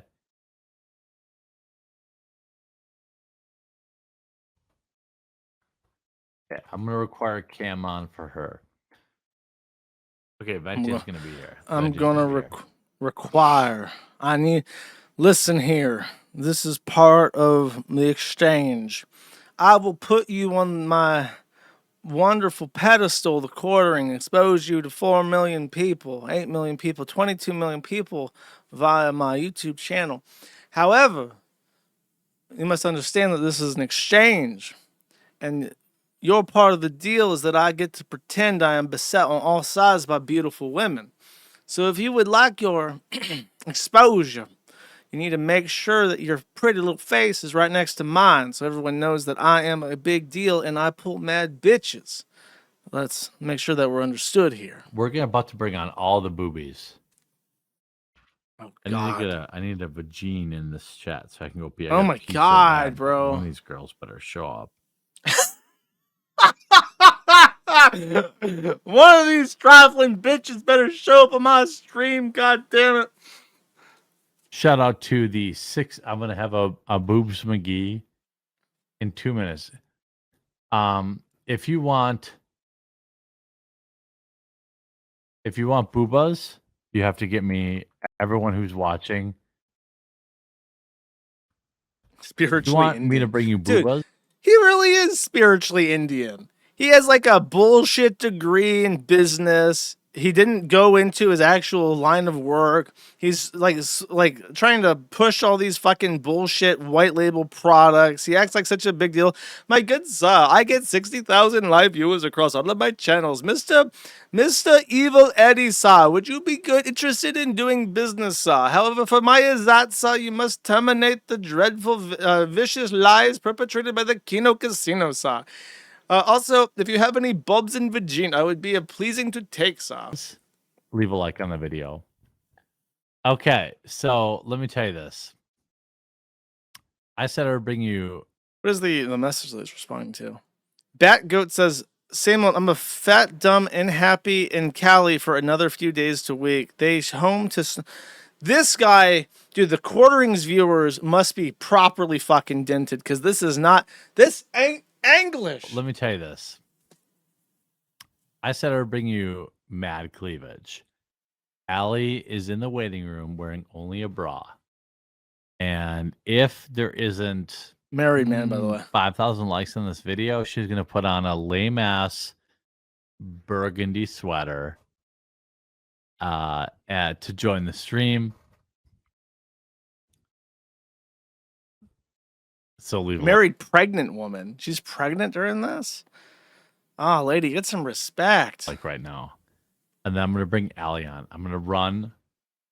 I'm going to grab a water real quick. And then I'm going to bring Allie on. And if you don't leave enough likes, then she's going to be wearing some sort Hey, Venti, I found one. Josh Berg for $20. He's asking you out. of magenta burgundy sweater. Some water. Yeah. Some spicy water. All right, here we go. Allie, put your shirt on. Jesus, your boobs are hanging out. Dude, that's vile. Any woman who would tolerate this kind of comment from a man and not immediately ditch needs to work on their fucking self-respect, because that's ridiculous. His wife even tolerating this is like, where do you have like a fucking backbone? What's wrong with you? These ladies, it must be because of Allie. Allie Drummond, welcome to the stream. How are you? Oh, I remember. She's just sitting there in the burgundy sweater. And okay. Sorry, I didn't know who this was, and now it's really obvious looking at her. He's making really disgusting sexual comments about her to her fucking face, and she's just sitting there in a sweater the entire time. Wow. Yeah, she should have left. Yeah, she should have left. I'm good. How are you? Oh, I'm killing it. Oh, she seems so happy now. I'm doing all right. Crushing it per usual. Yeah. Eyes to the ground, not able to make eye contact because she's really embarrassed. That's fucking mean. Yeah, I didn't think that anybody would be into pregnant chicks, but hey, I guess the internet's a big place, so maybe they are. Subtly hinting, I'm pregnant and married, you fucking degenerate freak. What the fuck is wrong with you? And then, of course, look at that expression. Does that look like the face of a man who is not up for a challenge? Who cannot rise to the occasion? Oh, boy. Look, I mean, here's a lot of people already know. I mean, you might be new to it, but I'm very progressive. Oh, okay. So if you're into prego chicks, that's literally like they need loving too. It's fine, you know. It's not a weird thing for me. Mods, please put at Real Femme Sapien Allie Drummond. She also has an OnlyFans where she sells breast milk pictures. Bro, that is fucking vile to say about somebody. Stuff like that. So, Allie, I mean, we've only ever exchanged nudes online. So what's it? I appreciate you joining me. Yeah, no, thanks for having me. My husband actually likes your My husband. Can you take a hint, Jer Bear? Alarm, not interested. Please shut the fuck up. content, and I didn't even know that you had reacted to my content before. It took a while for me to realize. I think maybe you had done a short or two, and I was like, oh, this guy knows I'm alive. Very cool. So that was me. I didn't even think you like looked at my channel like. Wow, I can't believe it. This big YouTuber wants to talk about all these things I'm so proud of. He's inviting me onto his channel so I get to advertise my work and the things that I do, and I'm so happy for this. And then she gets on and is like, "Show me your titties, bitch." Pull it off. What's that fucking sweater? That ugly ass sweater. And then she's realizing like, oh, this guy just wants to fuck me.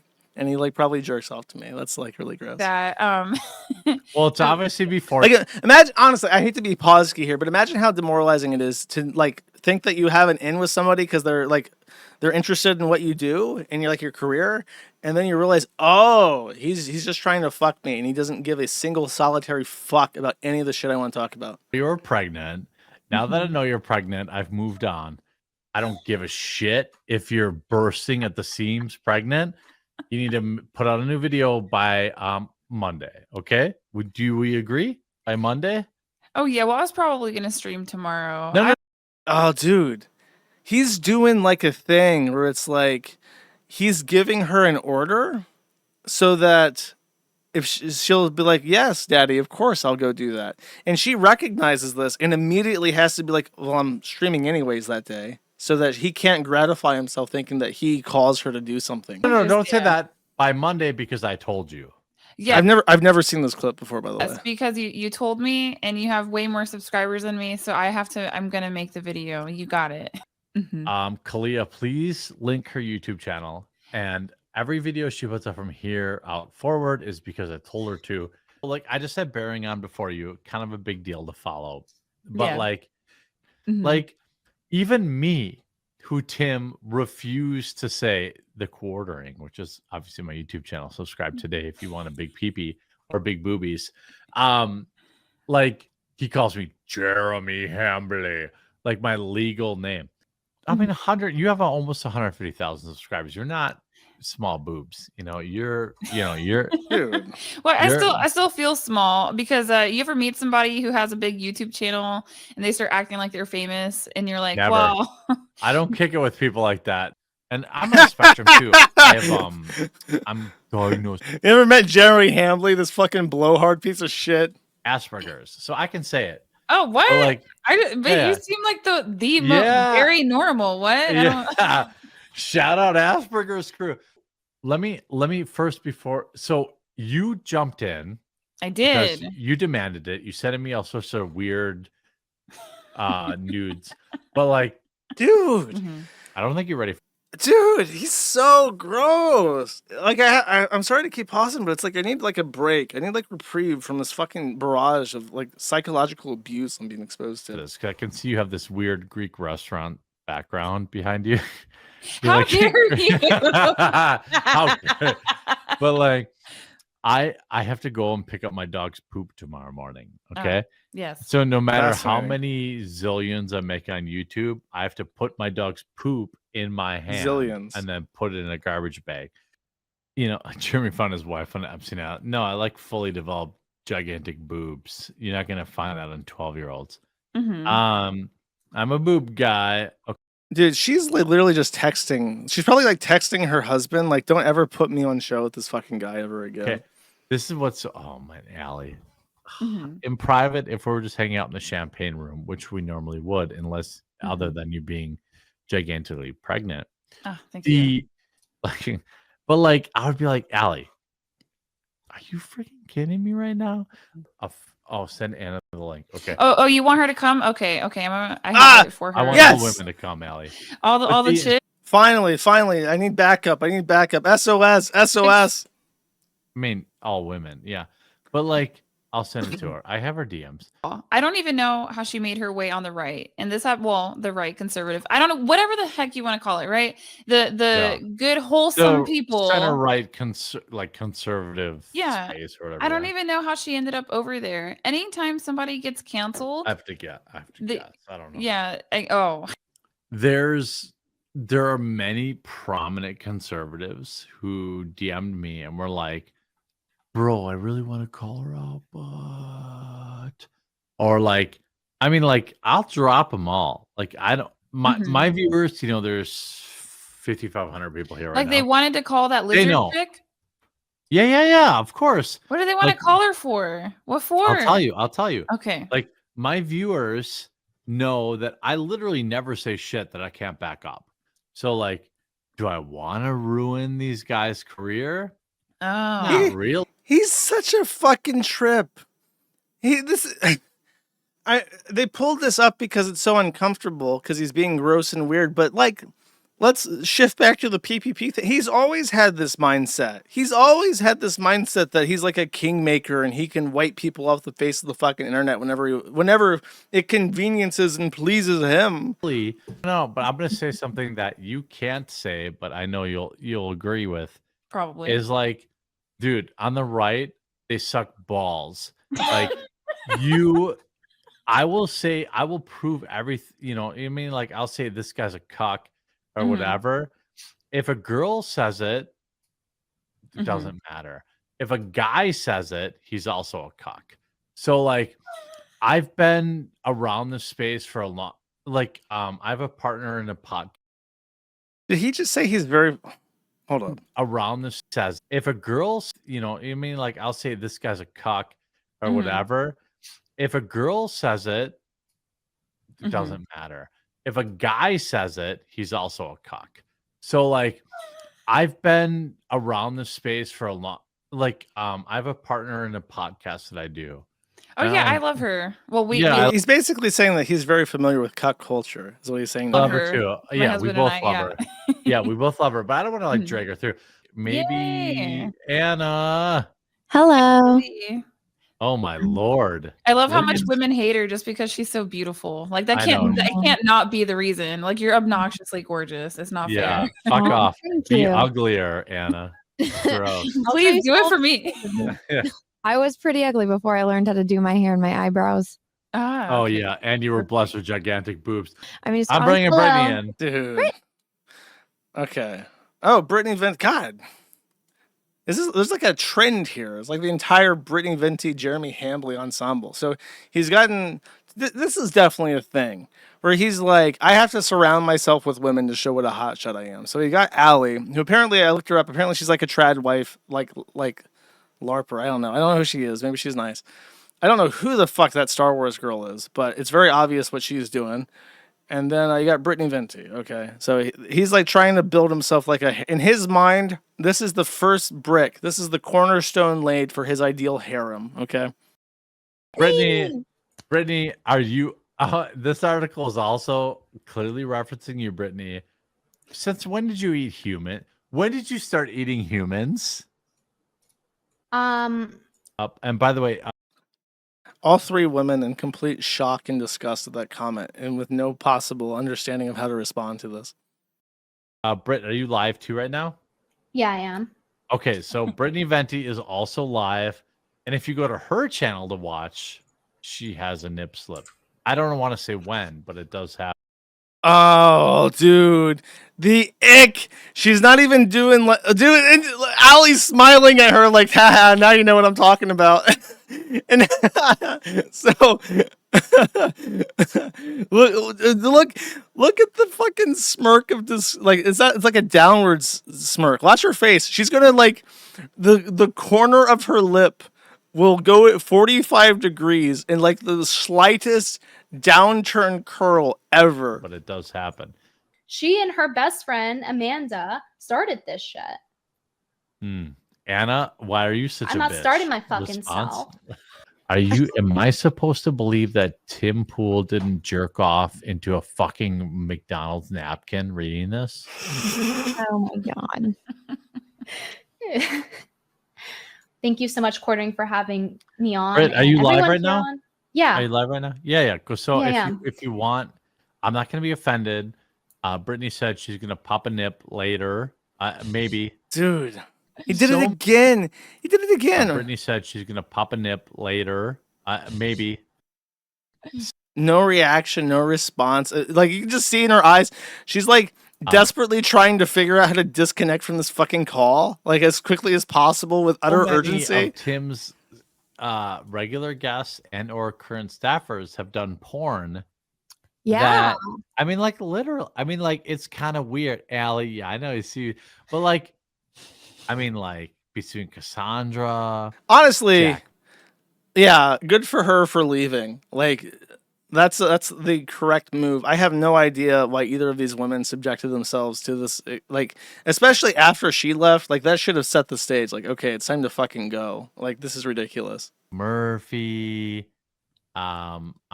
Eliza Blue. Like, is that a requirement for like? I mean, I haven't done any porn that I've known about, but I've been on the show. So, like, is that? He seems to have people around him that have done. This is such an either utter porn humiliation. or cheated on their husbands to have the beanie weenie. I would literally kill myself. If I had a stream like this, that's it. I'm gone. You'll never know. Did he move back to Serbia? Did he change his name? Did he kill himself? Nobody would ever fucking know. And like, it's a little sus. I think you're probably going live, girl, right? You're going live. Yeah, in a little bit. Yeah. Yeah. So go watch her channel if you're interested in hot takes from a cool young lady. Oh, well, And thank you. you know, she's like deep into Star Wars lore and all the lore of shit. She's so much smarter than me. He's so drunk. He's having to close his eye to see his screen. It's so So Well, thank you you. know, as I wrap it up, don't ruin it. Let me just, don't interrupt me. Do it again. He's doing the creepy thing where it's like, don't interrupt me. I'm doing your tag. Don't fucking interrupt me. It's just also it shows you how he does the thing where it's like he tries to be nice, like I'm shilling your channel, while also being rude at the same time. But yeah, Anna's a good girl, and she always fucking creepy. A good girl. She doesn't interrupt me. She's a good girl. You know, she's a ride or die kind of person, so that kind of matters. Dude, her poker face, man. She could go into world poker. Look at that shit. You have no idea what's going on in that face. It's not a single positive thought, I'm sure. But if you are a schmuck like Jeremy Hambley, you can't read that fucking face. To me, so thank you for coming on, Anna. And I hope a bunch of people check out your stream after I'm done. She may or may not post feet. You probably have to super chat. I don't know. No, $2,000. Free because they're No. $2,000 or $3,000, and then maybe see. So yeah, you can see my semi-web toes. they're gross. Mhm. I hope that he can't like even elicit a reaction from them unless he's like making promises like that. And then she dips. And then there was one. And honestly, she should be fucking gone by now poop too. that baby out. Ew, bro. How do you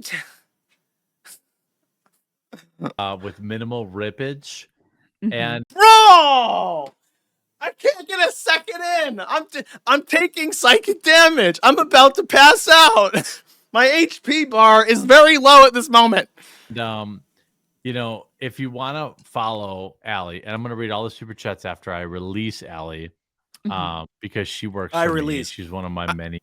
I release, dude. The more of the fucking power trip language.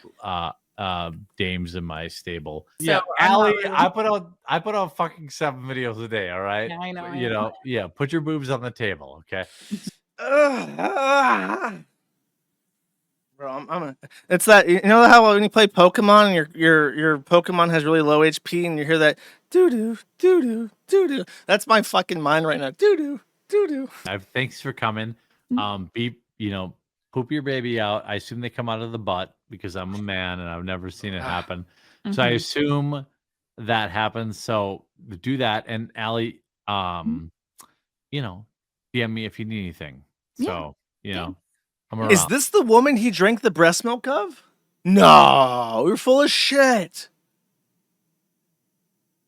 There's no way. Is this the woman? No, but he said that he has drank breast milk. Oh, so yeah. So he's like trying to get her on. He wants a bag. He's gonna try to get a bag of breast milk from every woman. He's gonna put it in like his that's like, you know how like serial killers like collect driver's licenses and panties and stuff. He's gonna have breast milk from all his victims. See you later. Bye. All right, bye. Didn't even look up from the just trying to find the button. That is awful, bro. When was this? When fucking was this? That's one of the worst things I've ever seen. Oh, and then this is so when Count Dankula and his wife might have things have changed in the last couple of years,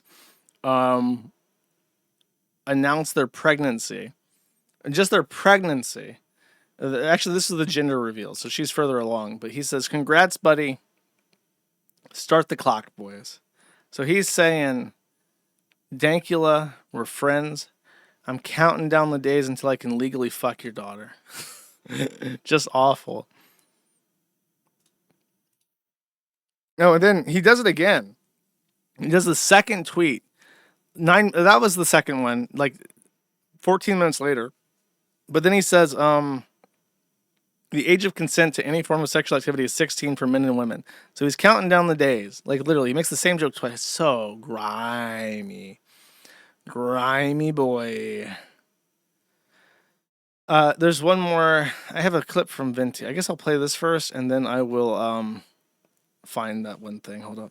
Back in 2021, now I don't remember if I knew he was married at this time or whatever when he said this. He said that, I'll probably cover this later today, but can you let me know if Jess is single? So Jessica is my friend. She was, there was this whole thing with like Rob Breslau. He was trying to use his connection. He kind of pulled a quartering. He dangled a job in front of my friend Jessica's face and was like, get me a date with Brittany and I'll get you this job. I'll get you this connection. I exposed him for that.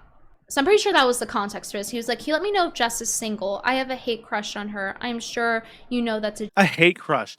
Again, with like the weird, like negging language where it's not like, oh, you know, I think your friend is really cute. I would like to go out on a date with her. Can you pass it along? He's got to frame it as like, she disgusts me, but I still want to bang her. As like some kind of like weird, fucked up fetish.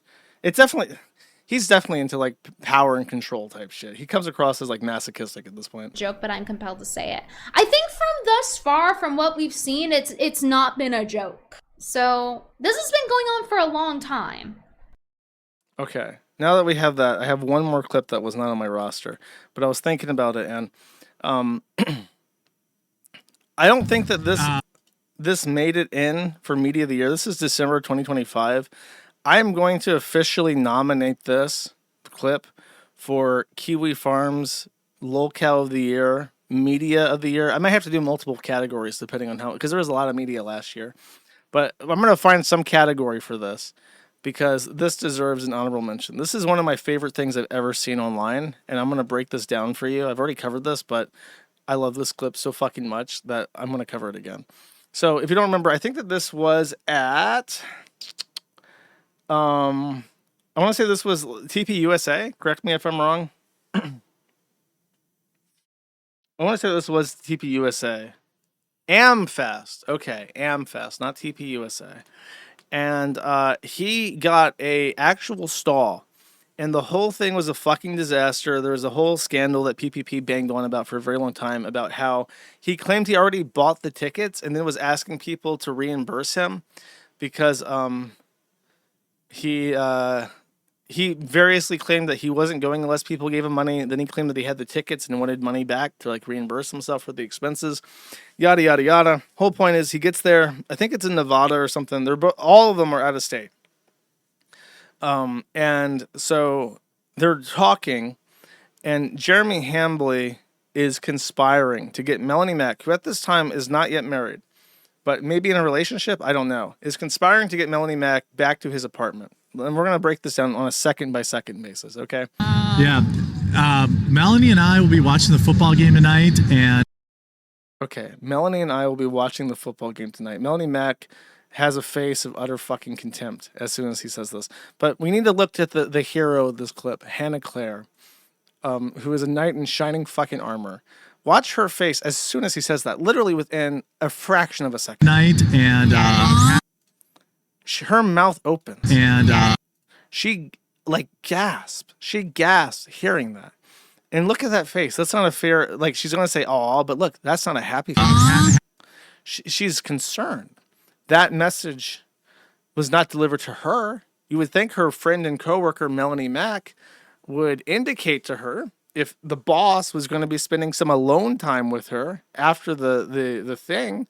And so she looks at Melanie Mack after this and asks for some information. Is this true? Hannah Claire will... Eye contact immediately, within seconds. It's like a dial-up modem. The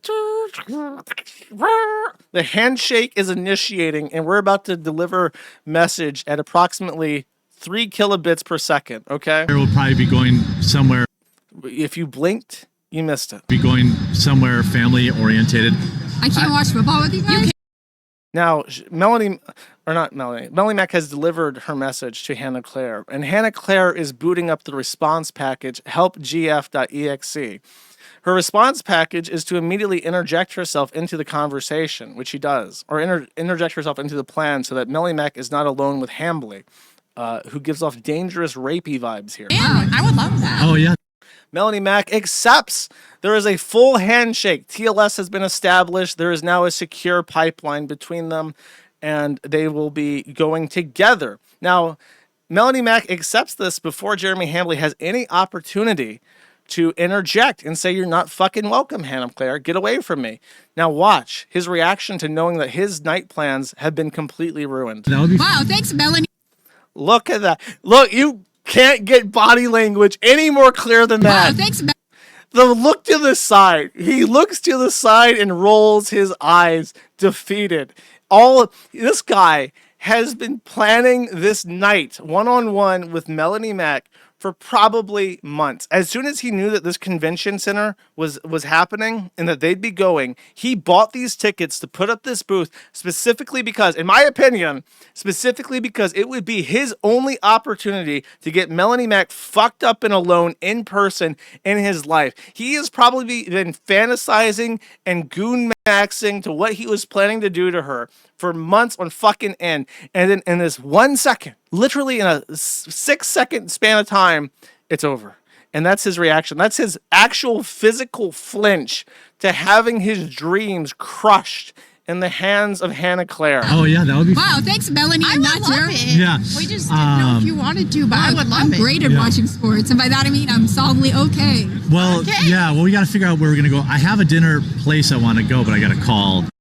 Now he's lamenting. He even lined up a fancy invitation-only reservation restaurant for them to go to together, where I assume he would buy her copious amounts of alcohol, probably expensive alcohol to show up to get her nice and liquored up so she wouldn't... Because if he buys like a $800 bottle of wine, it's like...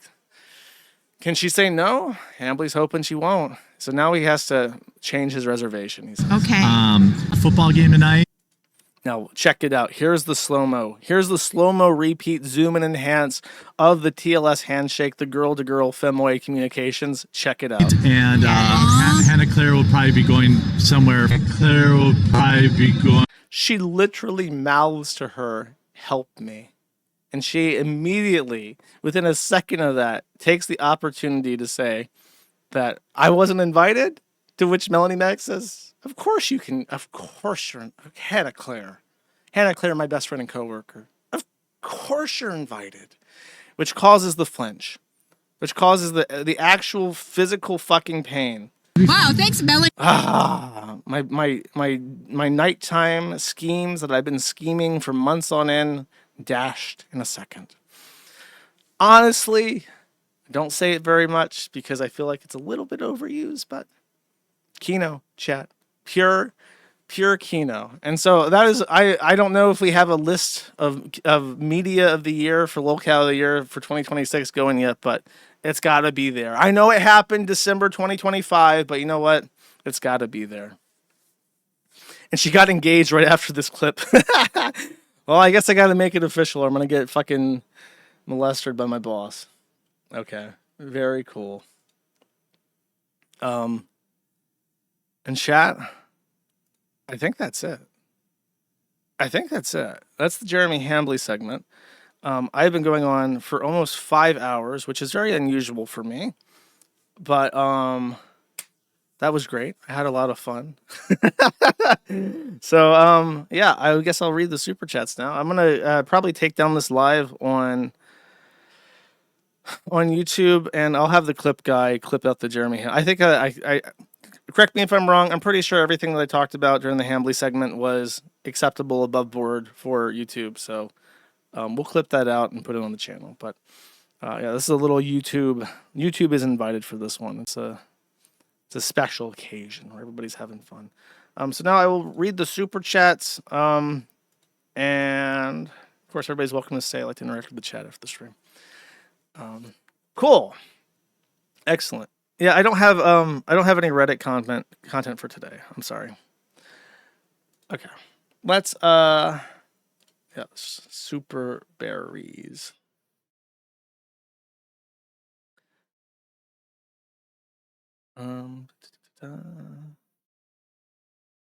Ginjada 1900 for 5 says, hello, cheese neighbor. Glad it's another pizza day. Use this $5 to keep adding extra cheese to your pizza until it's gone. Alternatively, purchase Old Bay. Well, don't tempt me. I just might. Thank you. Don't take my kidneys for 5 says, what are you guys up to this weekend? I don't know. A good time. Just, going to church, of course. Christ-like activity only. Thank you.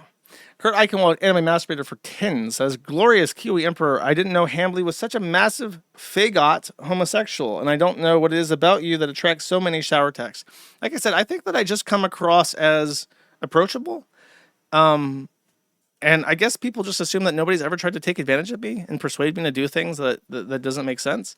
So they just try. Like, I honestly, it's honestly insulting. And I said this with the vile snake from Minnesota himself. I said that, it is kind of insulting that you think I'm this much of a fucking pushover, if we're being honest about it. Thank you. Haramburger for 2 says, this weekend scoping out Null's profile on the forums to see if people post more gay porn gifs on it. It's true. Somebody wanted to blow up their account, so they posted gay anal sex on my profile. Very cool. Dark Western for 5 says, Josh put Life is Strange down for a sec. You got a stream to do. I was a little bit late, but I had a lot to prepare for. Okay, thank you. Breadwash for 1 says, I lost 3K today, day trading. Sorry, I can't donate more. Well, you know what they say. Nothing ventured, nothing gained, my boy. And 99% of gamblers give up right before they make it big. Sorry to hear that. That's true. Kino Casino PP Power for 10 says, whoa, buddy. I thought your highly intelligent and attractive viewers should know that Britbong Return was caught sending jerk-off vids to a 16-year-old and with a folder of CSAM on his desktop. Well, okay, as I've said, I cannot talk about Britbong Returns because he's a flaggot, and the only content warning I've ever gotten on Kick was for talking about Britbong, so I don't know if that's true, that Britbong was caught sending jerk-off vids to a 16-year-old and has a folder of CSAM on his desktop. That sounds pretty nasty, but until Evil Eddie tells me that I cannot talk about Britbong. Thank you. Homeless sent 1, 2, 3, 4, 5, 6, 7, 8, 9, 10 full sends, which is $10. Thank you very much. I appreciate it. The Uncredited for 1 says, Birdwatcher PPP be like, whoa, budgie. He would be terrible then. He would scare off all the poor budgies. Norilla Furman for 1 says, nothing. Thank you. Bot or Not for $20 says, I love that Josh is finally feeling the way I do. I am single, a 1099 and making a decent amount of money doing physically and mentally taxing work. I work 3.5 months for parasites. It's worst.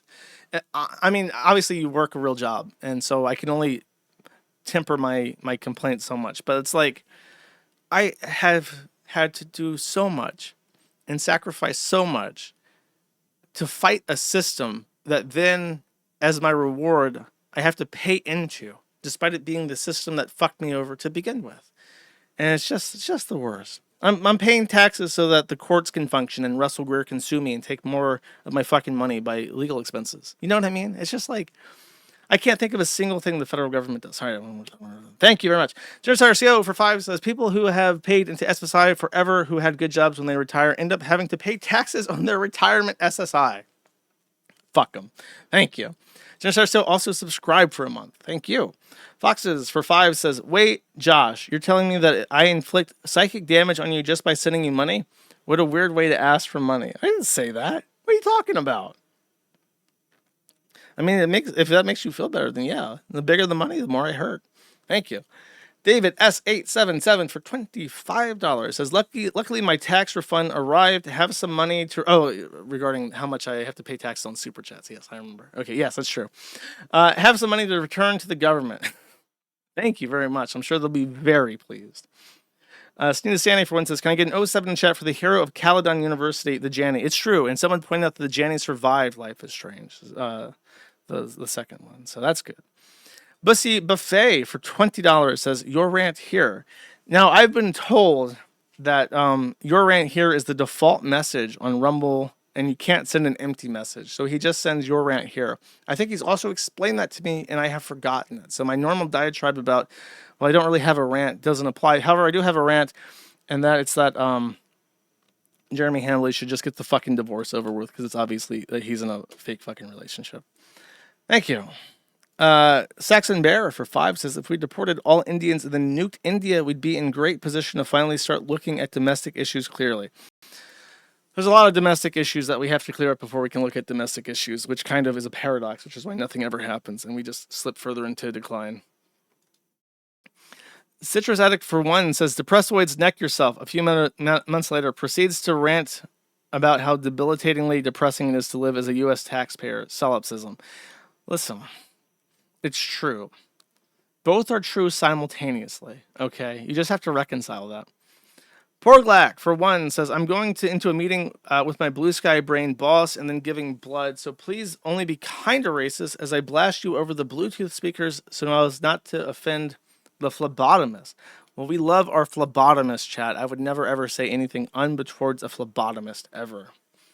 Are you donating blood? Is this like a calorie thing? I thought about giving my spinal fluid because you lose, you burn calories recreating your spinal fluid and blood. You can lose weight by donating blood. So I've considered it. I would never donate blood for somebody else's benefit, though. Escopato 617 for 234 says, your sneed tax, my least. Thank you. Thank you. I appreciate it. Awaken 34 for 2 says, have you streamed any games lately? If so, on what channel, or is it just the regular Matthew Internet? I only stream games on the Kick site, and yes, I did play Life is Strange, which is a walking simulator. So that's still up there. I'm going to put that on the internet somewhere else, probably on YouTube when I can. Thank you. The Uncredited for 2 says, Josh, play the Lost Records Bloom and Rage game, pretty please. Your Life is Strange reunion streams were epic. I don't know what either of those are. Sorry. You can try to pitch it in the Matty thread. Elk's Antler for 5 says, if you want a game to play, Until Dawn is a good movie walking game, just like Life is Strange. I'm not sure. I'm not sure what I like those games where I can like focus and talk to people. I think I played that Sargoyle game a while back, and that was pretty good. That was pretty fun. Maybe I should. Thank you. Gumbercules for 5 says, Josh, play Abiotic Factor with me. It's short. In short, it is co-op Half-Life. No, but thank you. Jack Black for 2 says, Neighbor Friday. Thank you. Red Eyes Black Dragon for 10 says, have a good one, Josh. And then there is a YouTube link. Let's check it out. Don't say I, say we. What? We. Oh, okay. We. You said we. Say it again. We. Your conscience has spoken.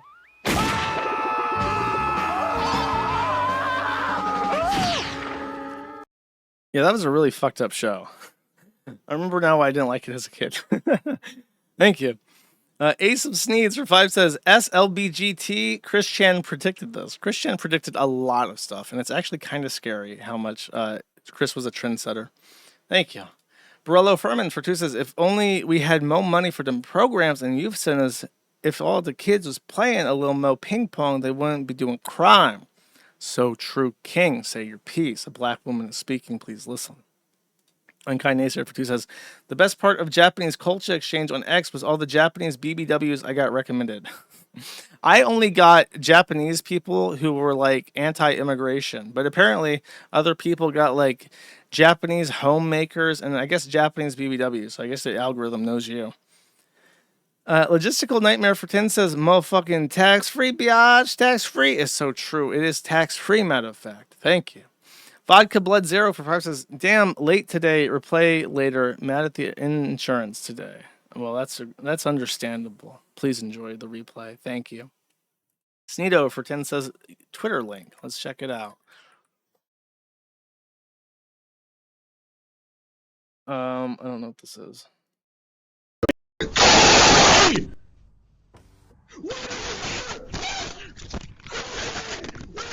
Hello? Hi there, can you open this door, please? For what? I just want to make sure that everything's okay. There seems to be something going on.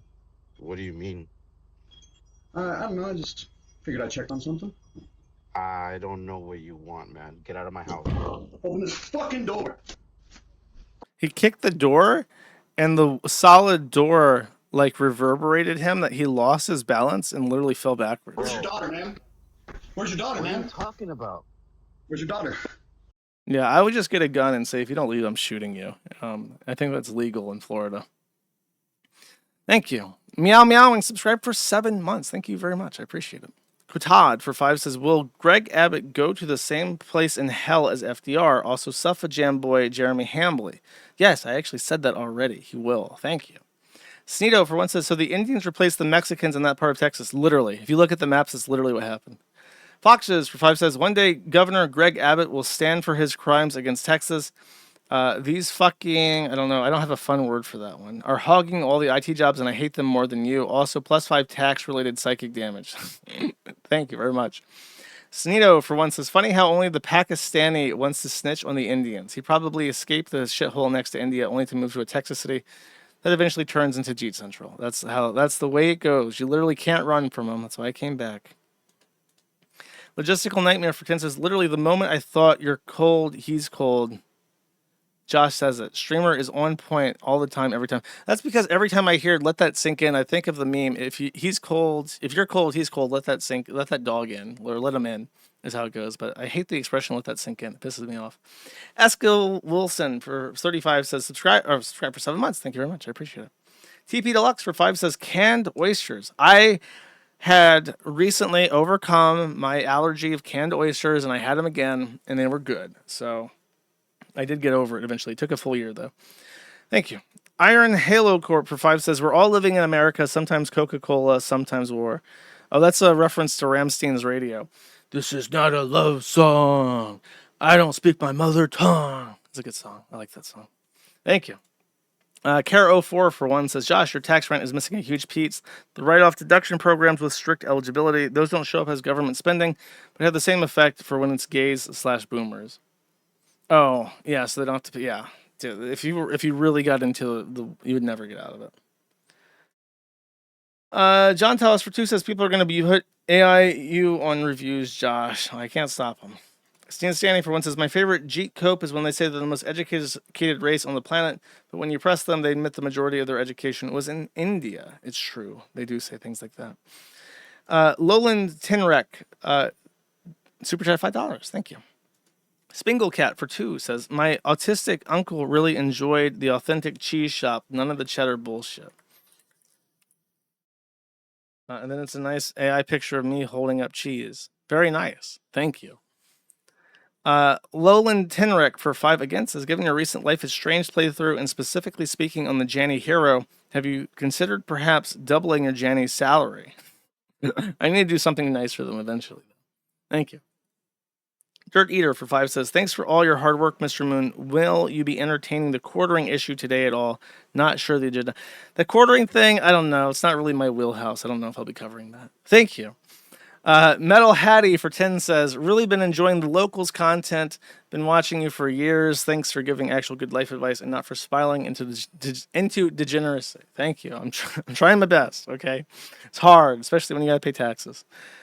Abominable Homan for 5 says, I'm glad with quartering crashing out, Carl Jobs filing lawsuits, and Ethan Ralph returning to classic form. Locals are taking the July seriously. I know. It feels like that. I don't feel like Hassan Piker and iDubbbz really took their job seriously last year, and I'm happy to see a return to form. I have a feeling that this locale of the year will be even bigger, even better. Thank you. Prapple for $20 says, last stream you mentioned a song from House MD which you liked. Walter Reed by Michael Penn is also a good song from the show. I don't know that one off the top of my head, but the intro song Teardrop by Massive Attack is a truly fantastic song that I have kept with me for many, many years. It's still on my playlist somewhere. Thank you very much. Ace of Sneeds for 5 says, you don't like Frank's, Josh. You literally had it shipped to Eastern Europe so you could drink it by the bottle. I did do that. You're correct. I did actually do that. I had to drop ship it, actually. I had to mail it to a remailer in New Jersey, and then they had to internationally ship it with a bunch of other shit from Amazon for me. Thank you. Genjada 1900 for 5 says, my phone is shitting itself and dropping internet randomly, except with YouTube. So thanks for staying on YouTube today so I could listen extra $5 for you, Juice. Thank you very much. I appreciate it. I'm glad you could listen. That sounds like an interception thing, though. If you're like certain websites don't work, but YouTube does, sounds like a firewall. Tree Liquor for 2 says, can you please showcase this from the best website on the web? And there is a Kiwi Farms Kiwi Bingo shipping thread.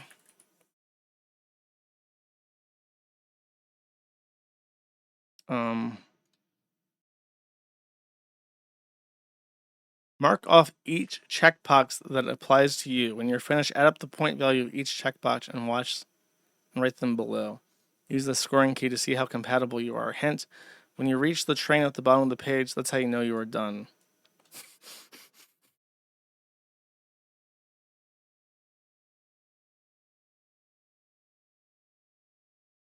I guess people are doing this. Okay. The scoring is 51 to 58. Marry me. Okay, so Brittany Venti, if you're still listening, there are potential mates for you in the OTP shipping thread. If anyone else would like to participate in this person has asked me to advertise this for you. Okay. It's in the general discussion board. Okay. Big things coming for 2. It says, have a nice weekend chat in Juice. Ham jams. Thank you. Have a nice weekend. Octavia sales rep for $20 says, the real question, red, white, or rosé? White. Extra dry. Blanc de Blanc. Thank you. Abominable Homan for 5 says, I know Evil Eddie has hilarious quartering DMs. Evil Eddie, owner of Steak.com, released the quarter pounder toilet text. Now. That would be great. We need some Evil Eddie text, but I think there's business reasons for him not to do that. Thank you. Berserker D Brawler for 5 says, cheers to never giving up on trying to make the internet and the world a better place, even if you gotta felt a few tards in the process. Well, you know what? It's kind of the opposite. We just went to felt tards. Unfortunately, I have to bring everybody else up to my level to accomplish this shit. In fact, just I sent off a another regulations message today to the OCC. They actually responded directly to my proposals from one of my comments in 2025 and a rule they proposed. And they actually said that if you wanted to do this, you should look at the AML, BSA regulations, which is anti-money laundering. And coincidentally, on the same day, OCC also published regulations, proposed rules in regards to AML. So I cited them saying, hey, you told me to suggest a comment in regards to AML. So here you go. Thank you. Sneen and Feeden for one says, Josh can start an OnlyFans, but for retards on the internet sending you shower texts crying about you being bullied, $10 per respond. I don't know. I don't think that'll work. I don't think that. I mean, I don't know. I guess Jeremy's already plugged into the system, so it's already got the built-in audience, and probably Ricada also. Sneedberg Stein Goldman for 10 says, which is worse, shower text from Nick Cicada or shitter text from Jeremy Hamplanet? The Nick ones, because he's more manipulative. Hanley's less good at it and more drunk. Thank you. Mizo Salpinks for 5 says, Josh has brokered a 10-point ceasefire deal between Jeremy and Kino Casino. Unfortunately, as soon as I brokered it, Hambley had completely different, publicly stated completely different things than what was agreed to at the conference. And then, for whatever reason, Nick Ricada then invaded Lebanon. Snino, for one, says, no Melons Mac. She was cheering on the flagging of the casino. That's true. It was. She was. She's the... Honestly, she looks way worse off than she needs to because she's backing him up so hard. Sneak Cricket for 10 says, Happy Easter month, Josh. May the Lord guide you in your endeavors. Also, due to the recent Disney Adult Kiwi Casino, I'm now getting recommended videos like this. Well, you didn't have to look these up on your own time. Dyson Airblade DBV2's Studio Services Toilet in Disney World from Henry Hand Dryers and More.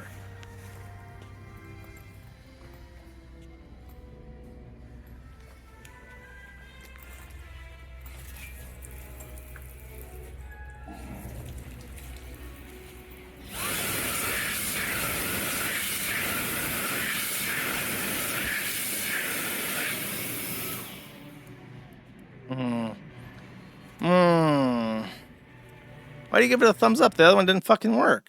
That's not a thumbs up. That's a thumbs down. Wow. This is fucking autism. That is fucking autistic. Okay.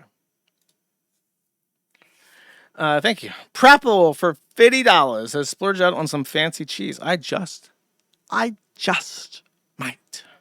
Thank you very much. Mamatiki for 2 says, the flex was legit. Josh's autism is showing. I don't know, bro. You got some weird takes, homie. You got some takes. Okay. Cuz.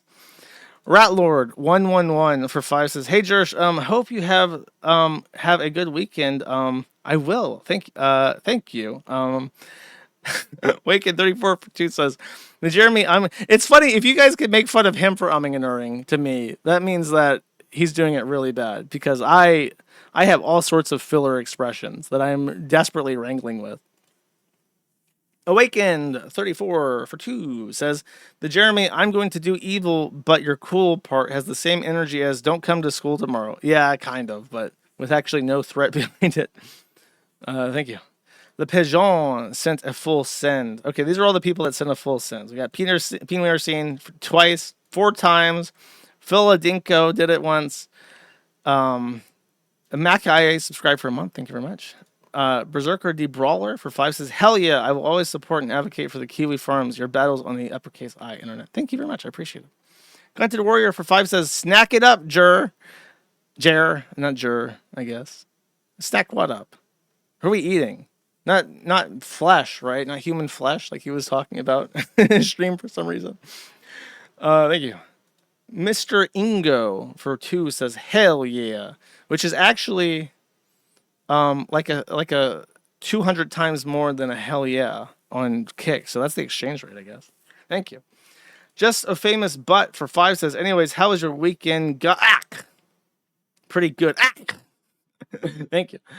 Erical for, I think I said that right. Erical for $10 says, these DMs between you and the quartering feel like a guy in a confession declaring to his priest that he will commit crimes and trying to get the priest to affirm what he is doing is morally good. Good stream, by the way. I don't know, man. I feel like, I honestly don't know. I feel like maybe he thought he was going to flex and bribe me. Like, maybe in his head, it was like this. That he knows I need money desperately to pay the tax man who's coming for these nuts. And he thought, I'll go to him and use him as leverage on PPP. I'll get him to see it my way. Make sure he knows the support is on the table and forthcoming. And then he'll tell PPP, bro, you got to do it. You got to cuck the fuck out immediately because he's going to take it all, man. He's going to take it all and nobody can save you. Because, you know, once you fuck with the bull, you get the horns. Unfortunately for Jeremy, he is not the bull in this relationship and he has no horns. He's an upside down pineapple at best, which is not, I would wager, not sufficient weaponry to bring down PPP. Thank you. Sneedberg Stein Goldman for 10 says Josh Moon the Buck Broker, aka the Broker Bull. Thank you. Onowall for subscribed and gifted a sub, and that showed up for some reason. But multiple gifted subs don't show up for some reason. Very, very cool. Thank you. Logistical Nightmare for 10 says Hambly has that many dogs. How is it only now that it's coming out that his wife is unfaithful? I feel like there's a Rusty Cage song about this. As you know, I have turned over a new leaf and I do not play certain songs which are bangers still. But yes, there is an obvious joke to be made there. Thank you. Ratnoid for 5 says chirp chirp. I'm just a farkin' rat. Noel is a confirmed Bro Team Pill fan. When do you guys collab? Ah, fucking God. I did show my DMs. He messaged me about taxes and said he had an AI for taxes. And it's like, I don't want to tax AI. I want the tax attorney. But I don't know. He reaches out every so often. Not even numerals for 5 says, did you hear that Jer has changed his channel name? It's now called The Quartering Has Blocked You. Very funny. Thank you.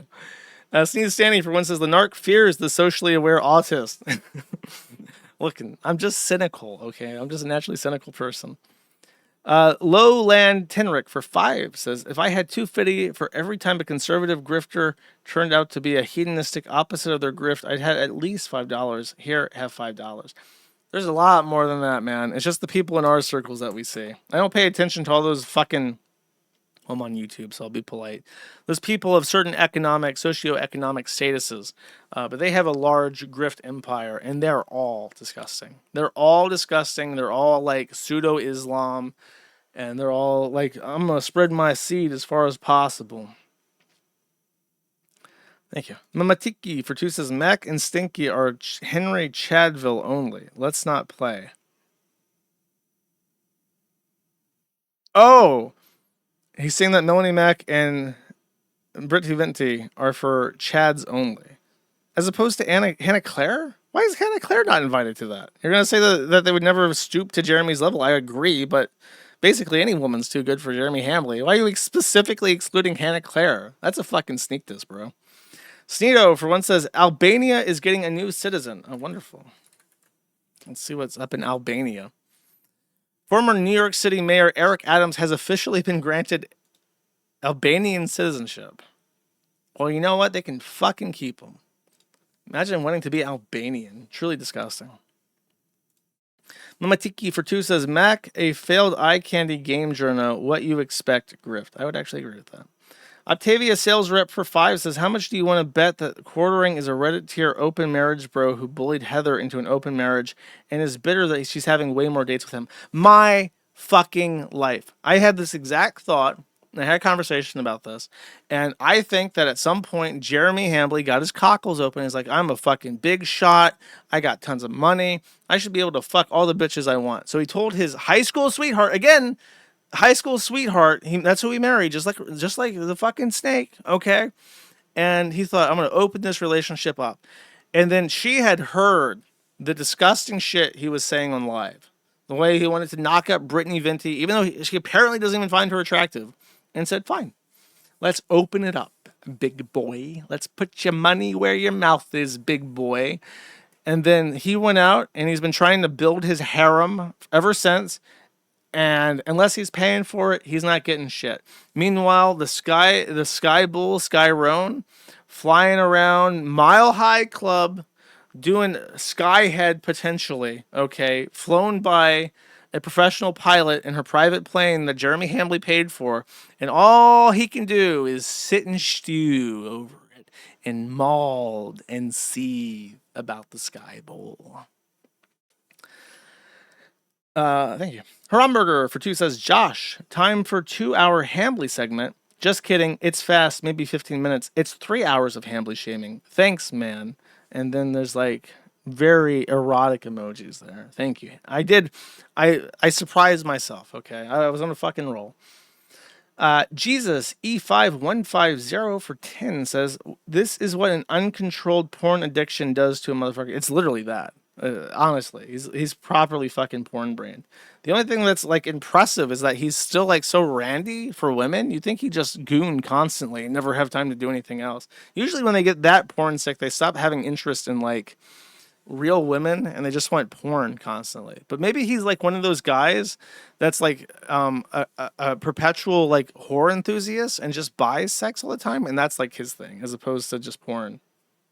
And that's why he wants like flesh and blood women. Thank you.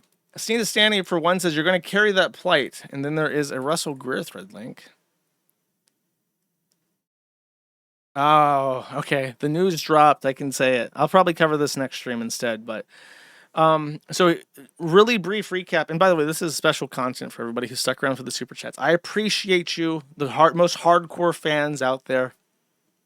Russell Greer, who's been suing us for 6 years, has also started up a myriad of other lawsuits during that time. He sues the Secretary of State in Nevada for not allowing him to open a brothel under some weird theoretical interpretation of a law that he has. However, he's also sued his former employer, Viatron. Viatron is a literal Indian call center company that operates mostly overseas, but they have a lot of call centers in the United States as well. They're very Indian, and Russell Greer got work for these Indian guys. My understanding is that Russell Greer had some menial labor job doing shit for Viatron. I think in his complaint, he said that he shredded documents or something, and he probably fucked up his job somehow, right? And he... after fucking up his job, was fired. And then he used the Americans with Disabilities Act to try and extort from Viatron, his employer, the Indians, $20,000 by saying that if you don't give me what I want, I'll sue you, and that'll be that. And they offered to actually pay him, which was a bad thing for them to do. They should never have given him a single inch. After agreeing to pay him $20,000, but before paying him, Russell Greer made like stipulations in our case that he had money coming in. And that money was the money from Viatron that he was actively trying to extort out of them. He then, after filing with the court saying that he had money coming in to pay certain fees, then went back to Viatron and asked for $200,000. It was something like that, where he had an agreement. It was a small 5-figure deal, and then he tried to get like 10 times that amount. And then they said, well, that's more than going to trial would cost, so fuck you. So now you get nothing. So he didn't get a single dollar, and at the same time lied to the court in our case, saying that he had money coming in that he didn't have coming in because he fucked up the extortion racket with the Indian guys that he was trying to extort. Then the company, Viatron, hired a firm. He filed a lawsuit for whatever the fuck, probably unlawful termination. They hired a Indian attorney or a law firm who represented them. And they recently had a defeat in court where they tried to get Russell Greer's claim defeated for failing to state a claim, which was honestly probably not the right way to go because Russell Greer at this point in time knows how to state a claim to survive that initial scrutiny. Then, after this this case was not disposed of, I am vaguely aware that they reached out to Hardin, who is our attorney, and they needed a Greer expert for this case. And there just so happens to be one man on the planet who is a true and honest Russell Greer, specialized in Russell Greer litigation attorney. And they have hired Hardin to represent their company against Russell Greer, specifically because they trust he will do everything possible to fuck him over. So, there you go. Very funny story. Trump craves juju cum, which is a reference to the what's her name? Emily Yukis thing. She put out a JD Vance meme video, which I watched. It was kind of fucking. I'm I'm always going to be more of an Alfred's Playhouse trilogy kind of person, but definitely a very provocative video, and there was a reference to this. For 10 says, I always look forward to the next annual Josh tax rant. One of the few good things about tax season. Fuck these people. Taxes are theft. It's so true, King. They are fucking theft. And I feel like we're taxed more than peasants were in the medieval era when they were literally property. Mamatiki for 2 says, QP is peak gassed up loser, but these hoes are no angel. Yeah, you would say that. Honestly, there's nothing wrong with fucking Hannah Claire. Melanie Mack is obviously a sellout, but like, bro, chill the fuck out. Mamatiki for 2 says, they're clout chasing off him. Please, Josh, so naive. I know what they're doing. He still looks gross, bro. Come on. Bussy Buffet for $25. Subscribe for 5 months. Thank you very much. Sneedo for 5 says, boomers, man. And honestly, I don't think people like Brittany Venti and Star Wars Girl need to clout chase off fucking Hambly. I'm pretty sure that Star Wars Girl is bigger than Hambly. I could be wrong, but I get the vibe. A boomer crying about giving his children's inheritance away is beyond parody.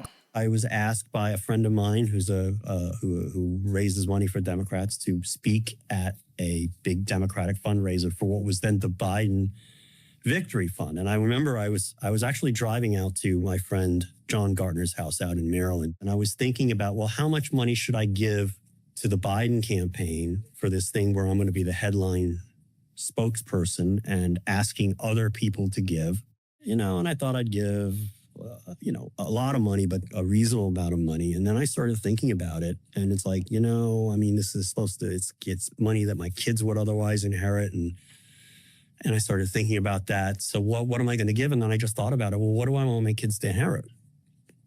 And I literally was in tears. I pulled over to the side of the road, and I was in tears thinking about this. And it's like, I want my kids. It makes me misty-eyed even today. I want my kids to inherit a democracy. It's more important than money. And that decided, well, fuck that. I'm gonna give them legal maximum, which was like $929,600. And it's just more important. It's just more important. And that's why I did that. And that's why, I'm 62 years old. I should be out in Park City skiing or something like that. And I should be really, really retired. But I could never live myself if I didn't do everything I could to help get rid of this. You know what? Yeah. So, and I'm sure that's one reason you decided to run for Congress. It's the reason, actually. The reason. Thanks for making me cry too, George, by the way. Oh my God, these people are pathetic. No, there's something in my eyes. Just something in my eyes. Suffer, you fucking loser. Fucking boomer. They are the worst. And it's like, if you actually want to set people up to succeed, you have to give them the best start ever. Like, you take $1 million and you split it between your kids. And it's like, if they have rental properties and stuff that frees up their time, then you have... This is what boomers don't get. They'll never get it. If you have 8 kids and you split like $200,000 between 8 kids, those kids are then free to go out and with passive income, go out and achieve things. They can effectuate the changes that you can't. You took $900,000, almost $1 million, and you burned it at the altar of Moloch, and you got nothing for it. You lost it all. On a fucking loser candidate who, even if he had won, would have still been a loser fucking candidate. And it's like, meanwhile, if you had split that money up between your kids, you would have enabled them to all go out and be successful. And they could have possibly used that money to springboard into achieving change that you failed to do. And boomers will never, ever, ever understand that, because it's all about them. And it's always been about them, and it will always be about them until the day they fucking die, which quite honestly cannot happen soon enough.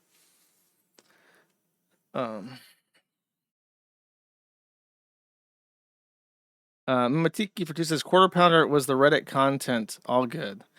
The Orange Cow for 20 says, I missed the Kick Life is Strange streams. Did you put it up anywhere? It's on Kick on the videos. You just have to, they don't have the regular backgrounds. Just use that. I will put it up on the Math the Internet site, though.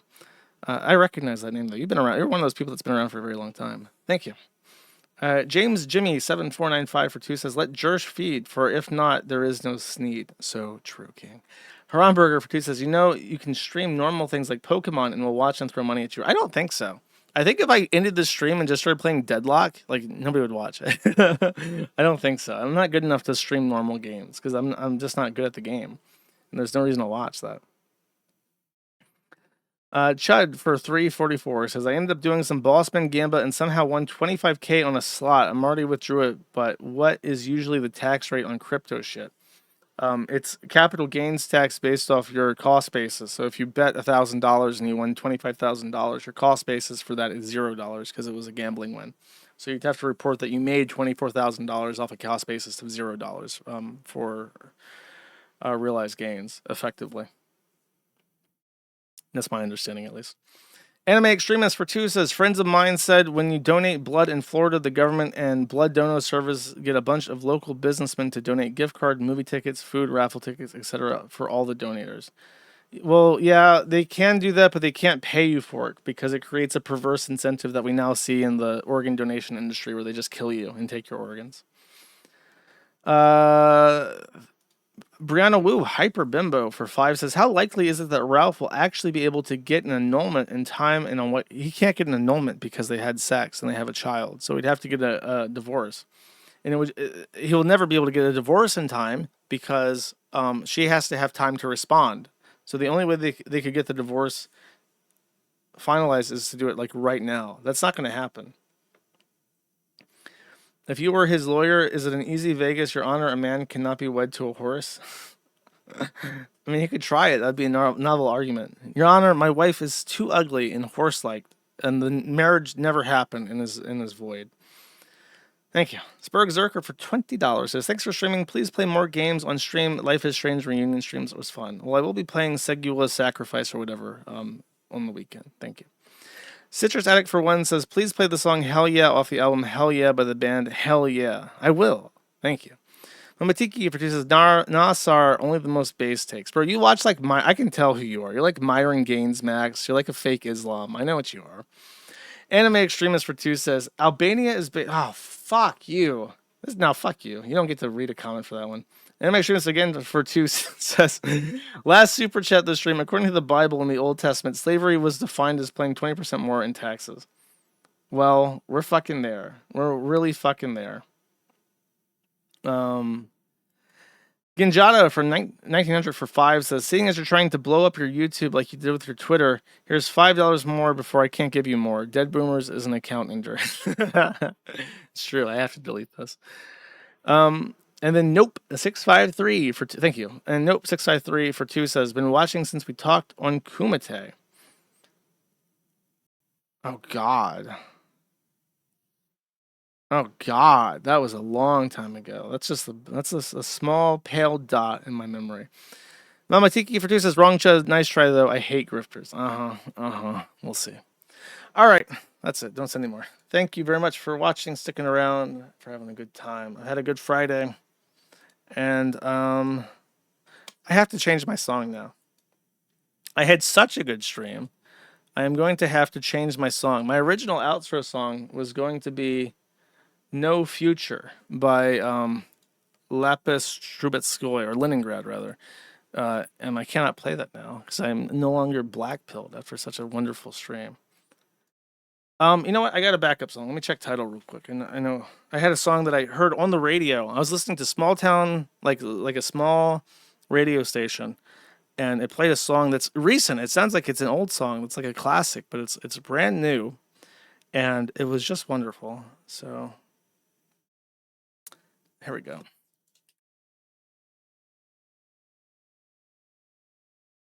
All right, I'll see you guys on the weekend if you choose to watch that stream. If not, I'll see you on Friday. Take it easy. Thanks for watching, and bye-bye.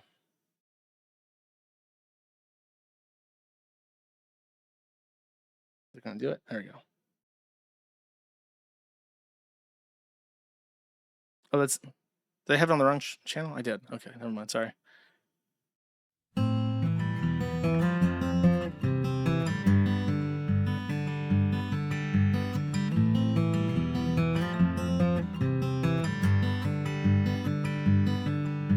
sawmill lights that shone so bright you could barely see the stars. But we caught a couple falling out on a blanket in the yard. You winding down from a late shift down at the nursing home. Feels so good to be up late pretending that I'm grown. Come back from the dark somehow, finally living in the here and now. No sign of a thundercloud following you. Don't take it personal, the world don't turn around you. Hold on to the moment like it's heaven passing through. And we washed the X's off our hands at the honky tonk.